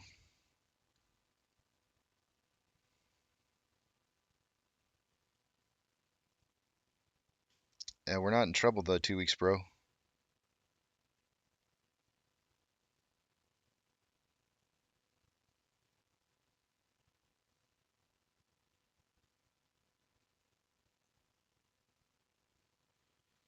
Yeah, what Anthony said, I'd be worried if the market was green and we were blood red, but we've been following the overall bear market. I agree. It's just we're playing this out like it's supposed to be played out.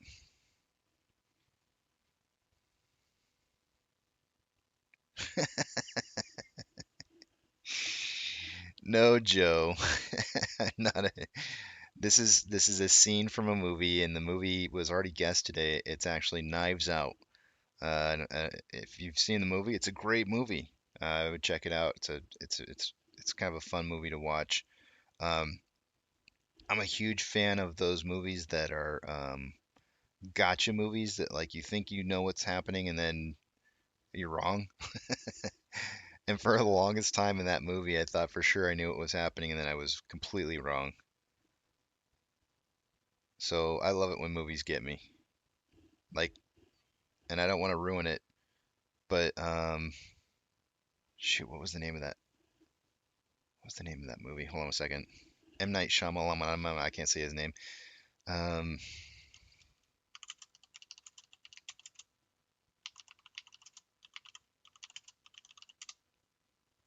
The Sixth Sense. I can't even say the title.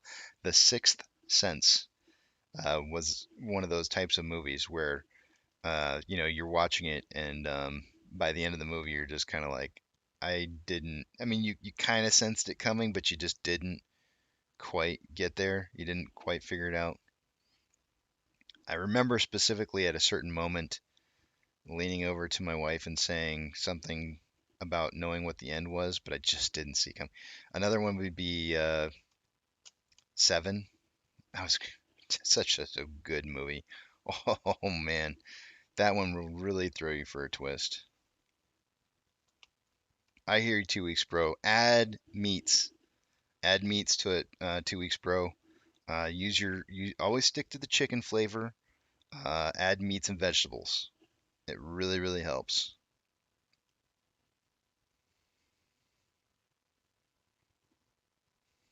Yeah, I see dead people. That's why I had to look up Sammy. I couldn't remember the title of the movie. I had to put I see dead people movie name. I couldn't remember the name of it. I love The Fifth Element. That's actually one of my top 10, DJ. I absolutely love The Fifth Element. That is 100% in my top 10. I don't know what it is about that. I want to say I want to say it was Lilu. She won my heart when she said "Big Bada Boom." But that really wasn't what it was. I mean, the whole movie had so many great parts to it, and I can never remember Gary. What is his name? I always forget his last name.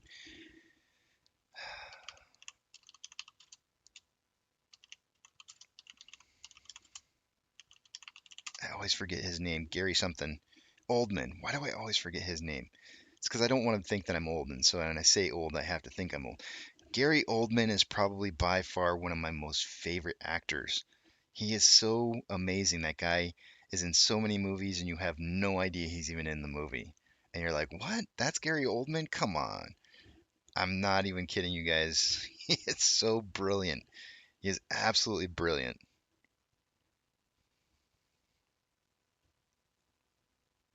Yeah, I know, Space Ape.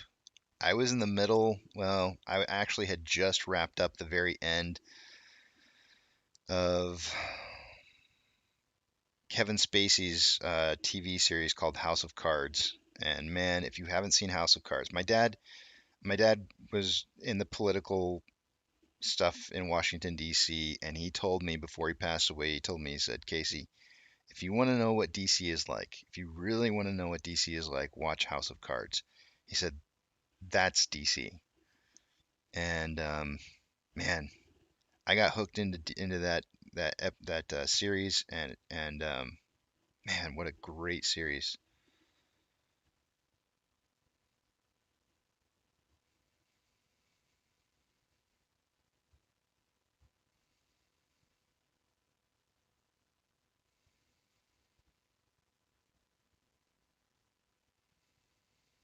S. Dot Jinx, you saw Free Guys and had an aha moment. I wish I could say it like he does.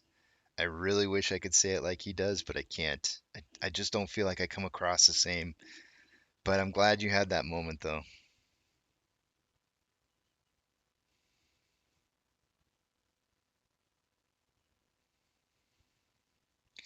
Yeah, Chris Tucker. I mean, there's just so many people, Remtac. It's so many people. It's not just, and m- m- I can't think of what her name is. It like Mia Mila or something? I forget what her name is, but it's Bruce Willis. Did you say? Yeah, it's Bruce Willis. Wait a minute. Why am I? I'm drawing a blank on names.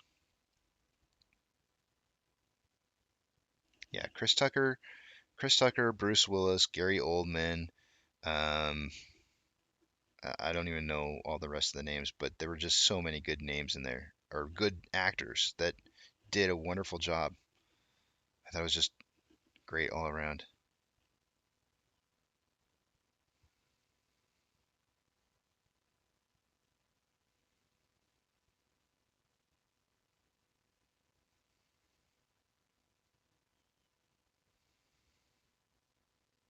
Yes, we do. We do need a market crash for MOASS.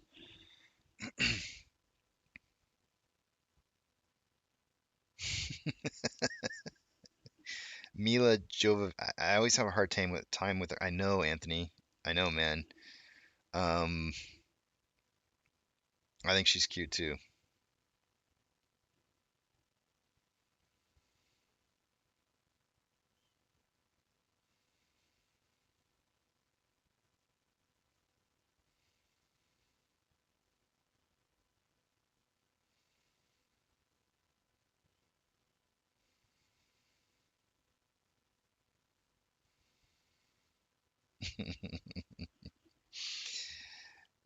I stole it, Danny. I'm not gonna lie to you. I definitely stole it. That I want you guys to realize that there's a lot of the things that I say on here, a lot of the things that I do, a lot of the things that I say are for a reason.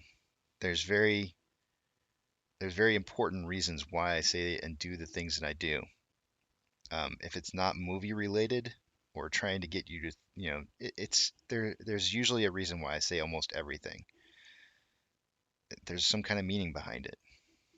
So even if it's just telling you to not have a good day, but have a great day, it's gonna get you thinking. It's gonna get you thinking about movies. If somebody happens to watch the show when I say something that triggers something inside their head that gets them thinking about a movie, I think that's great. Why do I have a Knives Out scene behind me? Why do I have a Knives Out scene behind me? Anybody wonder that? Anybody wonder that?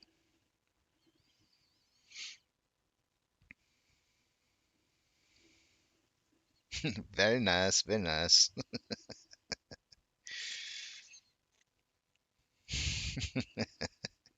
I'm glad it's having an impact.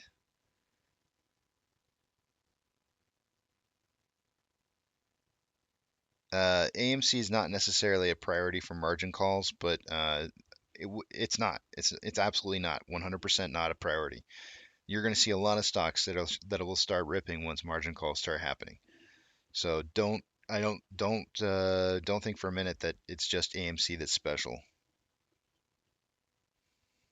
I mean, go look Anthony at Citadel's report that they had on their income for this last year and how many unpurchased shares that they have in value, that they've estimated that they need to buy still.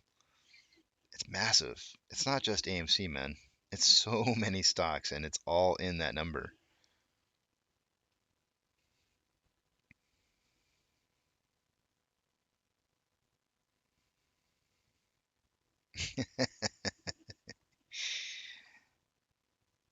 Oh, you know what, Luke?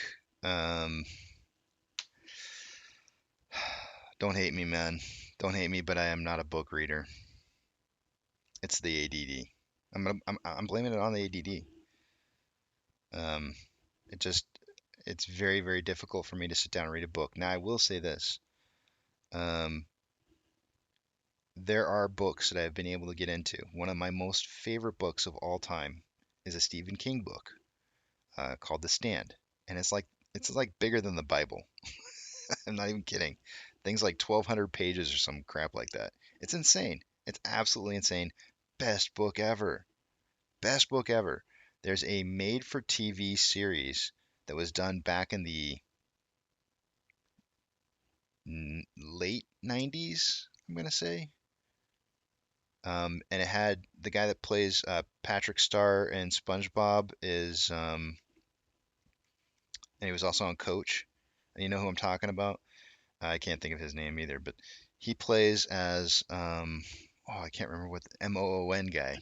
Like he's a character in the from the book, and he'd always go around. He'd be like, "Coffee mug." It spells MOON. Coffee mug. Everywhere he goes, MOON. MOON. The coffee guy. Yeah. So, anyways, everything was Moon, but it was a great, great book.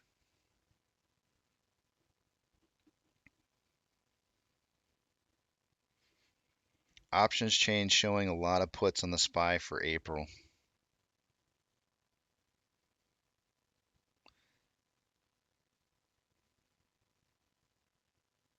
Thank you, ABC. Craig T. Nelson. I appreciate that. I'll never remember his name, though. I'm terrible with names. Yeah, Luther from Coach.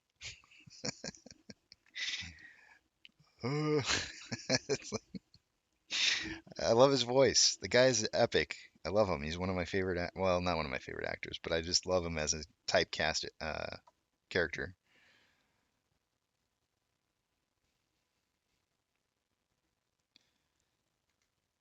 Yeah, MOON. That's right. Space Ape says, ironic how you're not a book guy. Um, I don't know, man. Some of us are born with challenges, and other of us just have it easy. And those of us who have challenges face life differently than those of us who have it easy. And but the good side of that is for those of us who face challenges, we have a different appreciation for different things in life, and so it gives us different abilities or different thing. I don't know. I see patterns in numbers, some patterns in numbers that most people don't see. But I can't sit down and read a book. I'd trade. I'd trade my abilities, but then I wouldn't be me. Hey, you guys.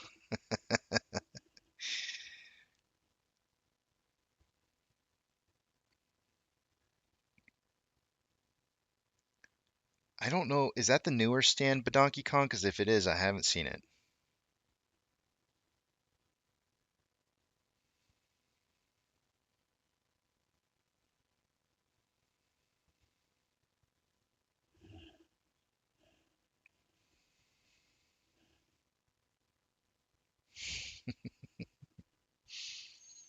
I don't even know who played that. Who played that actor?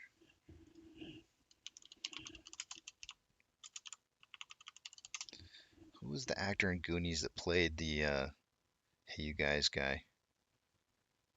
Oh, it must have been Corey Feldman. Okay, fine. I thought it was funny. Who was the guy that played him? Did they actually show John? Maybe it's this guy. No, it couldn't have been him. Oh, weird story, guys. My dad was really close friends with Robert Davi, and he calls me up one day. He's in Washington D.C. He's out at a bar having drinks with Robert Davi. He calls me up on the phone and he goes, "Hey Casey, I'm here on the phone with that guy who was he played as a villain in a James Bond movie, and he was in the Goonies movie. And he's sitting here right here. We're having drinks together right now. We're talking, and we're having a blast. Do you want to talk? Do you want to say hi to him real quick?" And I was like, I hated it when my dad does this. Him and my mom both did this kind of stuff all the time. They just call you up and hand the phone to somebody else. And I was just like, no, not really. I had no idea who he was talking about. I was like, Robert Davi? I don't know who it is. He's like, the guy from Goonies. I'm like, I don't know which guy. Which guy you talking about? I have no idea who that is. He's like, well, who's the bad guy in James Bond? I don't know. Whatever. Okay, Dad, let's say hi to him. Hands of It was Robert Davi's voice, 100% Robert Davi's voice. He's saying hi to me. He's talking to me for a little bit and hands the phone back to my dad. I'm like, that was great, Dad. Thanks. Have fun. Click. I got a chance to speak to Robert Davi, and fun guy to talk to. He sounded like if he was having fun having drinks with my dad, then he must have been a pretty interesting kind of guy.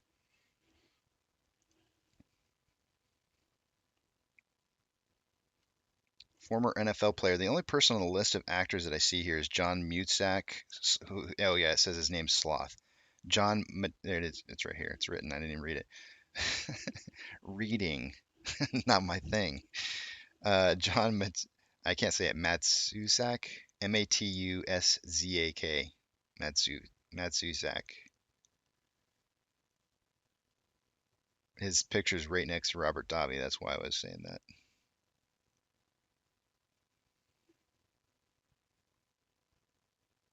Cyndi Lauper was in that? I don't remember her being in that movie. I wonder what part she played. Doesn't say a name underneath. She must have been herself.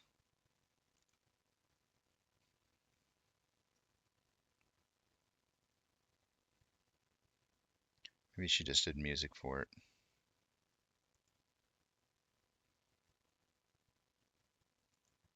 Hmm.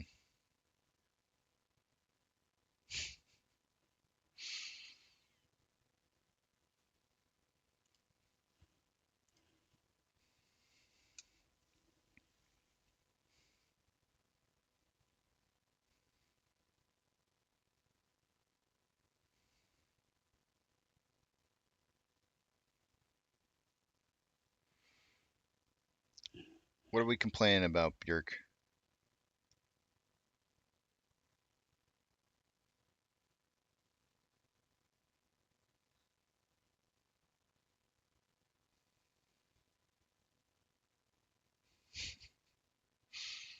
Nobody laughed. Nobody laughed at my Corey Feldman. It must have been sloth joke.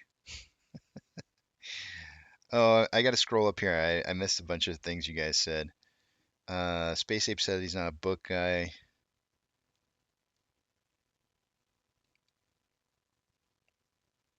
Space Ape, good night, man. Mystery Science Theater 2000 always made me laugh. It depends on which one. Like there was like I don't know who the different people were that did the different voices and stuff, but there was one version there was a group of them that were better than others. But I loved it. I did MST3K 2K. MS3 MST2K was absolutely great.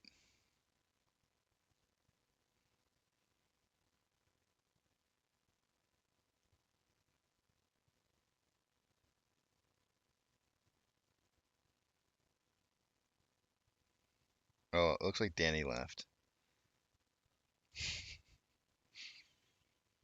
DJ, I do not have an exit price. I do not believe in exit floors, targets, ceilings. I'm trading off of indicators. I'm looking for two specific indicators that tell me we're on the backside of the squeeze. The reason that um, I'm selling on the backside of the squeeze is because the longer that I can hold my position, the more money I know that the stock price can go up. So not everybody has to do this. I'm not telling anybody what to do. So it's because it is your money. It's your choice. But I feel like there's two very good indicators that tell you when you're on the backside of a squeeze. And I'll tell you what the main responses that I get to this, but I'll just tell you what the two indicators are first, and we'll talk about it more as time goes on when we're getting closer to it. But volume decreasing day over day is one of your first indicators. And there are instances where the volume can start to decrease a little bit day over day, but then the very next day it pops back up again. You just kind of have to watch out for those kind of things. But the second indicator that has to occur on the same day as the volume decreasing day over day is uh, price dipping less than they'd had previously. So in other words, let's say your price moves up to, and I'm just going to use some just very round numbers here to make an example, but price moves up from up to $100, comes back down to 70, a decrease, 30%, right? Moves back up to $100, and then the next decrease, or let's say it moves back up to $90 and then goes down um, to 70. Well, let's just say 80, right? So less than a 10% decrease in price. So that's a decrease, a dip size decrease that's less than the previous one. So you went from 30 down to 10. So when you start to see dip sizes decreasing and volume decreasing day over day, those are your signs that you're on the backside of the squeeze. And a lot of people go like, well, why would you want to sell on the backside? If you go back and you research, and I'm not telling you to trust me on this, I want you to go research this. I want you to verify this information. Go back and look at some of the other squeezes that have occurred over time. And what you're going to notice is there's always a second peak on the backside of a squeeze, a second peak back up to somewhere between 25 and 15% of the top. That's where you're looking to sell. That's how you know you've gotten to the backside. That's how you squeeze the most money out of these guys. And that's how you're probably going to be the safest. Now, if you try to guess on the front side, I can almost guarantee you're not going to get anywhere close to those kind of numbers. Because if you just live through what happened with GME, you'll realize really quickly that you'll make mistakes really fast and too soon because you just won't know. It's very difficult to sit through a 60 to 70% decrease in price from a previous run up and not sell. It's really hard to do.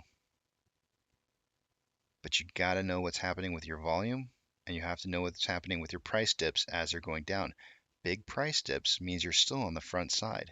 It really does. Go back and look at history. You'll find out what I'm saying is true.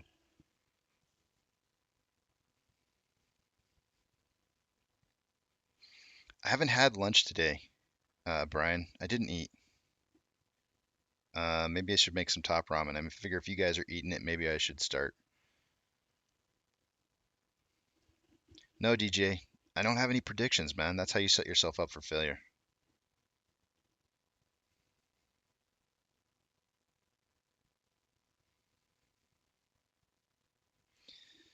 I don't know of a website that does that, DJ. The best place that you can really look at it, in my opinion, would be TradingView. But if you want to look at it at a smaller time scale, you have to buy a subscription through it in order to dive into like those, like 1 minute intervals or something like that. But um, you can go and look at them. If you're gonna look at them, try to get something that's going to show you less than a 15-minute time interval. And the reason I say that is that a lot of price movement can happen in a 15-minute interval or greater. And so you may not see you may not see a dip, you may just see a large candlestick if you're looking at like an hour time frame, and then you won't really know that that was a dip in there. It's hard to see the dips that way, unless you know how to read charts really, really well.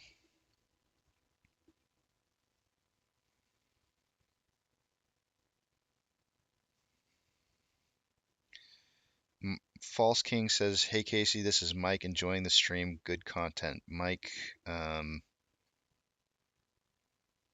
Mike,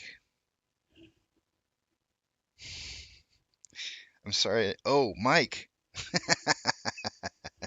I was going Mike. Mike who? Who? I don't know who Mike. Mike, how's it going, man? Good to see you. Mike's a friend of mine, guys.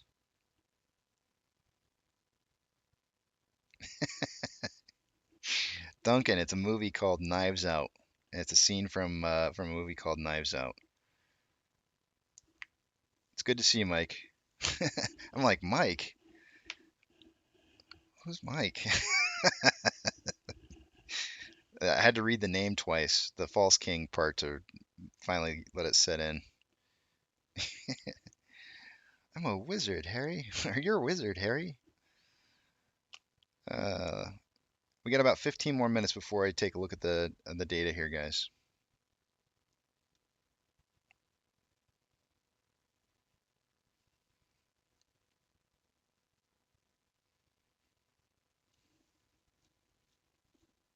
I mean, I even showed you earlier this morning, DJ, on how nickel did the same exact thing. You know, nickel even had a kick up, and that was just I don't want you to do this because it doesn't really happen exactly like this with like a short like a very quick short run up in a day. But if you look closely, a lot of times it will happen on short run ups that are just quick run ups in a single day. You'll see that same pattern that I'm talking about, where price runs up to a certain point, and if you're looking at it on a minute to minute basis, as the price is falling, if you count the percentage to the first dip and then it goes back up a little bit, and then the next dip is a smaller dip, and then you have that last run up on the backside that makes it up to somewhere between 25 and 15% of the top. There's your key point. And the reason I say that's your key point to sell is you really want to sell on an uptick, right? Selling on an uptick is so much easier to get your orders placed through than it is on a downtick, right? So you want to try to find a spot where the price is increasing. And if you're trying to sell on the front side of the squeeze, you're never going to actually get to the top because you're more than likely going to sell too early.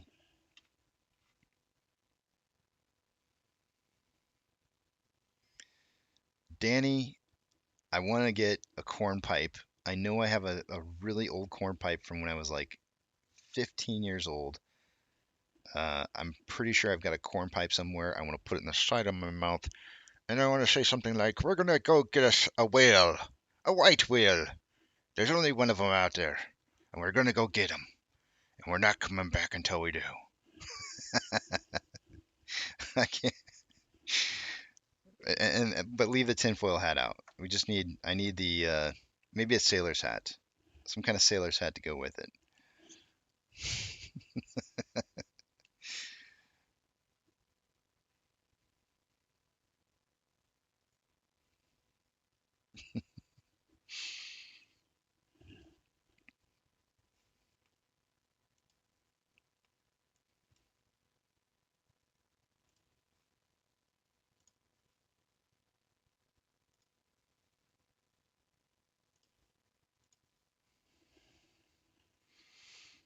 But again, that's just the set from a movie scene. That's one of the scenes out of a movie called Knives Out.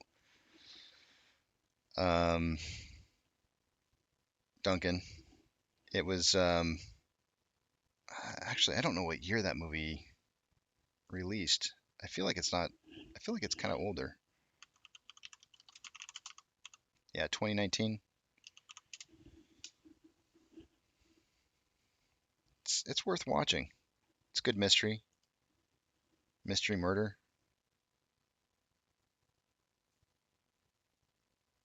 I'm thinking about changing up the scenery behind me, maybe on a daily basis.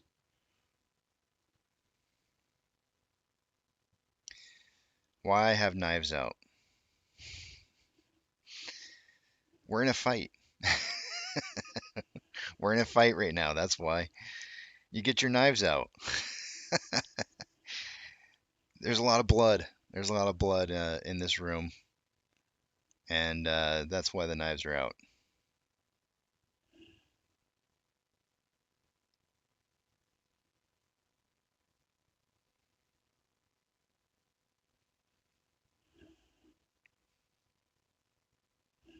Excuse me one second. I just want to check something real quick here. Get ballerinas in the background. That's funny. I need to have like some kind of like interactive background.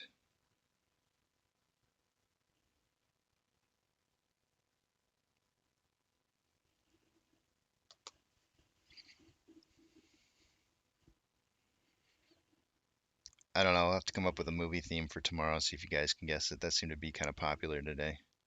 Somebody, I think it was Remtac. I think got it.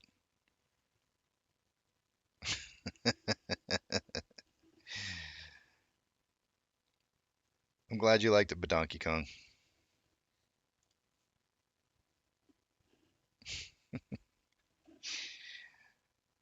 Bigger boat. No, we just need more people.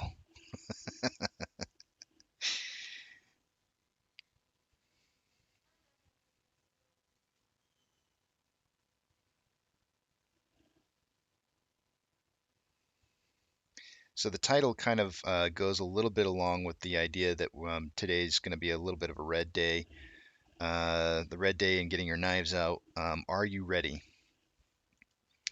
So with the Are You Ready, I want to give you guys a link because I know that there's new people who are watching right now, and I know I've given this link before. But in terms of being ready for MOASS, there is a checklist that I have printed out, and I think that it could potentially have some information in there. For a lot of you guys, it might actually be really old information, but for some of you guys, it may actually give you something that you hadn't thought about. You might look at it and go like, "Oh, I didn't think about that one. That could help." So let me just find it here if I can ever find it. I keep seeing Powell's Bowels.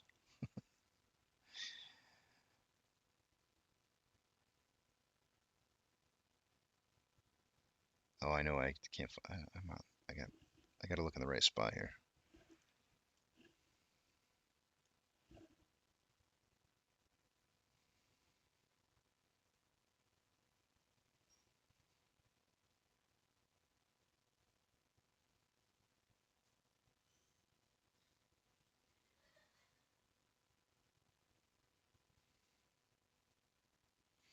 So I'm gonna submit two things to you guys. The first one is MOASS checklist,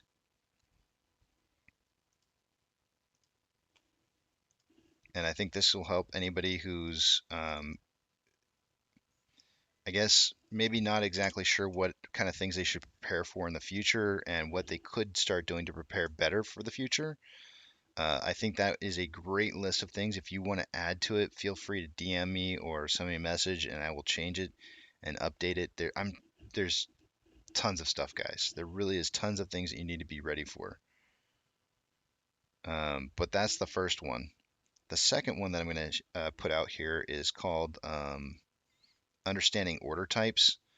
I didn't touch into all order types. I only kind of touched into the ones that I thought were probably most crucial to what you're going to be doing. However, there are more advanced order types that you could be using as well. Um, check them out. Check them out and see what you think. How many red days have we had in a row? 10 question mark. Let's see here. If we go to days, we have had approximately 4. 4 red days in a row. Today being the 4th.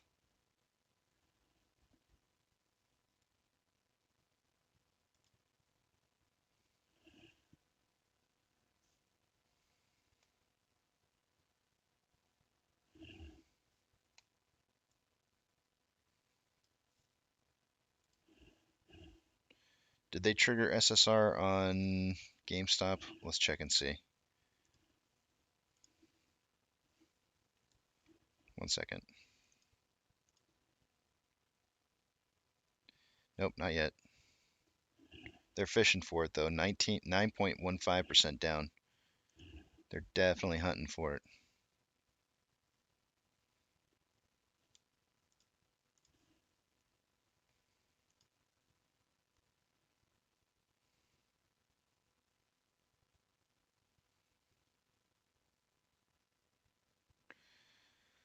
How many red days in the past 30 days? Man, let's see. Well, I guess if we just count from like, because February's got less than 30. It goes up to 28, right? Yeah, 28. So minus 2, 14.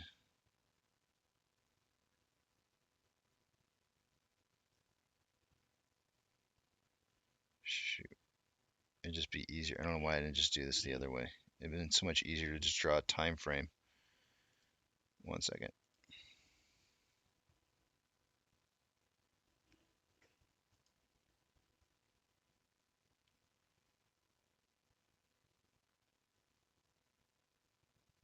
We'll go 30 bars.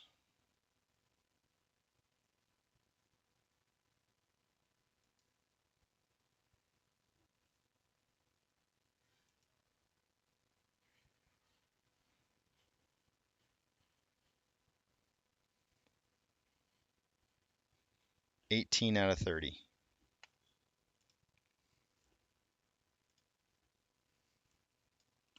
18 out of 30 of the last 30 days has been red.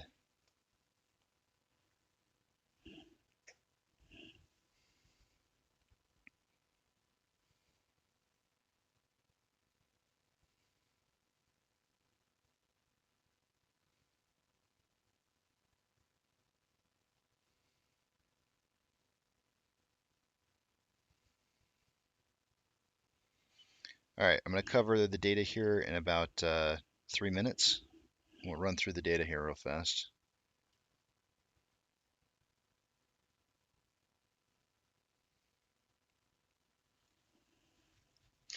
It only depends, doctor, on what kind of laugh you're having. If you're having one of those maniacal laughs like,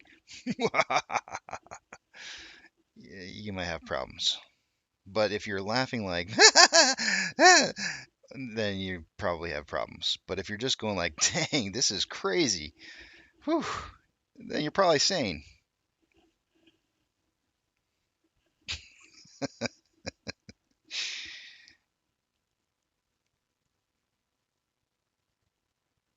Just depends on just depends on what kind of end of the spectrum you're running.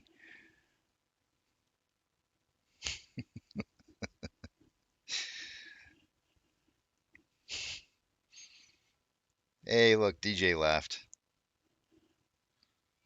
All right, Lucky laughed. I got a few laughers. I mean, you do kind of have to laugh at this stuff. You just don't want to laugh crazy, unless um, unless unless it's, of course, it's a coworker that's coming over to rub it in your face about how this has continuously just gone down, down, and down, and you're still holding. Now, if that's the case, you definitely need to give them your best, heartiest trades laugh, the best one you can possibly give. I don't even want to. I don't want to do it. I'll break your speakers. I'm sure I probably broke them on that last laugh, but give them your best trades laugh, that big old hearty laugh, and then just look at them straight in the face, like look them right in the eyes, and say, "I know this is great. I can't wait to buy more." And just watch their face. They won't know how to respond. Just stare at them in their eyes, and watch what happens to their face. I'm not kidding you guys. It's insane. It's absolutely insane. And I loved it. When I did it the very first time, it was priceless. I'm about ready to choke on my own spit. It was absolutely priceless. The look of fear and uncertainty and doubt that ran across that person's face. They knew that I knew something that they didn't know. And they suddenly felt like they needed to start investigating some more.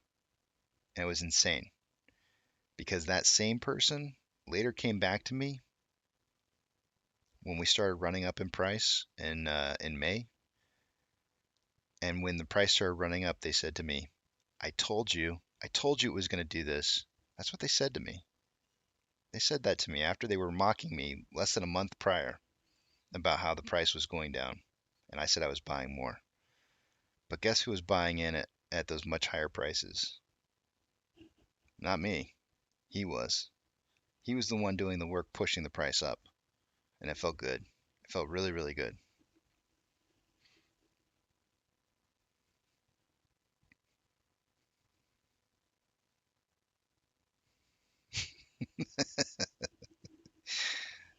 Your wife said, my wife just said, "What the fuck," from your laugh. I do some really good impersonations. I haven't done them on here, but there are some impersonations I do pretty well.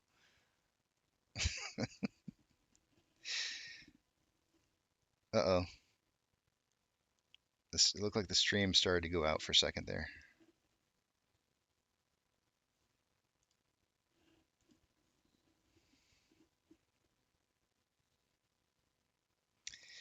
You know what, Anthony? It was really, really difficult, and I wanted to say so many different things. There were so many things that went through my mind that I wanted to say all at once, and it was satisfaction enough for me to know that they were the ones pushing up the price and doing the dirty work that I didn't have to do because I was buying at the low prices.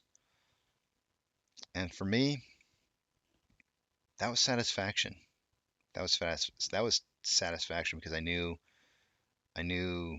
they were the ones who truly had no idea what it was like to be diamond-handed and survive through the crap that it took to get my average price down to what I had it down to at the time. They had no idea, but they did the work, and I didn't say anything.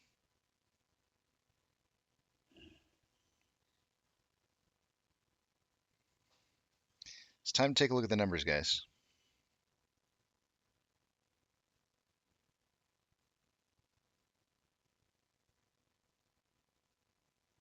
Same exact thing as it stands right now, Joe. That there's an extremely large amount of synthetic shares that are out there that need to be covered for, and that we're still buying.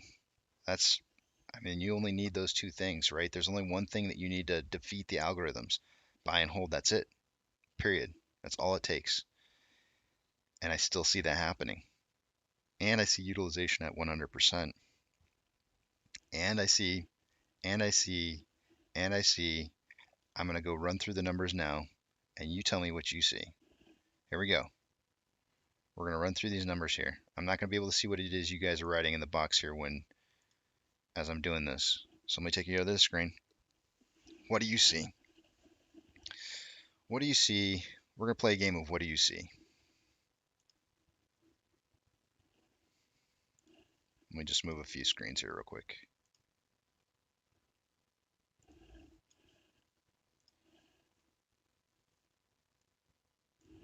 All right, off exchange. Starting right here next to me. 49.64 and 13.57 as of an hour ago. Let me refresh it and see where we're at. 49.7 and 13.29%. So you add those two numbers up together, which I'm doing. 63%, it's 62.99, but I'm rounding up. 63% of our total traded volume is going into the off exchange and basically essentially the dark pools. 63%. What do you see? I see heavily manipulated price discovery. They do not want price discovery to happen, and so they put in 63% of the total amount of volume into the off exchange. How do you, that alone right there, that's insane. That's insane. Let's move on. Vortex.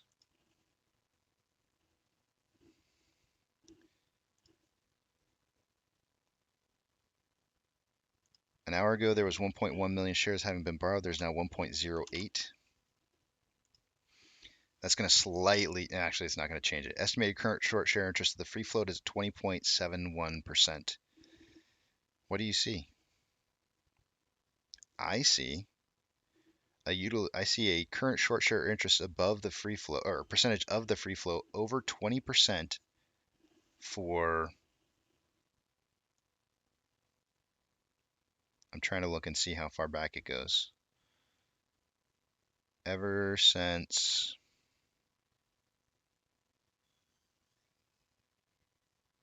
February 3rd. Go look up short interest of the free float and see what is a high number. And what do you see? It'll tell you. Shares on loan. 127 million shares on loan. What do you see? I see a company who only has a free float of 513 of the free float, but 516 million shares that are outstanding. And I see a huge percentage of that. I don't know what it is. Let me just look it up. Oh, it's 24.84. The percentage of the free float on loan is 24.84. Nearly 25% of all the total outstanding shares are on loan. What do you see? Utilization, 100%. How long? 24 days in a row. Utilization has been at 100%. What do you see? I see some really high numbers here, guys. I see a lot of market manipulation, but I'm not done. What is institutional ownership on this page? Institutional ownership is at 187.9 million shares for a total of 36.36%. What do you see? I see on loan amount an institutional amount on loan higher than 50%. And our CEO has already told us that we own 90% of the float. What do you see?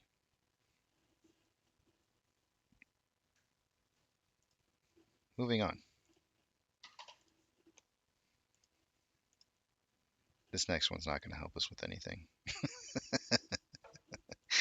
I only watch this just because I think it's interesting to see how the options affect price. So I'm not going to ask you what you see on this one because I don't see good stuff, that's for sure. For options, what we have here is we have the highest amount of options for the calls an hour ago was at a $15 strike price. There was 14.1 thousand contracts. There's now currently 15.9. And on the puts, highest amount of options at a $14 strike price an hour ago, there were 6,000 contracts. There's now 7.7. What I see, I'm just going to say it. I see a heavily manipulated derivatives is what I see. And I think that if we're going to continue to go down this road of putting our money into the derivatives on this stock, that we're trying too hard. The market will take care of it. As far as a gamma squeeze goes, I don't think we have to do anything. The market will take care of it on its own. You don't have to believe me. We can choose to see things differently on this one, but I'm not in belief that you have to play the options in order for this to have a gamma.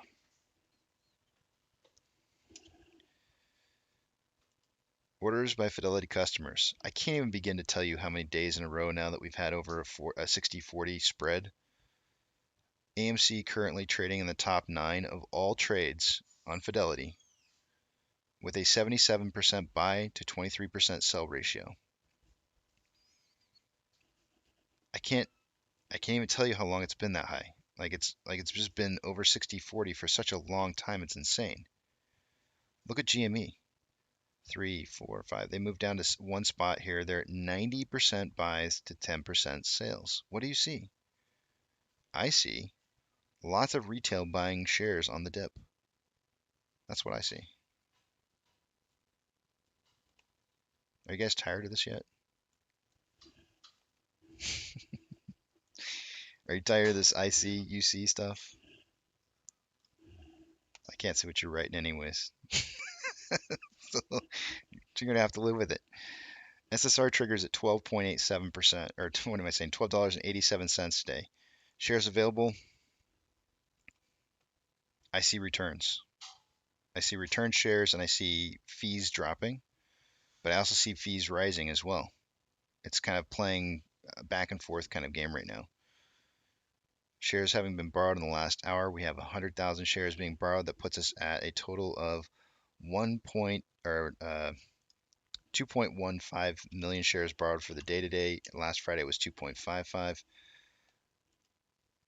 I see numbers that are getting increasingly smaller and smaller and smaller, and I think it's a good thing.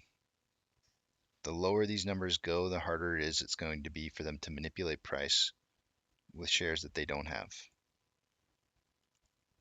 Calls. Again, I don't like this, but this is what I see. 2.8 thousand contracts are in the money on the calls. 361,000 contracts are out of the money on the calls. 126,000 contracts are in the money on the puts versus 35,000 contracts that are out of the money on the puts. What do I see? I see a lot of manipulation here in various ways, using the derivatives to try and control price. But I don't see it necessarily in our favor. But it's also not a good thing for hedge funds because it's costing them to do this kind of work. Now, the more we play into this, the more potential they have for earning money. So it really matters how much retail is losing trying to play options in this. If you're losing money playing options in an AMC trade, stop being the player. Be the house. Owning share ownership is being the house. Playing in the derivatives just makes you a player. And Vegas wins. More often than not, Vegas wins.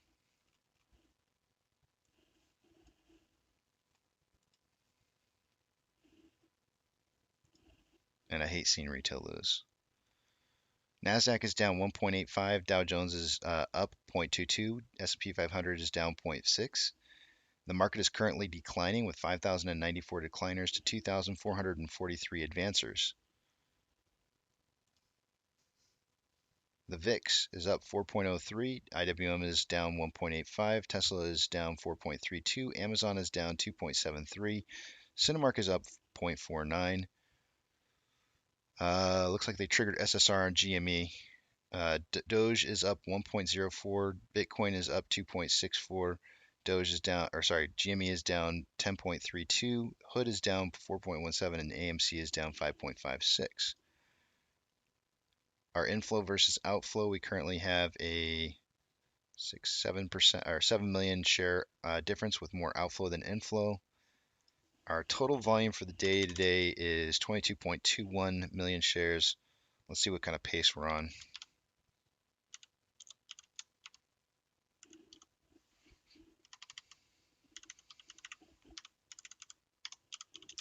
We're on pace for 38.8 million shares traded for the day today. I suggested earlier before the market opened that we would be somewhere between 20 and 40 million. So pace has definitely slowed down. Volatility is tightening back up again. They're going to try and push this some more. On the daily interval, just looking at the Vortex indicator and RSI, we have more buying pressure than selling pressure with an RSI of 33.2. On the hourly, we have more selling pressure than buying pressure with an RSI really low at 25.94%. Heavily oversold, signaling right now. On a 30-minute interval, we have more selling pressure than buying pressure with an RSI of 34.55. And on a 5-minute interval, we have more selling pressure than buying pressure with an RSI of 38.72. So they've still got some more room to push this down based off of RSI numbers. Let me just kind of zoom out a little bit here.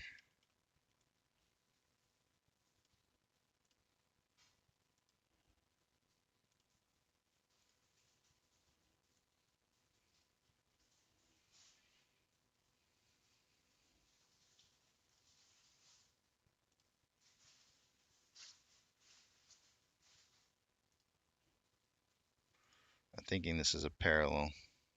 Nope, not quite.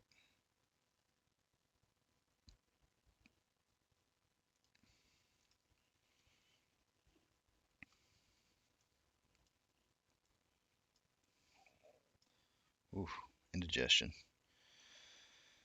It looks a little bit like, let me just see here, times 11:35. Yeah, I think we just have a descending wedge. Falling price, falling volume. We should see a breakout going up. The question is when? Perhaps in this time frame. Might be a little bit too late. Let's move it right there. So leaving out just the tip. I might actually need it. It might actually break out like right now. This is pretty far down. This is pretty, considering the decline of this. When I zoom in on this and kind of scrunch it up, I can see that it's like this is too tight, too narrow of a tight. We're not traveling far enough down here. If I pull up the trend channel on this, oops, wrong one. If I pull up the trend channel, let's go back.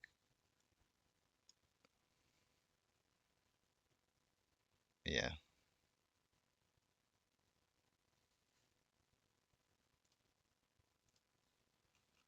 I basically called it right when it was happening. It's kind of lame.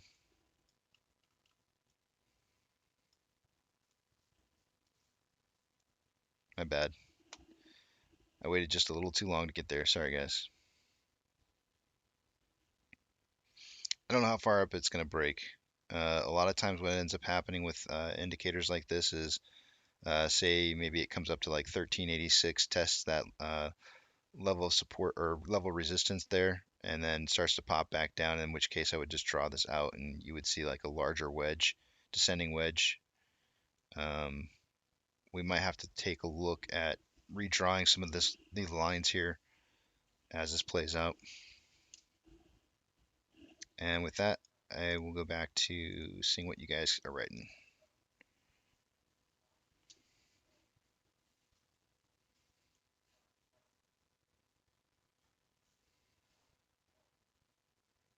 Michael, take care.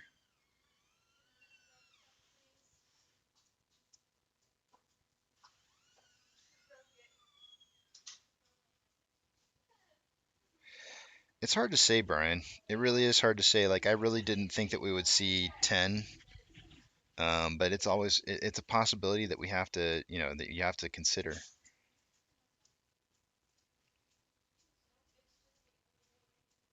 Lucky says, "I see in my mind's eye Frank Sinatra singing 'Fly Me to the Moon.' That's awesome."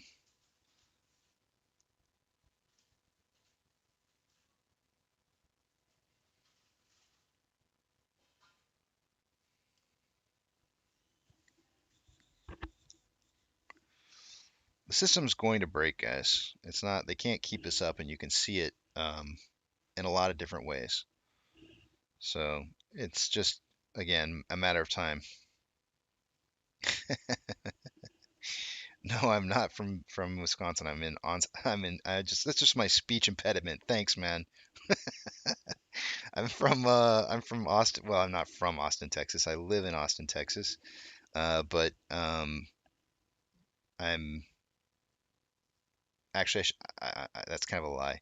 I'm in the surrounding areas of Austin, Texas. I just don't say where because nobody ever knows where it's from. It's like when I used to live in Arizona, I always told everybody I lived in Phoenix because nobody knows where Peoria, Arizona is. They're like, Peoria? Never heard of it. And I go like, yeah. And it's like when I lived in California, I always said I was from San Diego. Really, I was from La Mesa, but nobody ever knows La Mesa, California? Never heard of it. You know what I'm saying? So I just say I'm from Austin, Texas, because I live in a suburb, and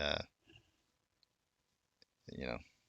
But definitely, I've never even been to Wisconsin, as far as I know.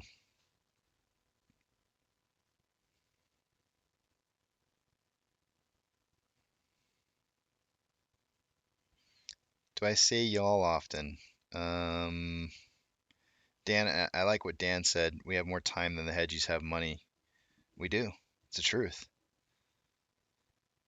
Yeah, they did trigger SSR for GME. Um, do I say y'all? I do, but you actually spelled it wrong, DJ. Just so you know, you got to put the comma after the Y. It took me a while to figure it out. I think that's how they do it. I'm pretty sure it's Y apostrophe ALL.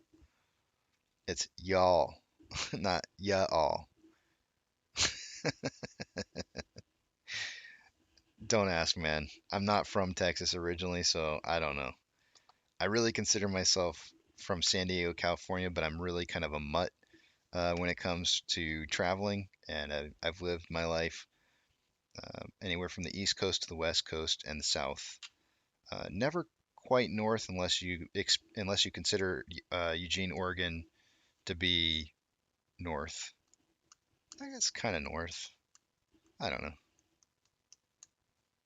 Just not north central.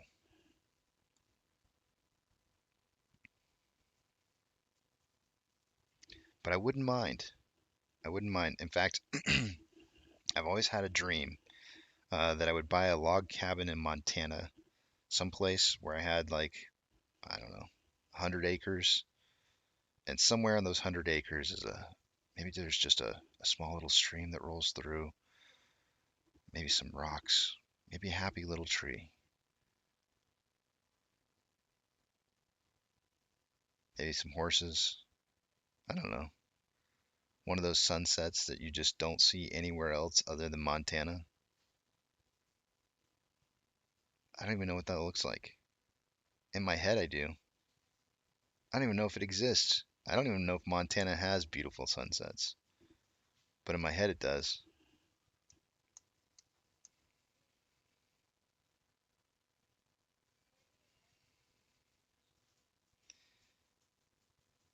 GD used to Cubs training camp in Peoria. If you do that, you got to keep the beard.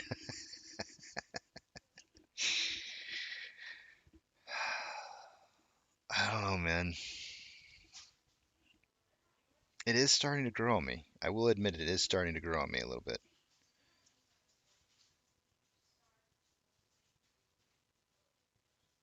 You know what? It's really weird that you would say that, GD, because I feel like the Cubs training camp wasn't in Peoria. I feel like that was someplace else.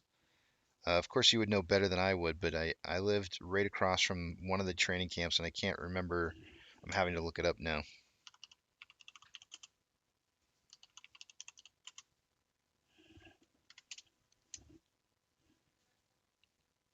Who was it home to? I thought it was the Dodgers and the Mariners, possibly. Okay, yeah, Padres.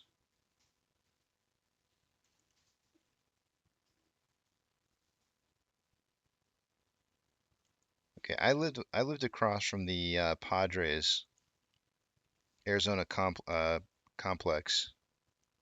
I was on the other side of the what was it the 101 or 303 or I guess it's a 303 or something like that.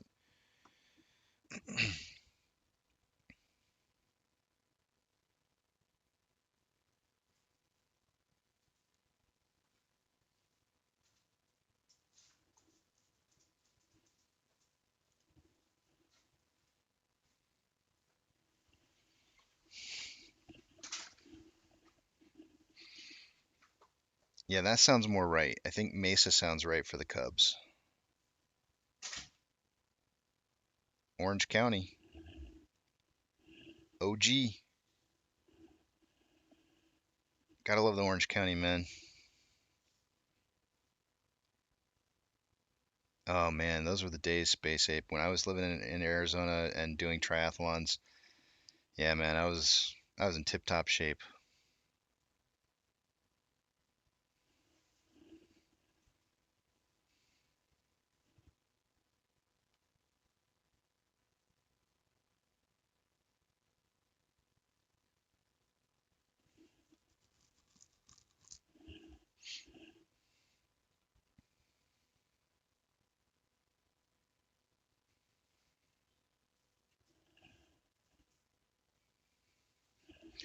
Hold on a second here, guys. I want to check something real quick.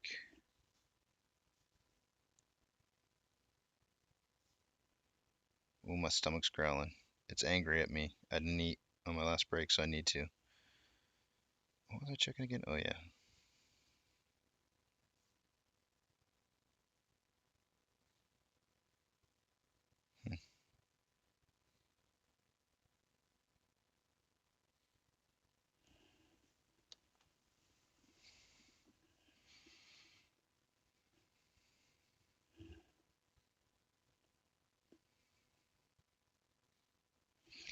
Do you ever watch OCC DJ, Orange County Choppers?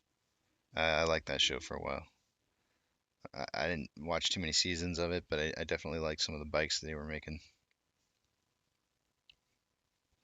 I always wonder though if the bikes are a lot like those Move That Bus homes. Of like I've heard some horror nightmares of some of those homes that they're only like partially completed, and that they end up having like a lot of problems with the homes afterwards. It's like, oh crap. And they just made it like stage worthy or show worthy for the homeowners, and then just pretty much left if they didn't get it done in time. So there's like a lot of leftover things that weren't done. So I always wonder that about the OCC choppers. Like, do they just make it look pretty, but then the bike doesn't really like work that well for very long? I don't know. I always wonder.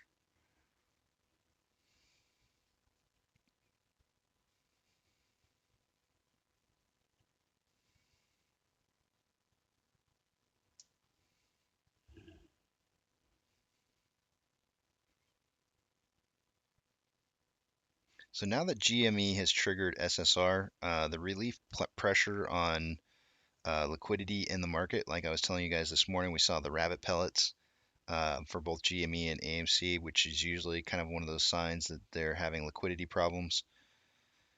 We really kind of saw a lot of that happening this morning for both GME and AMC. So you can almost bet that there's a good chance that they'll try to run either AMC down by the end of the day to trigger SSR as well, or you may see, excuse me, I see price rise up a little bit, maybe back into the like 14 range, and then potentially maybe a day or two from now they'll try again at SSR triggering on AMC. So if we were to move back up into the 14 range,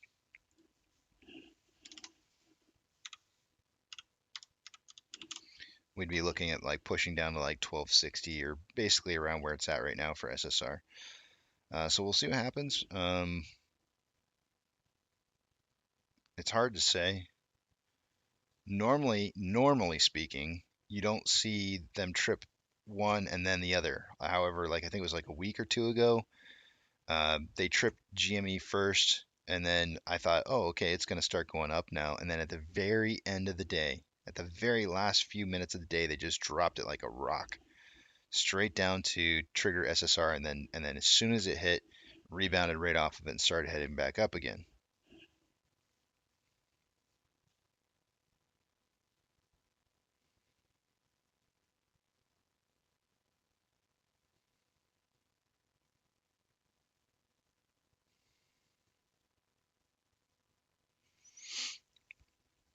I don't know if Nikki's watching. I think it was Nikki that posted I think I saw a picture Nikki posted on Twitter of some snow. I'll let you all come down here. There, I just said it, DJ. I'll let you all come down here and hang out at my place if you've got snow at your place, and I'll trade you.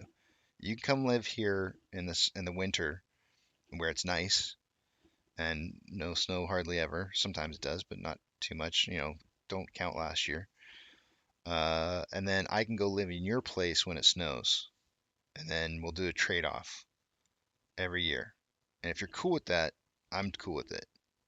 So just let me know if you guys want to do like some kind of swap, because I really need me some snow, and I need me some scan.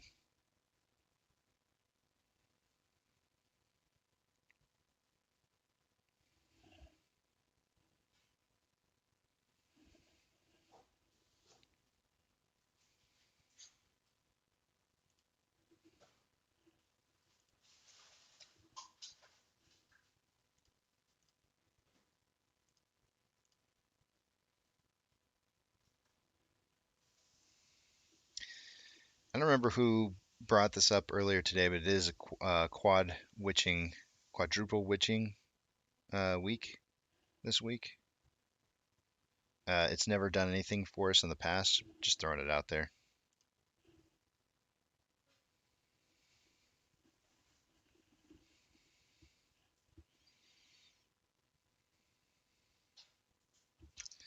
So I've only had two bikes, GD, and they're night and day difference between the two. The very first bike that I ever bought, I bought a Fuji Ace, which had what's the step down from Dura Ace? I think a step down from Dura Ace was Integra, maybe. Integra shifters on it, and and the bike weighed without aero bars. Now, of course, I know as a cyclist you go like aero bars, ew, right? Like I get it, I understand, I know. But I was this triathlete, so we're allowed to have aero bars. But with aero bars on, the full load out, like a Beto box and all that kind of good stuff on there. I think the full weight of the bike was just over 40 pounds, like 41 pounds, and because it's a steel frame, steel frame, yeah, it's a steel frame. So super heavy bike, 40 pounds is absolutely massive. It's a behemoth. But boy, I'll tell you what, it can take bumps like nobody's business without killing you to death. Uh, but I upgraded, and that bike only cost, by the way, I think it was like without all the extras that I ended up adding over time, right out of the box, I think the bike was like 550 maybe. It was real cheap, super entry bike, right?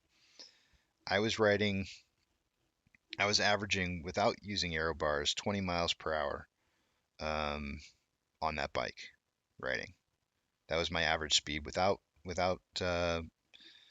that's leading. Leading, I could lead 20 miles an hour for um, I don't know, any, almost any distance.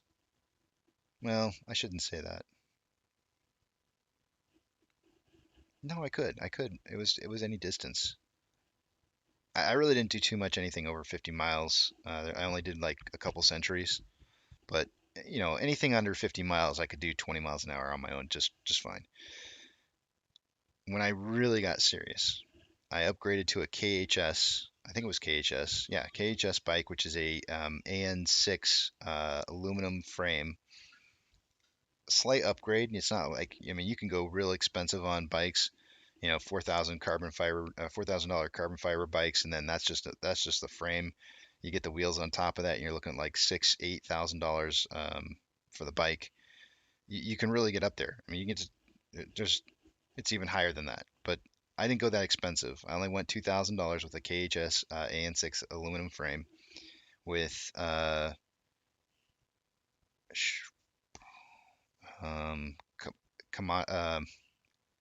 I'm gonna say the name horribly.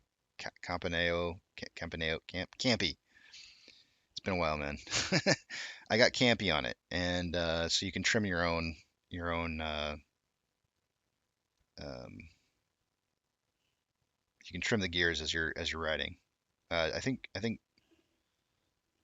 Shimano came out with something like that later. But anyways, it was a really nice bike. It cost me $2,000 for everything, and the bike weighed with everything on it, including aero bars, Beto box, just completely loaded out for a race ride. Came in at like I think it was like either 18 and a half or 19 pounds. No, I didn't ride back in the 80s. And but anyways, that road bike, I took it out. My goal was to platinum because I went from 20 mile an hour averages on the Fuji Ace to with the KHS to riding like 24 and a half miles per hour. Well, no, it was more like 23 and a half miles per hour with no aero bars, 25 average with aero bars, all by myself, no assistance. And I was looking to platinum the Tour de Tucson the year that I got it because the previous year on the Fuji Ace I had missed the Tour de Tucson platinum level, which is finishing the century in under 4 hours, I think was the goal. I don't know. It's been a long time since I raced it, but I think maybe it was more than that. Maybe it was more than 4 hours. I don't know. I feel like it was four. Yeah, I think it was 4 hours, and I did it in 4 hours and 15 minutes. And the only reason that I didn't make it was because we got stopped by a train and we had to wait, and the train was 15 minutes long that we had to wait through. And we missed it. We all knew that we were on pace and we were going to make it, and we were all really happy. And then when the train rolled through and we had to stop, it was terrible. But anyways, I went back the next year with the KHS bike and was determined that I was going to break. I was going to platinum for sure. I would have, but I got involved in an accident. So, and that was the end of my career. It was the end of my career.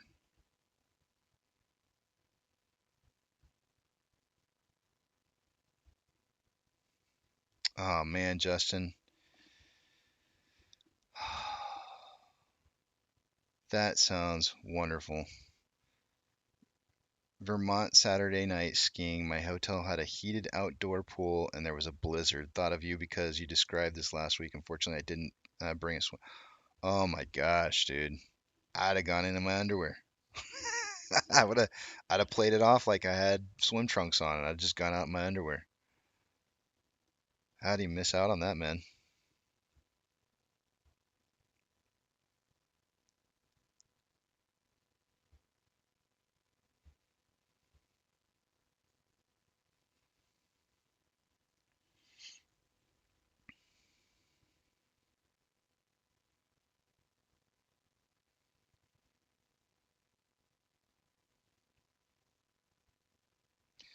That's pretty good. 4 hours is not bad at all. I was doing half marathon. I never actually did a full marathon because I don't like, I like to win. I like placing high. At least like placing high, and so running's just not my forte back in the day. So the fastest I could run, I think the fastest I ever ran a half marathon was like 1 hour and 40 something minutes, 43, 42, something like that, 142. Um, and I just never wanted to train for the longer distance. I didn't see any need to, and I didn't have any desire to. Running is by far my weakest of the three disciplines, which is unfortunate because when you're doing triathlons, running really is where you can win the race.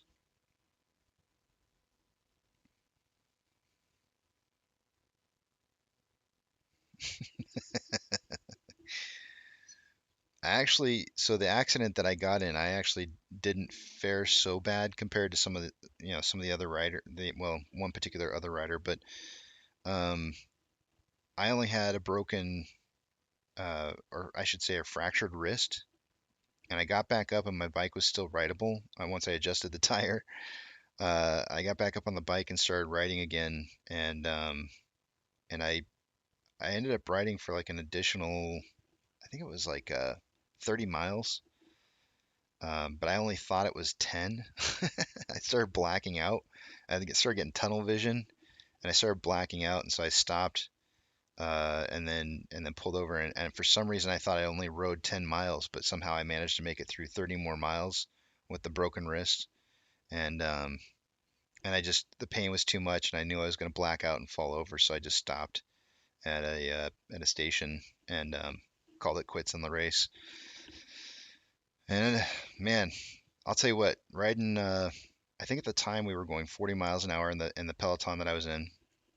We were riding 40 at the time, and hitting the asphalt at 40 miles an hour is nasty. Super, super nasty. The road rash from that, when you're in one of those bike outfits, the spandex pants and everything, it's absolutely just horrific. And I didn't, I don't really, back in those days, I didn't really shave, but the hair was short, and road rash and hair do not mix.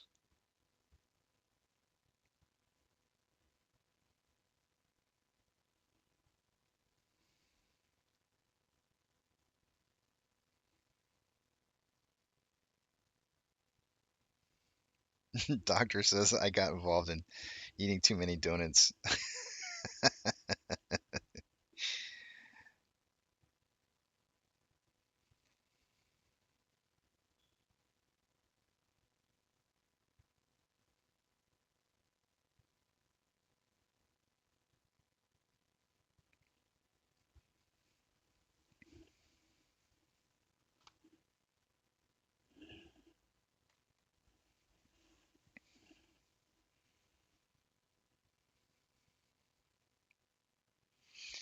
So it's not just us right now, guys, just so you know, because I'm looking at everybody. I mean, the whole market's just taking a big poo-poo. I need another background. All right, let's fix it. Brian, what do you want? We can fix it up here. How about no background? We can put no background on.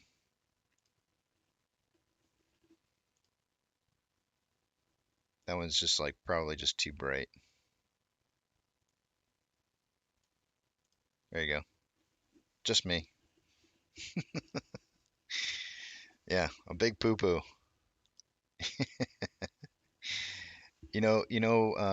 There was something that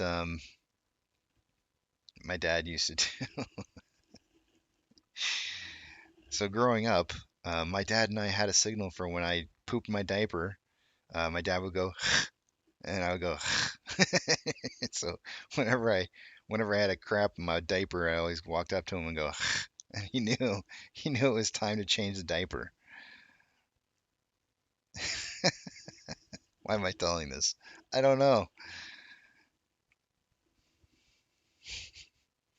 Something with meaning. Hmm.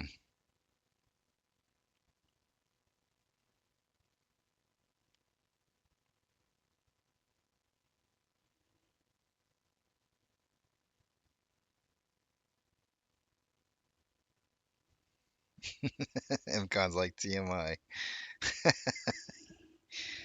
Guys, I gotta get in touch with one of my moderators who's kind of disappeared a little bit off the face of the earth here and find out what the heck's going on.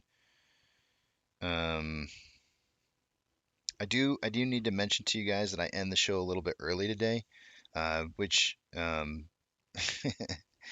which is kind of great in a way because Froggy, who I just interviewed yesterday, starts his show at 3:45 Eastern, which would be 2:45 my time.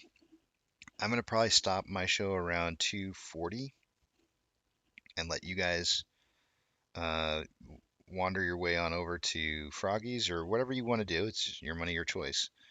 But I'm going to end the show just a little bit early. I have a doctor's appointment to go attend to. When I scheduled it out a while back, I figured ending 15 minutes wasn't the end of the world. Now it feels like it's the end of the world.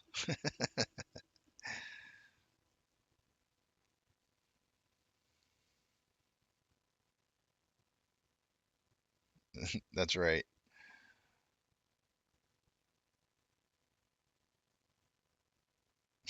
The Trey Collins sniff. He does. He takes the biggest sniff. The biggest sniff. I love it. I think it's hilarious.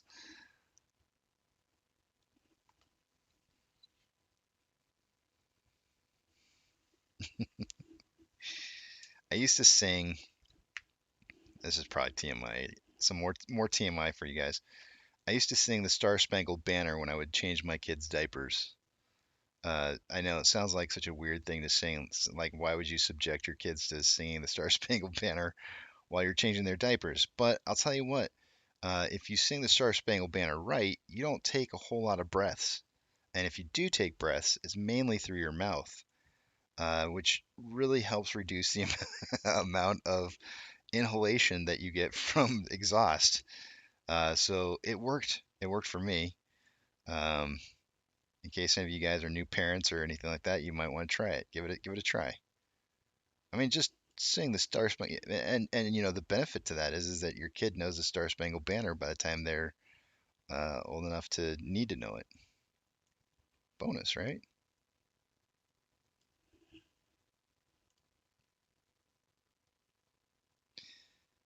My wife just says you scheduled it out a while back. I just found out today. I did schedule it like way long time ago. That's why I'm just now remembering. Because I got this alert on my phone that goes like, "Hey, you got an appointment today." I was like, "Oh yeah, that's right."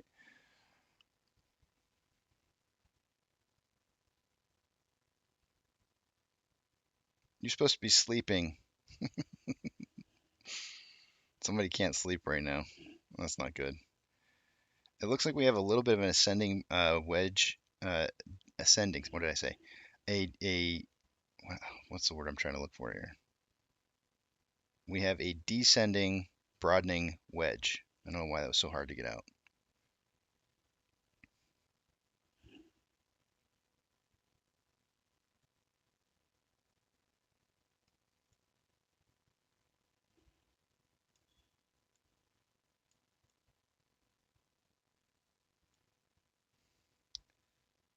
That's what this kind of looks like.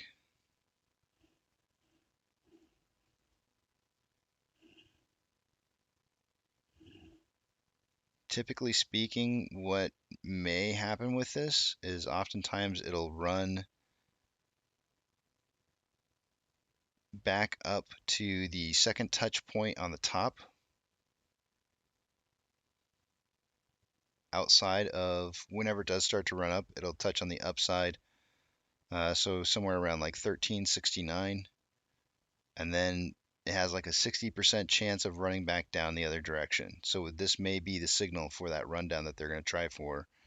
I don't think this is not looking the broadening wedge doesn't look large enough to me to be the type of wedge that would get us down to that $12.87 range. But we'll have to just kind of see how much consolidation it does on the wedge here.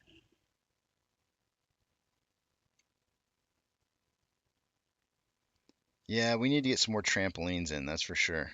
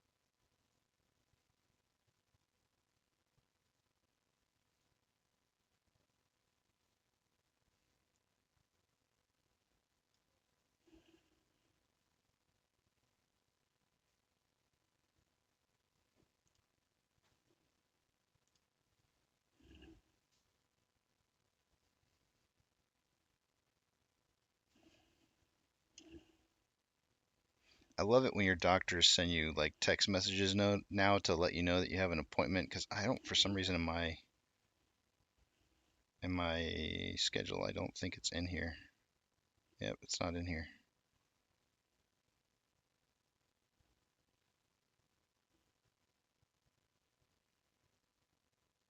Wait, Mardi Gras this week? My calendar says Shrove Tuesday, Mardi Gras. I have no idea what that means.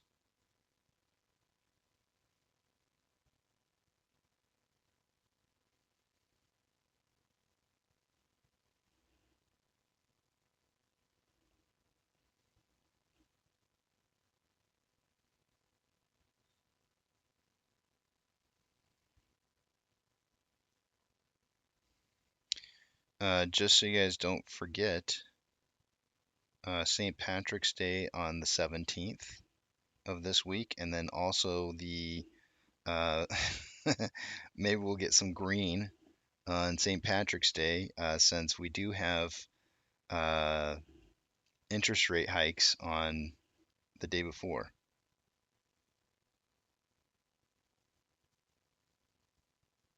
I don't know these holidays, guys. I don't pay attention. I really just can't remember the dates.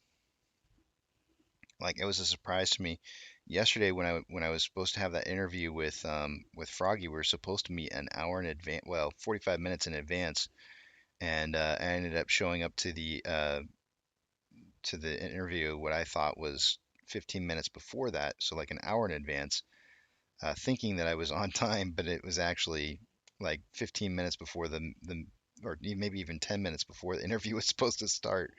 And I was like, oh, because my wife reminded me I was helping her cut up some potatoes, and she's like, aren't you supposed to go do your interview? You gotta go do it in like at 10 minutes. And I was like, no, I got another hour.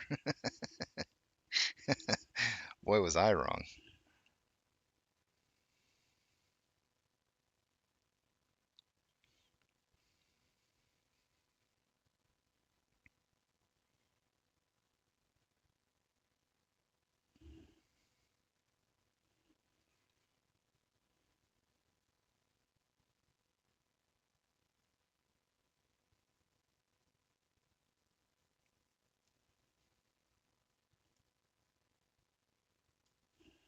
Let me look and see if I can't find any news.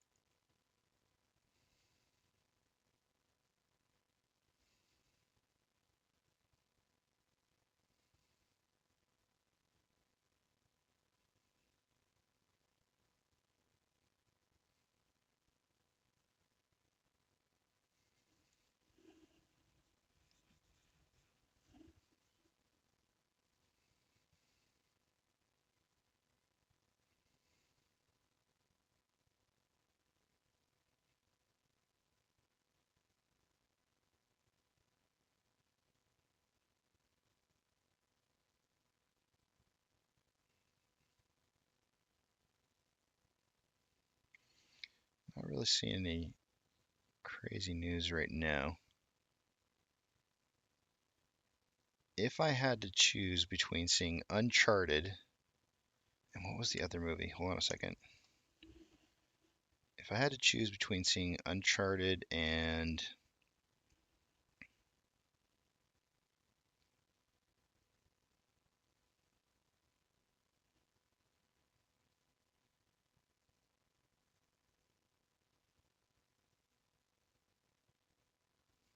oh, Moonfall.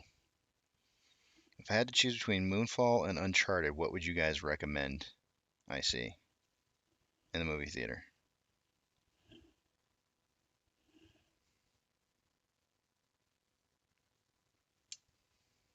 Just out of curiosity.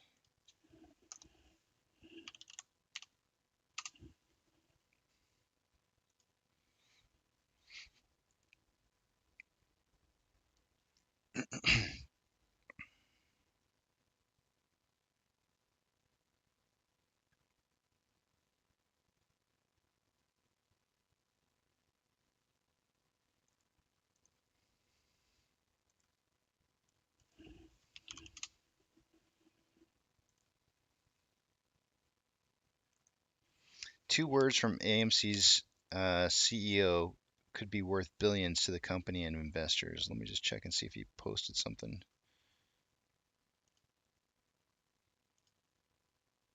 Man, I hope my wife's not using my voice to try and fall asleep too.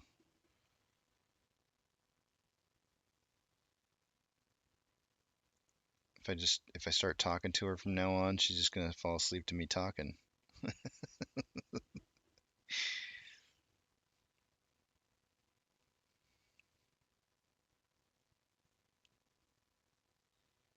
It's difficult to say, DJ. I don't know the answers to those kind of things. It's very, very difficult to say. I mean, almost always it seems like it takes a downwards movement, but it's not necessarily true. If you look at the historical data, that's not always the case. It's really difficult for me to determine that information.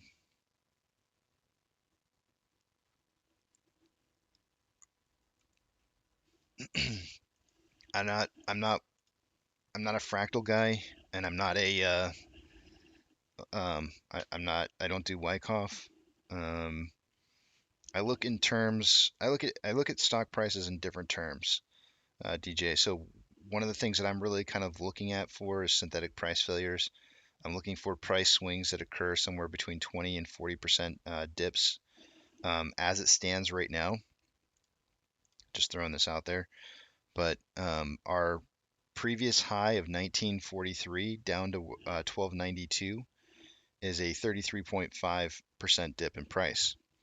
Why is that significant? Very oftentimes you see price swings off 35 and 40% range dips.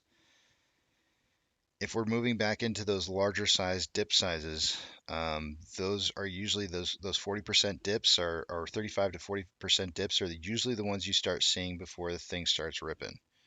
20% dips are usually what you are like the precursor to the bigger moves. So you see 20% dips, then you start moving to 40% dips, then you start moving to 60% dips. And when you jump from 40 to 60, it won't be even questionable. You'll be in the MOASS. So I look at in terms of dip sizes. I think they're much more telling, and um, they kind of give you like a good indicator as to where you're moving towards. So at this point in time, until we see a big push upwards of at least 15% off of 1292, we're still tracking new lows. So I would suggest that we would need to see at least a somewhere very close to a 35% or 40% dipping point before we start moving up, because we've already gone well past 20.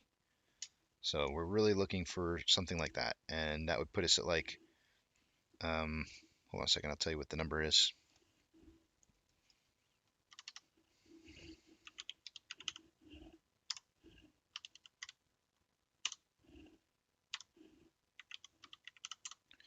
$12.63. Let's just call it 12.63. So I'm going to put a red line at 12.63. Let me see if I have any lines already down here on the page. Hold on a second. I don't think that I do. So I'm gonna put a red line at 1263, which is going to be the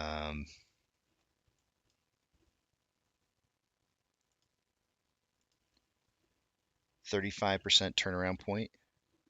1263.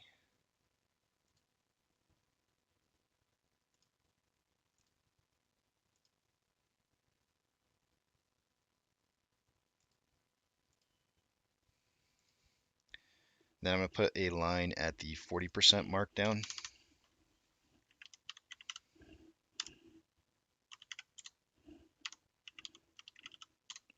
which is 1166.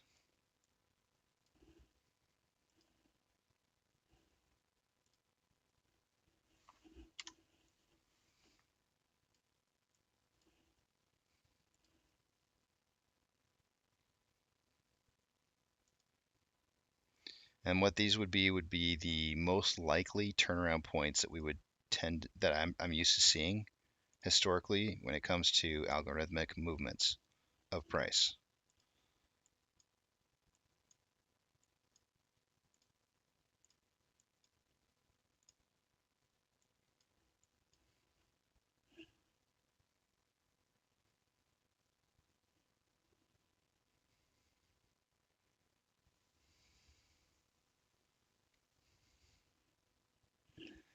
Well, I do. I actually do have that up there, AP. The blue line way up here, it's 15 or 1485 is that would be the turnaround point to where we would need to break through 1485 for us to see a reset or new highs, tracking new highs. So the blue line's up there, as well as the red line's down below. So we're kind of like in no man's land right now. We're playing right down the middle of no man's land.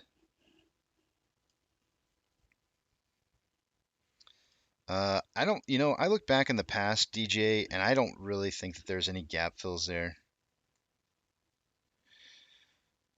Let me see here what you guys are writing. Jana says, I use your voice for that. No. Could this be a slow burn of the kitchen sink, or do we feel like it's going to? No, I don't think this is the kitchen sink at all. And I don't, MCon. That's the one thing I try to avoid more than anything. I, I don't recommend. I try to stay away from that. Um, Maybe in the future we can all have a place to go to that I've already kind of set aside and prepped for us, to where we can go and we can talk about those kinds of things privately. But I'm just not willing to talk about those publicly. And then, of course, no pressure ever, right? Like I'm not trying to pressure anybody into doing anything, and I never will.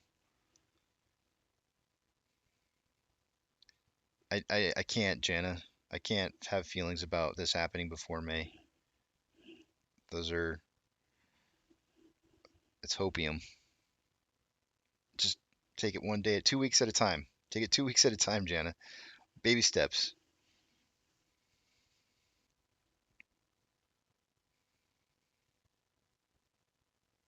5 minutes in and they were out. Jeez.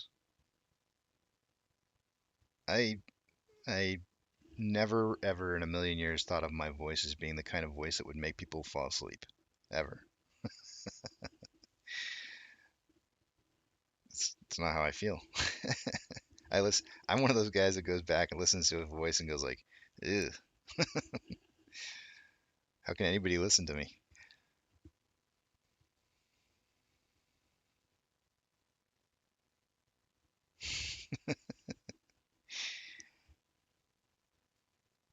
Do you think they will trigger SSR today or tomorrow so they can load up on the synthetics before the tax hike?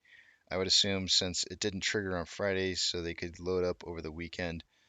I think, you know, whatever fits the narrative of us hitting one of those two numbers um, tomorrow or the next day, and those two numbers meaning 1263 or 1166, whatever makes the most sense. So if we added,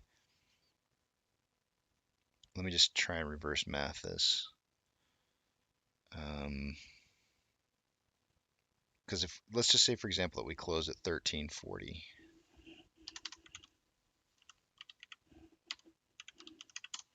1206 would be 10% down more, and that's in between those two numbers. So my guess is that where we finish today probably won't be around 1334.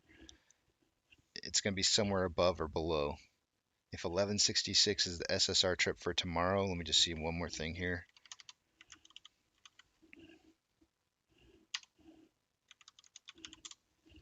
$11.58. That actually could be the right number. We could come very, very close to hitting or tripping SSR today, but not quite making it and closing just above SSR tripping, and then driving down to 1166 to trigger SSR at 1166 and bouncing off that pretty hard, and looking for some new highs. Not all-time highs, but just moving to new highs.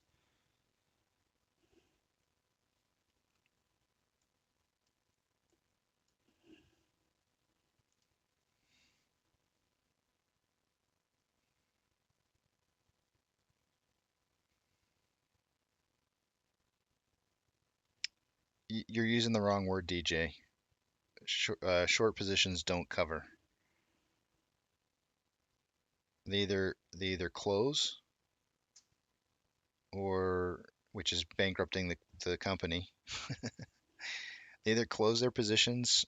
Some of their positions, they usually create more short interest as they're moving down. But closing a position, now covering would imply margin calls. So if that's the case, if you're suggesting margin calls, then the answer to your question would be whenever margin calls start happening. It won't be a price like $8.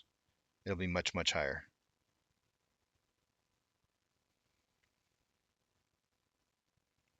That's cool. Thanks, Rumtech.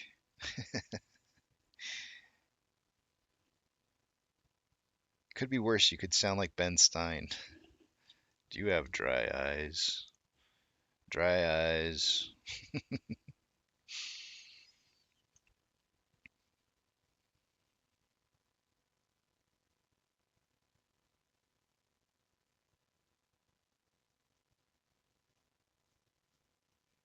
Yeah, closing their positions, they would have to do after the price moved out or below their closing position, or sometimes even beyond lower than the price, right? So in order to close a position, they're really going to have to get the price likely much lower unless they want to close at a loss, which they could do. But the thing is as price moves down, and I'll show this to you real quick here since it is 1 o'clock and I need to go through the numbers real quickly anyways. Let me just show you guys this real fast. This is one of the signs that they're closing positions, is when you see exchange reported short interest starting to head down, right? And you can see short exchange reported short interest here, which is a lagging indicator by 15 days. You can tell when it's decreasing. It's very obvious. It's got a downwards angle. However, guess what? Even at our current amount at 101.3, it was still higher than, or just about as high as the highest point leading up to June's run up. So the amount of short interest that's currently open is still very, very, very high. And as this moves down, they will absolutely be closing a current short interest that's open. But look at what our estimated current short interest is right now. It's showing 106, which is higher than what it was 15 days ago of 101, which means we would actually be driving short interest up. So, if you want to talk about worrying about closing positions, not yet. We're not even close to those kind of numbers yet. Not even close.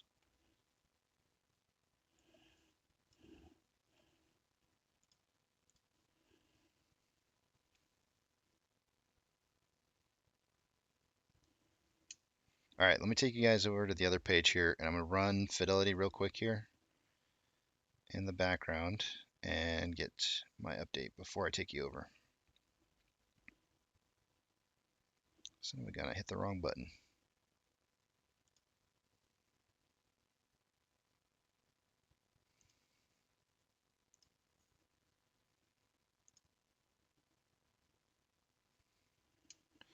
All right, taking you guys over to the other page.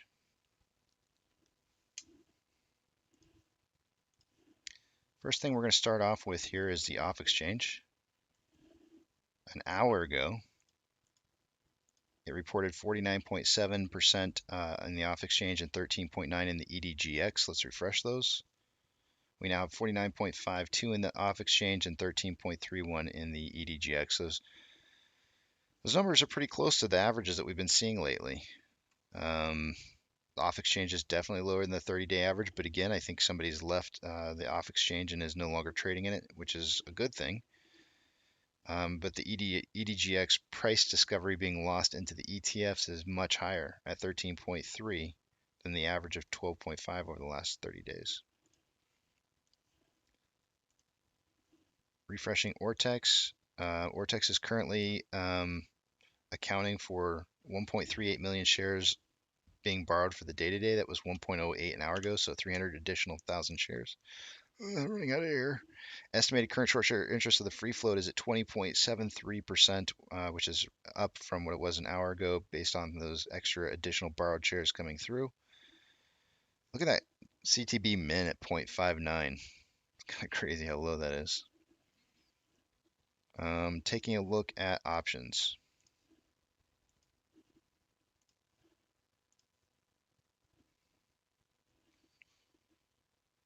At a $15 strike price, an hour ago there was 15.9 thousand contracts. There's now 16.5. On the puts, at a $14 strike price, an hour ago there were 7.7 thousand contracts. There's now 7.8. So not much change on the put side as far as volume goes, but on the call side, still at least very easily a 2-to-1 ratio in volume. And options kind of signaling towards a closing price of somewhere between 14 and 15 by the end of the day today. Orders by Fidelity customers. GME is moving up the list rapidly, very, very, very rapidly, with an amazing 91. Not just amazing, like holy crap, holy crapola. 91% buys to 9% sales. That's insane. That's insane. That's nutty. It's nutty is what it is. AMC has fallen off the top 10 list. I'm wondering if they're stopped DRSing some of their shares. It's insane how high that is. AMC has fallen off the top 10 list, and we're coming in at 11th right now with 78% buys to 22% sales. 100% buying this dip. Absolutely massively buying this dip on both sides, both companies.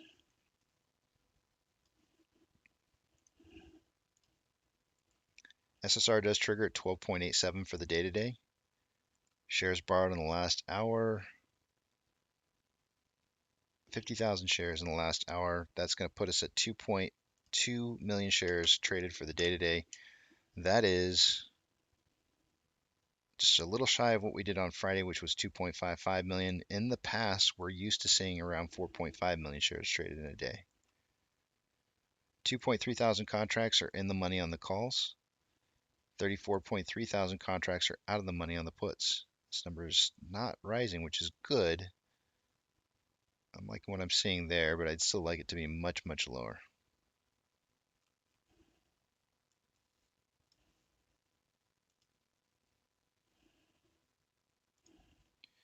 The Nasdaq is up 1 point.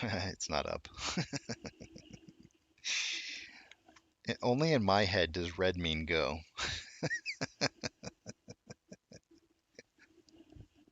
We have been in this play far too long. Red means buy. So I think go. That is not a go sign. Nasdaq is down 1.83%. Dow Jones is down 0.18. S&P 500 is down 0.75. We currently have 5,315 decliners to 2,215 advancers. I usually would say anything less than 2,000 would be a market on fire. So we're getting really close to the market being on fire. Not go time. Unless you're GTFO, maybe that kind of go. The VIX is up 6.34%, which is showing high volatility inside the market. IWM is down 2.09, Tesla's down 3.72, Amazon down 2.16, Cinemark is down 0.45, Doge is up 1.2, Bitcoin is up 2.57, GME is down 12.78, Hood is down 2.95, AMC is down 5.87. I just want to say, guys,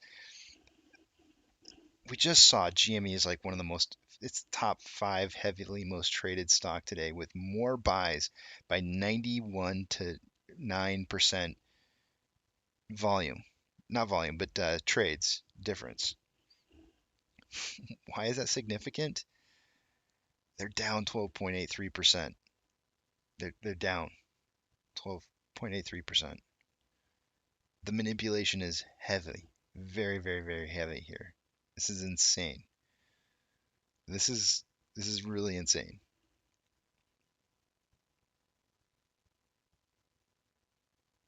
I'm just kind of lost at words. I'll say this though.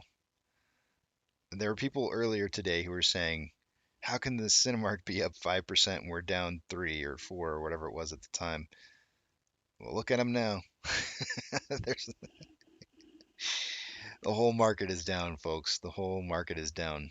It's not just AMC. Inflow versus outflow. We have 8 million spread difference between the two, roughly. I just look at the first 2 digits, so don't jump on me and say, "Hey, it's a little less than 8%." Or 8 million.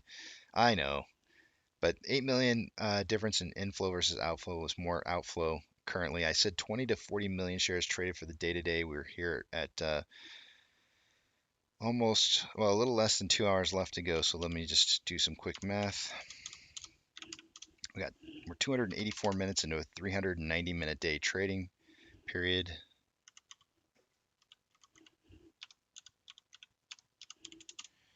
We're looking at we're running a pace of around 35.6 million shares traded for the day to day.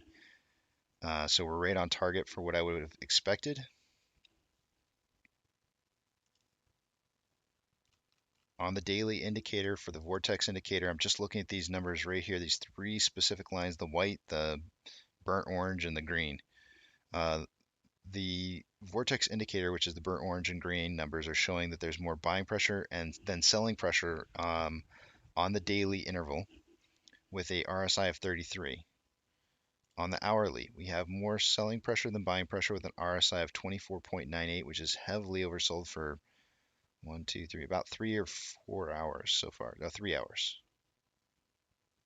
On a 30-minute interval, we have more selling pressure. Nope, nope, nope, nope, nope, nope, nope, nope, nope, nope, nope, nope, nope. Yep, yep, yep, yep, nope. Okay, there is definitely more buying pressure than selling pressure with an RSI of 34.12. On a 5-minute interval, there is more selling pressure than buying pressure with an RSI of 41.55. So some mixed signals in there. We are still trading in the descending broadening wedge. We'll continue to see if that's the case or if it's going to try to break out. If it does break out of this descending broadening wedge at any given point here before going back and testing up here, then I would just simply say that this descending broadening wedge that we're on right now is not necessarily the pattern that we're on. I'm missing something somewhere.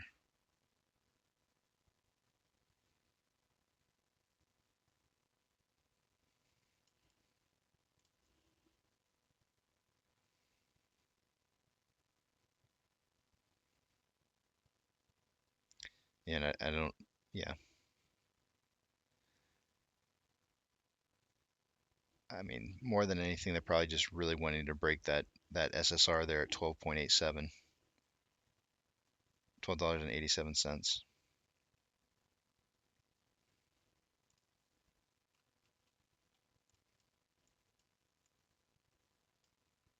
Let's get our Bollinger Bands back up here and see, because this looks like some perhaps maybe some volatility in here. Let's take a look at it and see. Guys, this, again, there are quite a lot of new people on here right now. Oh, son of a gun, I didn't show you, I didn't have it on the right page. My bad, guys. My super bad. Um, One of the things that totally goofed that up. Sorry about that. I was trying to show you things that I wasn't even showing you. If you guys have questions, since there are some new people on the show here, if you have questions, please ask. This is definitely a learning channel. Do not be embarrassed to ask. On this channel, there is no such thing as a dumb question unless you ask the same question twice. Then it's dumb. So if you've asked me more than once if this is the kitchen sink, I'm just teasing. I'm just teasing.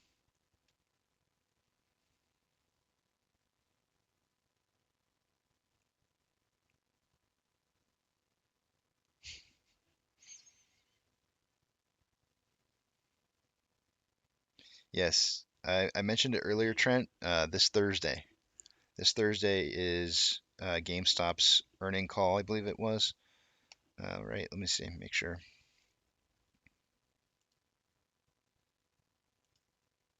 Yeah, the 17th. Yeah, that's right, Thursday.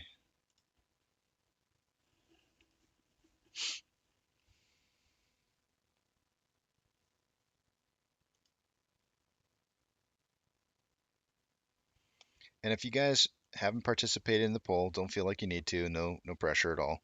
It's just for fun. Just to kind of give the community a chance or an opportunity to see, what your guys' thought is on what price is going to be moving to. Um,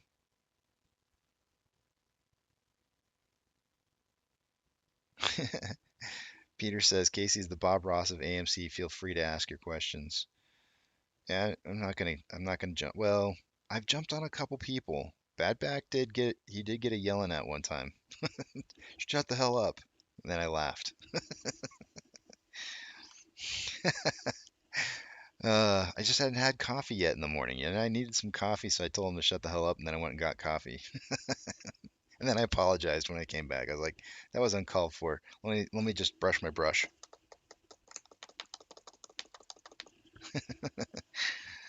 I gotta wring out my brushes.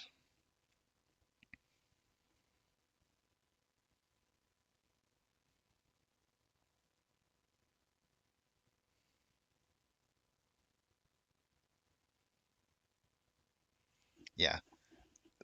All I gotta say about the kitchen sink, guys, is that when the kitchen sink is thrown at you, you will not mistake it. It will not be mistaken. You won't have to ask me. I promise you. You absolutely will not have to ask me if it was the kitchen sink. You'll say, Casey, that was the kitchen sink, wasn't it? And I'll be like, yep, you dang sure knew it.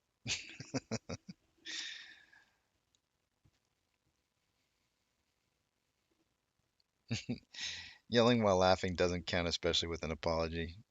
I'm not perfect. I'm not perfect. I do blow up sometimes.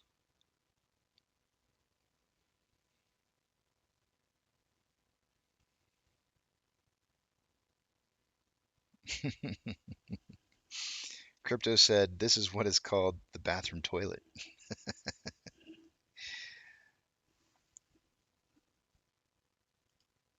Oh, yeah, back to the poll that I was mentioning there for a second. It's just something I do every Monday. We put a poll in there every single Monday about trying to talk about seeing what you guys think, the sentiment that you guys have, and how you feel the stock price is moving. Why is it important?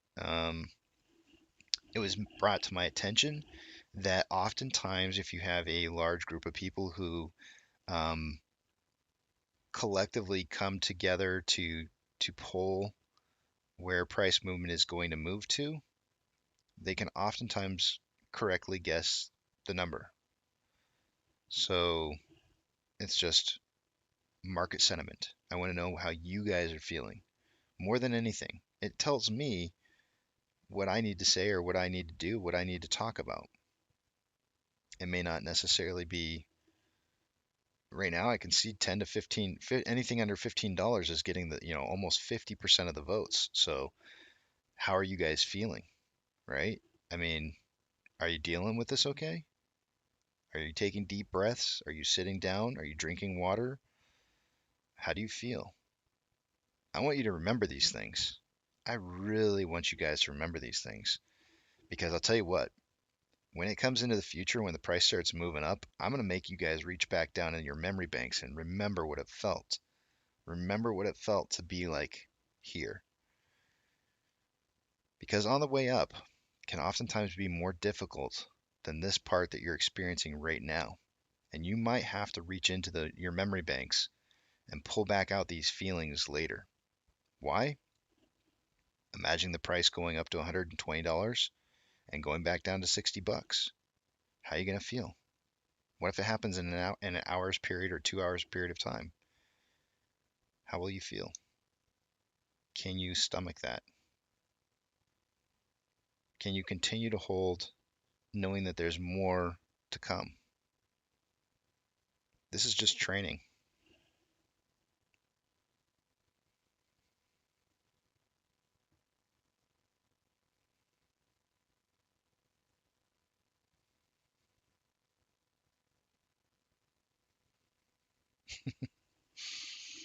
Yeah, I hear you, Trent.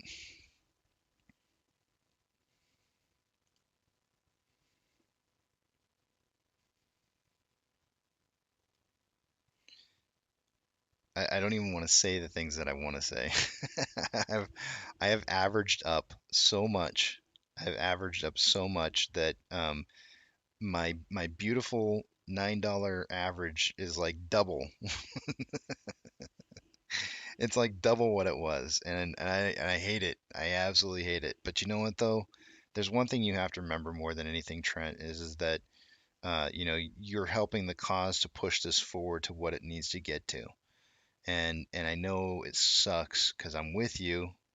I'm with you. I averaged up along the way too, and it sucks. But the unfortunate truth is that we did what we needed to do when we needed to do it, and we have shares, and that's good. So try not to see it from a bad side. Try to view it from a good side. You got in when you could get in, and you helped the cause. Take it for what you can.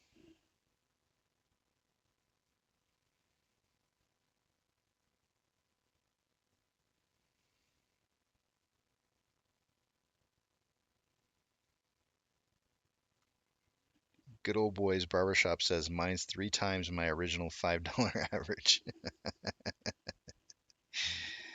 Yeah, I mean it sucks. It sucks, but you're happy in the end. You'll be happy that you had those shares, unless you choose to look at it from the point of view as I could have had so much more. And if you're always looking at life that way, guys, you're never going to be happy. You're never ever going to be happy with what you've got. And what you've got is, I think, pretty amazing. I mean, I don't know what you have, but you got something, or you wouldn't be here. And I bet you I think in the end, I think it'll be amazing.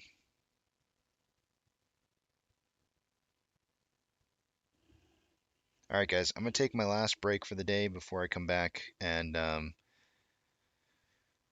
I will see you guys in a little less than 40 minutes. I'll be back at 3 o'clock, or sorry, 2 o'clock. Well, 3 o'clock Eastern Standard Time, 2 o'clock Central. I don't care about you Westerners. I'm totally teasing. I'm teasing. I do care. I just don't. What are we? What is that like? 12? I'll be back at 12. See you guys then.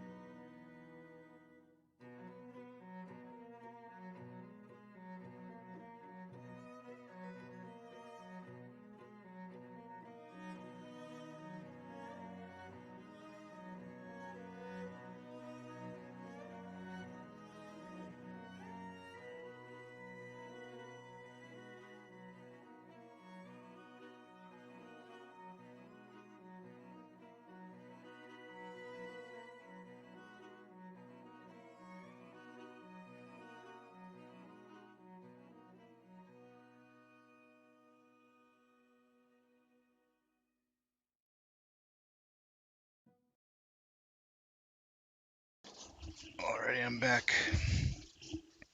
It's that time of the day.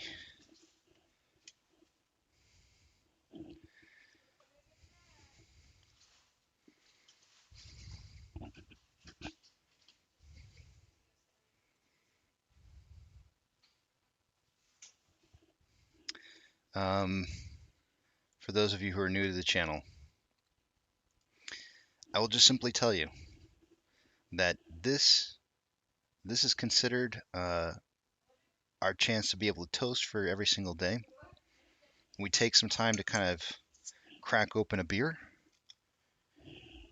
and toast to something that we appreciate or something that we are looking forward to or something that maybe it's just a birthday or something like that. To a good interview this weekend that I had with Froggy Styles. I'm gonna throw a toast out to Froggy. I had a great time interviewing. I don't know that he'll see this, but it was good. I appreciated it. I had a great chance to get to know you, and I'm toasting to potentially a future of friendship through communities and more DD together. Cheers.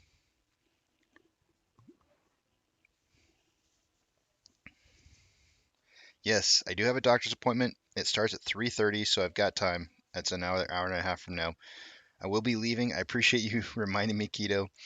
I will probably be cutting out on the stream here. Probably right about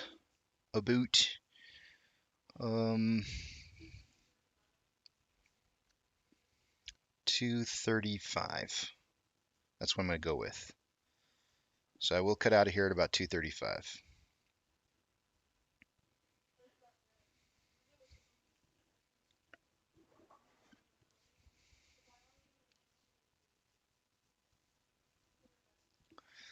I want to talk about the VIX real quick. Money making. I want to show you something real quick here. I've been looking at this at the weekly chart, and I actually did ask Froggy if he had ever seen 4 red ascending candles before, and he couldn't recall having seen 4 red ascending candles. But he was in agreement in the idea that somebody's trying to keep this from rising. Guess what? Guess what? Take a look at the 4th. Now we have a 5th. Today is green so far.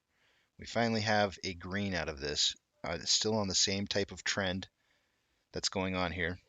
But what I really want you to notice more than anything, guys, is this blue line on the vortex indicator. How it's slowly creeping up here. And 3 cycles ago, they were able to continue to keep this down. This cycle was supposed to cross over. I don't think they're going to get it to. You can see the blue line severely heading upwards, which means huge amounts of buying pressure in contrast to selling pressure that's happening on the VIX. It's tearing this S apart. It's tearing the ship. Yes, I meant ship. Ship was definitely what I meant to say there. RSI is down here at the bottom. RSI is only at 62.37 on the weekly, which means it's got plenty of room to continue to move up. This thing is going to rip. It's going to rip this ship up. But yeah, that's our economy, our market going down. So let's take a look at AMC. Let's see what we got for numbers here.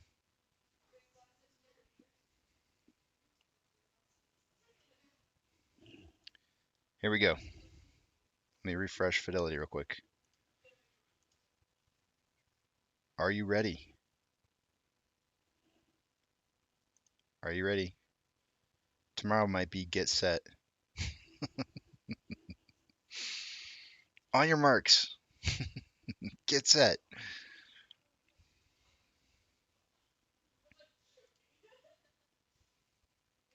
All right, taking you guys to the other page.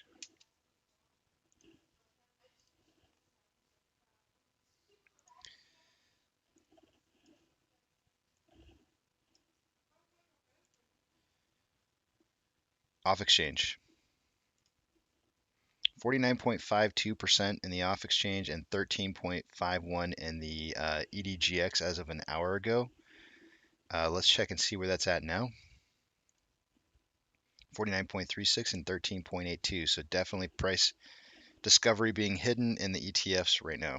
I just watched Astro's video on share rehypothecation. I'm gonna need to watch it like 2 more times. I'm slowly grasping what the concept that he's suggesting, and it's actually I understood it really well the first time. I just have one clarifying piece of information that I need out of him, and I need to listen to it one more time and make sure that I didn't miss it somewhere in there. And if I understand it better the second or third time, I'm going to make a presentation to you guys as well. If you haven't seen his video, go watch his video on rehypothecation of shares. It's an interesting video. I think he might be missing, he's either missing a key link there, or I see maybe a slight issue with how he's describing it. I'm not sure which it is, but I got to go back and re-listen again. But it's a good video. Moving down to Ortex data here, and I love the fact that in the video he says if you don't like Ortex, screw you or something like. I forget what he says exactly. He said like go F yourself. I've never. I mean, I've heard him say stuff like that before, but he says things that I want to say, and they just don't come out of my mouth. There's some kind of barrier. I have some kind of wall that he's missing, and I don't know what that is, but I wish I had. Sometimes I wish I didn't have that wall. Uh, no offense if you hate Ortex, that's cool. It's your own prerogative. See, look, I'm already apologizing. Borrowed change amount. An hour ago it was 1.38 million shares. It's now 1.48 million. And if you don't like this data, go after yourself. That's going to increase the estimated current short share just the free float to 20.74%. He's so abrasive. Why is he so abrasive? Who hurt Astro when he was younger? I want to have a talk with him. I'm gonna have a talk with him. I'm a psycho. Astro. I don't know, man. No, it would need to be a private talk. I might get him to cry. He might be like, "Man, stop talking to me like that." Options. I'll be like, "Man, I'll give you a hug." Somebody needs to give Astro a hug. I think he needs a hug. Santa Claus feels like Astro needs a hug. Calls. $15 strike price was our big pusher for the day today until now. It is now $16. It did rise at the very end of the day. We had 16.5 thousand contracts at 15. Now we have 17.1 at 16. On the puts, highest level of puts is down to 13. Interesting. It was 14 an hour ago. At 14, it was 7.8 thousand contracts. It's now moved down to 13 with 13.2 thousand contracts. It's almost like somebody's doubling down, that this is going to head further down. Interesting. And not only did they double down there, but there's also a large amount that opened up in volume for the day today at $11 strike price as well. The volume just kind of came out of nowhere because most of the day today we've been 2.5 to 1 or greater. Somebody scratched my disc. I have scratches in my disc now. I don't like it. I got little scratching marks. Erg.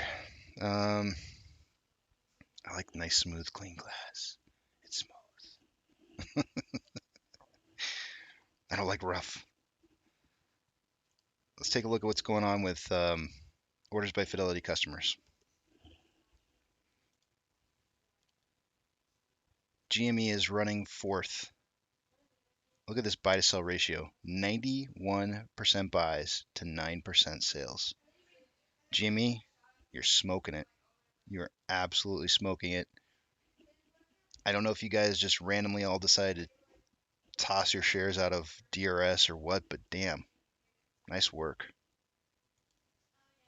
AMC is coming in. We were in 11th earlier. We've dropped down to 12th, but we have a 78% buy to 22% sell ratio.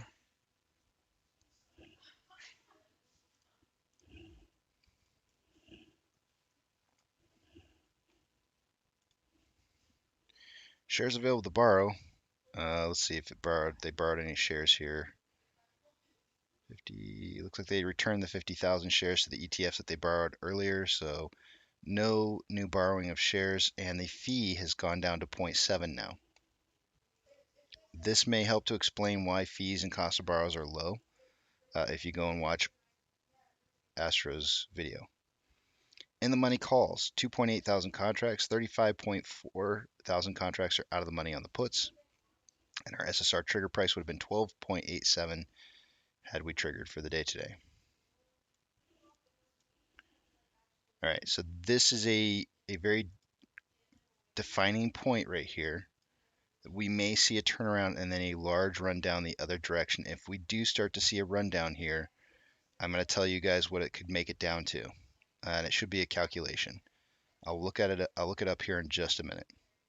The VIX is up 5.27, IWM is down 1.94, Tesla is down 3.92, Amazon is down 2.25, Cinemark is up 0.1, Doge is up 0.63, Bitcoin is up 2.4, GME is down 14.13, Hood is down 2.63, and AMC is down 4.72. I forgot to take a look at this page, so let's look at this one real quick here. The NASDAQ is down 1.79. Dow, did I say the Nas? Oh, man. The NASDAQ is down 1.979. Can't talk. Dow Jones is up 0.14. S&P 500 is down 0.62. Somebody check me if I'm having a stroke. We currently have 5,265 decliners to 2,302 advancers. We currently have a 9 million spread between inflow versus outflow, with more outflow.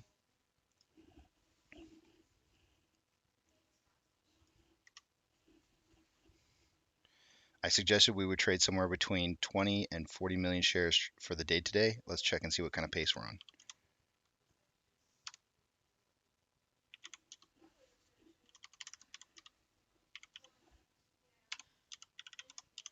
We're on pace for 32.5 million shares traded for the day today. That's right on target for where I thought we should be.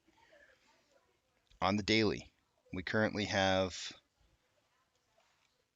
more buying pressure than selling pressure with an RSI of 33.64.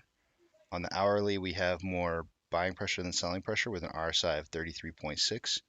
On a 30-minute interval, we have more equal amounts of buying and selling pressure with an RSI of 42.6. And on a 5-minute interval, we have more buying pressure than selling pressure with an RSI of 60.27. Most indicators are showing upwards movement in price. So let's see, if we have a turnaround on this here real soon, we might know I'll tell you what's going on. It would need to be like right now, because if it gets too much higher than 1372, that's too far. It really needs to kind of hold right here at 1369 and then drop for it to complete the pattern.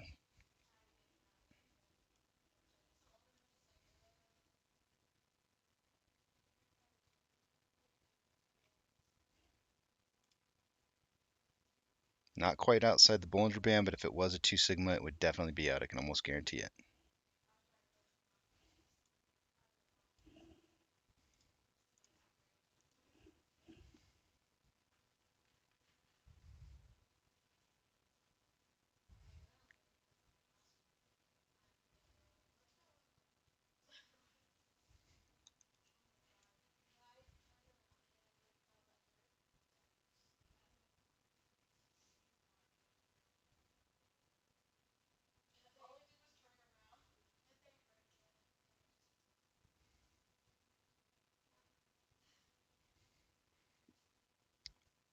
I don't think so, Doctor. I mean, we don't have to agree on this, but I don't think his anger comes from, or his abrasiveness comes from, I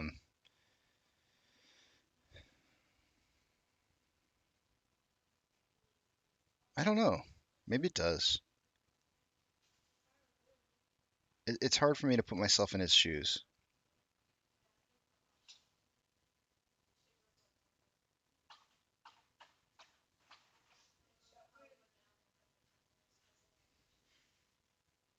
Crypto's like, damn, Casey, what kind of beer is that? It's the best.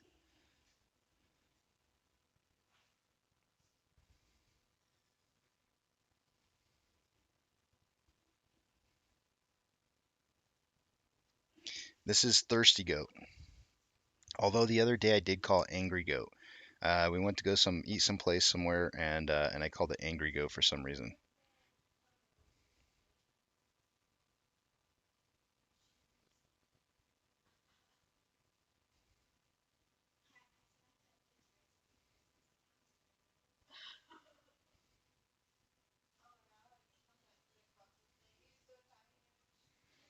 Hey Casey, the ETFs that are being used to generate infinite shorts are being packaged and sold to the financial institutions. That's what basically Astro talks about.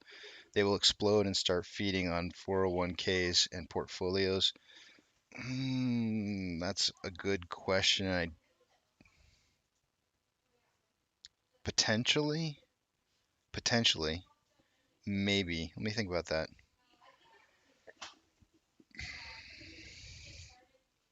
Because essentially, that's who has. It'd be more like pensions that are ran through a lot of the BlackRock portfolios and pensions inside like BlackRock and Vanguard.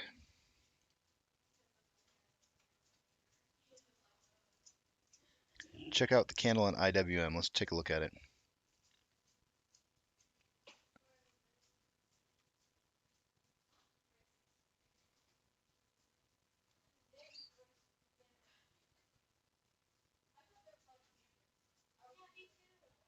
Yeah.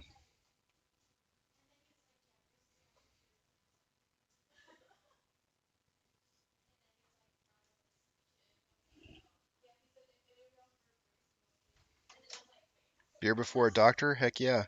It's not that kind of doctor. It's skin. It's a dermatologist. Hmm. No, Nikki, it did not reach the trigger price. Um, Not at all. Drink goat beer before or after the beer. So Dr. Zeno says Shaw Astro has flat out said he's angry at all the effery.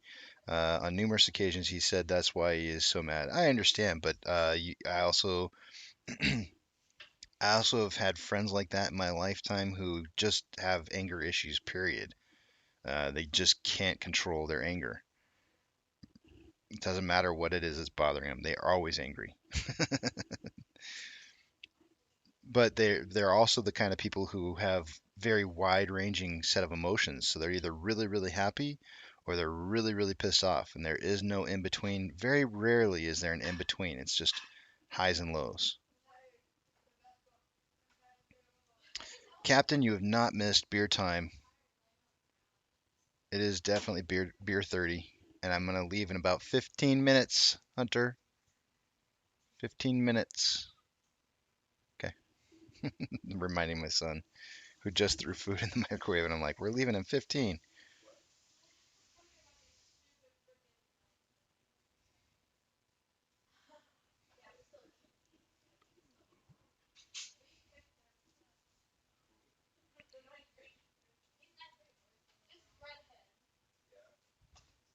Yeah, it's a dermatologist. Ooh, I hadn't thought about that though. They're probably gonna cut me up, which means that I'll bleed. I'll bleed a little bit better. Yeah, it just means I'll have to cauterize more. Nothing like the smell of fresh burning skin in the afternoon. I didn't want to go there, MTAC. I'm not saying he's bipolar. He's just very. He's he's one way or the other, not necessarily bipolar, but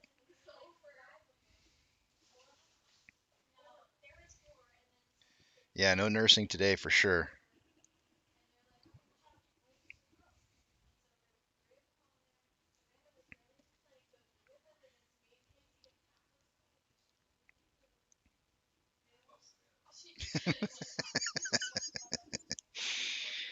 Well, you guys call it whatever you want to. I'm not going to call it anything. I'm just going to say it's his personality. And you guys, I didn't say it. You guys said it.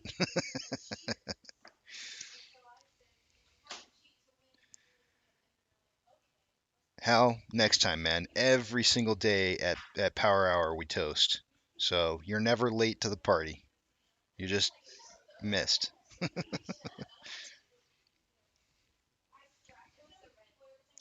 SSR time begins at approximately 1:45. We'll see. So here's what I'm going to do. There's going to be two things that could happen, and there's a percentage of a chance, and I think it's like a 60% chance, if I'm not mistaken. When you have a descending broadening wedge, usually price will meet the second price point where it touched on the upper side of the indicator. And when it reaches that point, which it did, and it looks like it's trying to push through it right now. And if it does, that's great. We'll just continue to move on up. It means that it hit the 40% mark, and it's just going to continue to move up. If we don't continue to move past this, hold on a second, guys.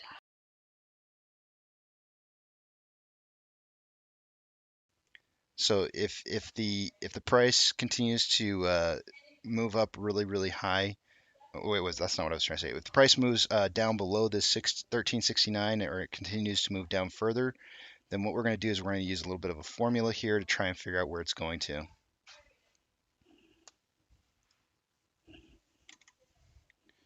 So I'm going to take the high of 1372 minus the 1334 times 2356.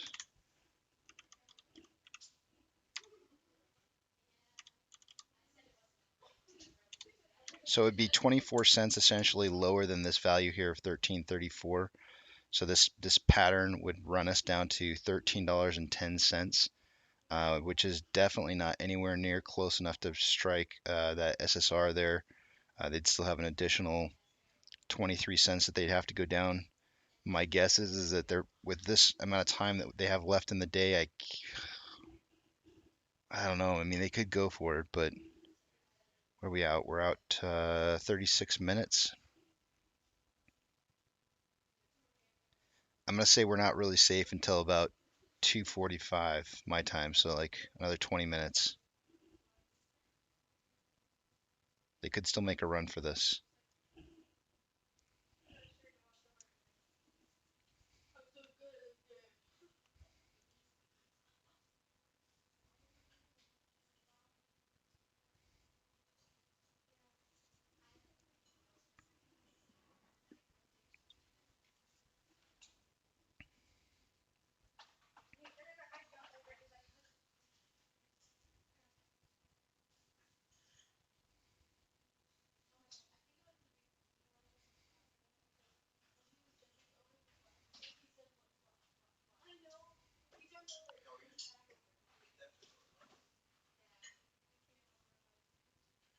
I've been hearing that all day long today, Nikki. I've been seeing it like everywhere.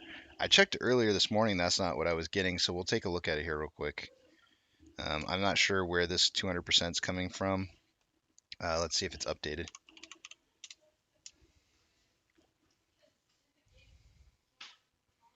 MULN shorts. I'm not getting that number. I'm not sure where this number is coming from. I'm really not understanding where this number is coming from at all. Was it there? No. Short interest is at 2.62%. I'm not seeing that number. I'm just not seeing it.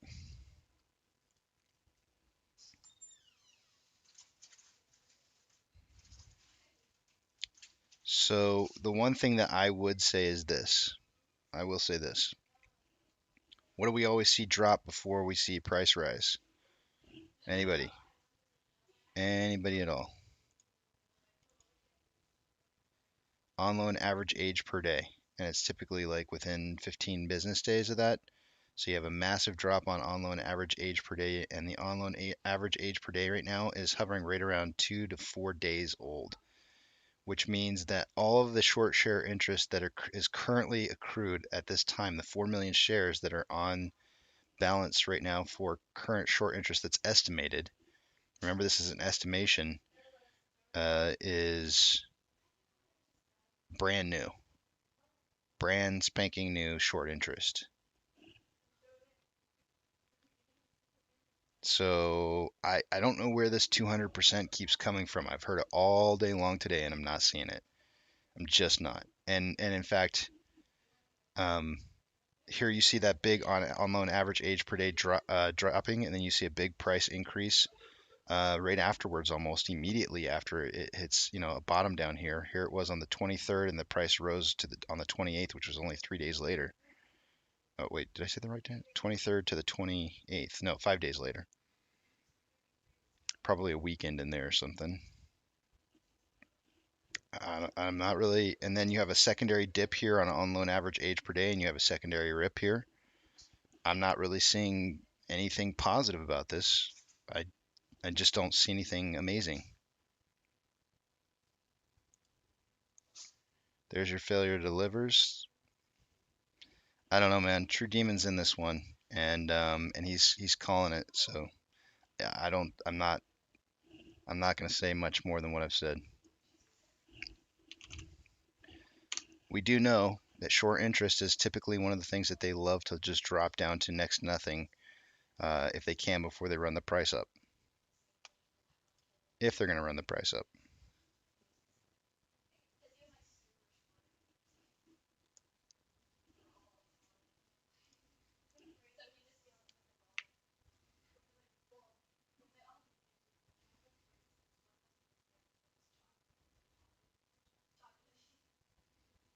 Ah, oh yes, there was share dilution at 10x.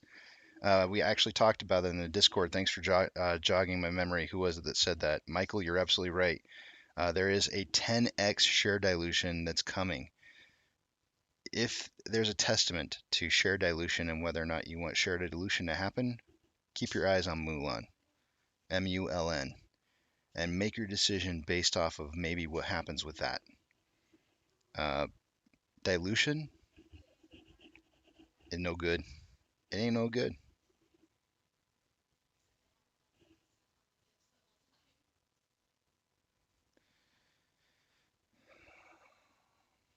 You drop the price. That's the only way I know.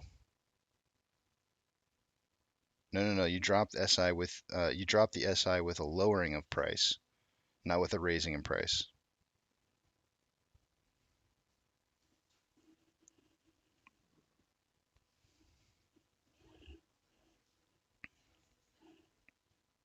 Do they think that we're still going to go away? More than likely. Dr. Zeno says he knows where the 200% is coming from. It was likely before the share dilution.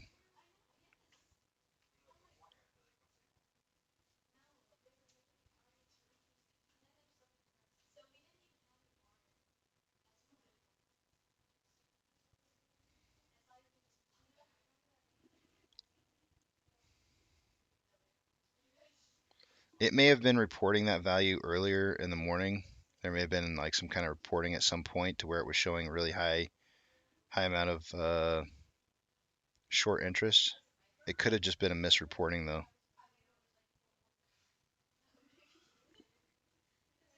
This says,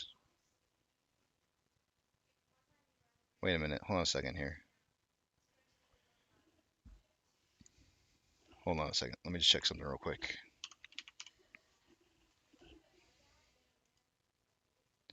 Let me check something real quick.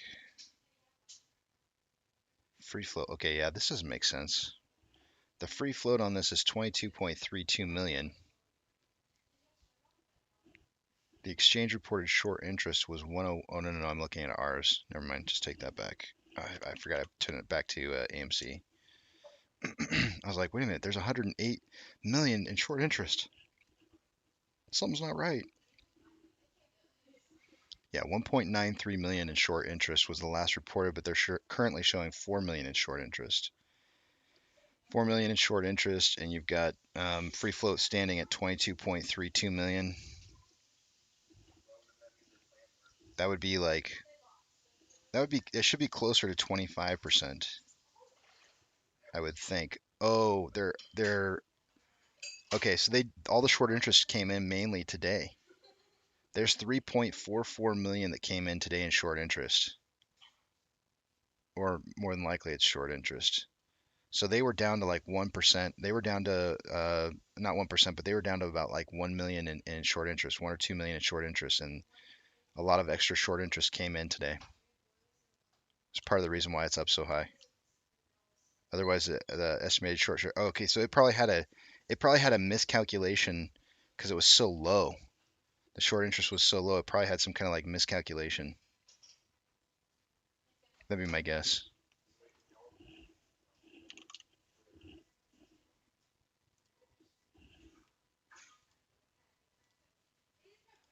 I've got too much stimulus going on in the background. Kids, ice cream truck driving by. What's next? It'll be the bird.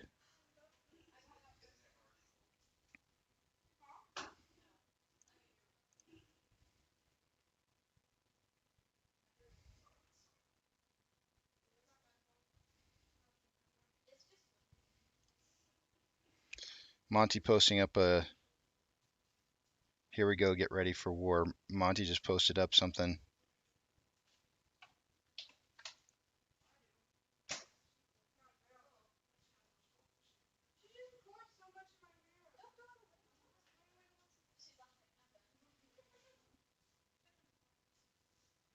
Who did this? NATO masses 30,000 troops? Oh boy.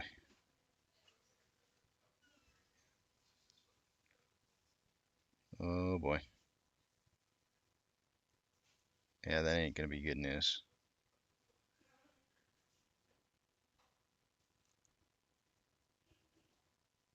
Hmm.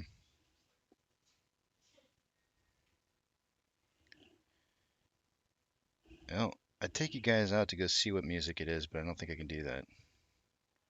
It sounds like Jamaican music. Jamaican me crazy.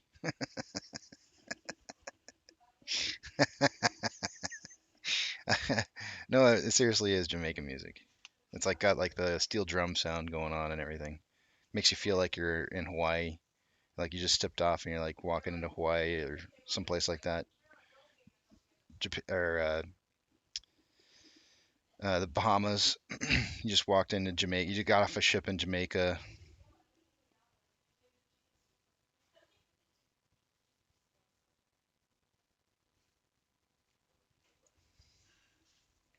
You should be more concerned about the U.S. shaming or threatening China to not to bypass sanctions on Russia. Yeah, I know that's pretty scary too.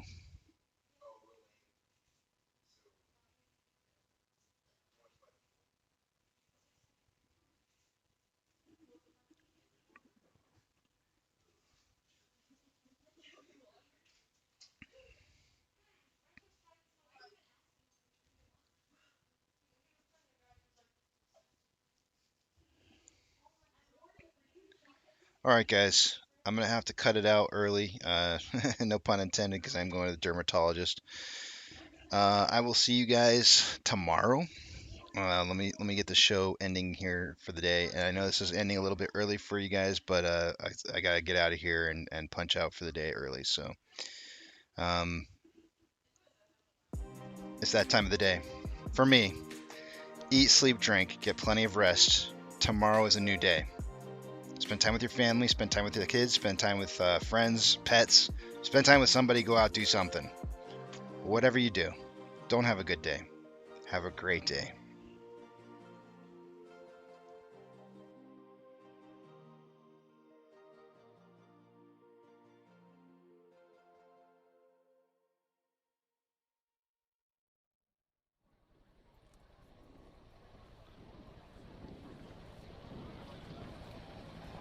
T-minus 90 seconds and counting.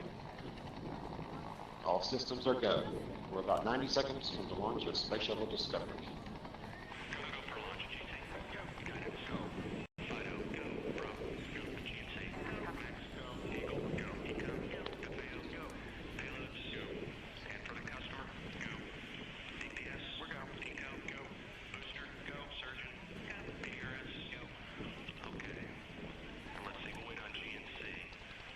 T-minus 60 seconds and counting.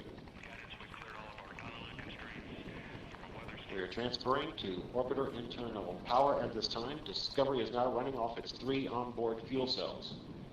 Coming up on a go for auto sequence start.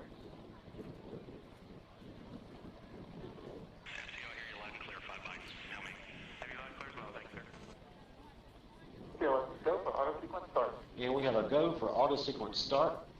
Discovery's onboard computers have primary control of all the vehicle's critical functions.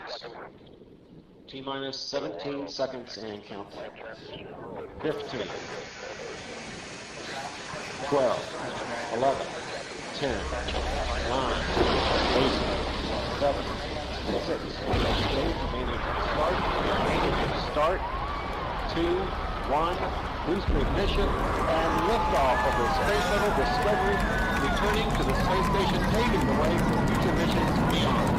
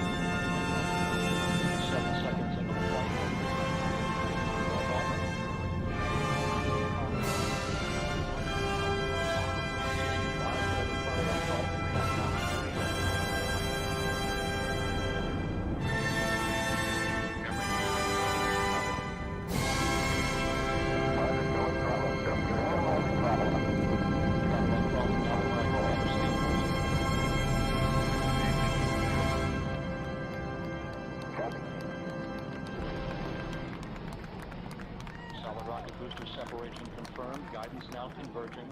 Discovery's onboard computers commanding the main engine nozzles to swivel, aiming the shuttle for its precise target in space for main engine cutoff. Should have a good forward link now and advance. Dan, you sound good.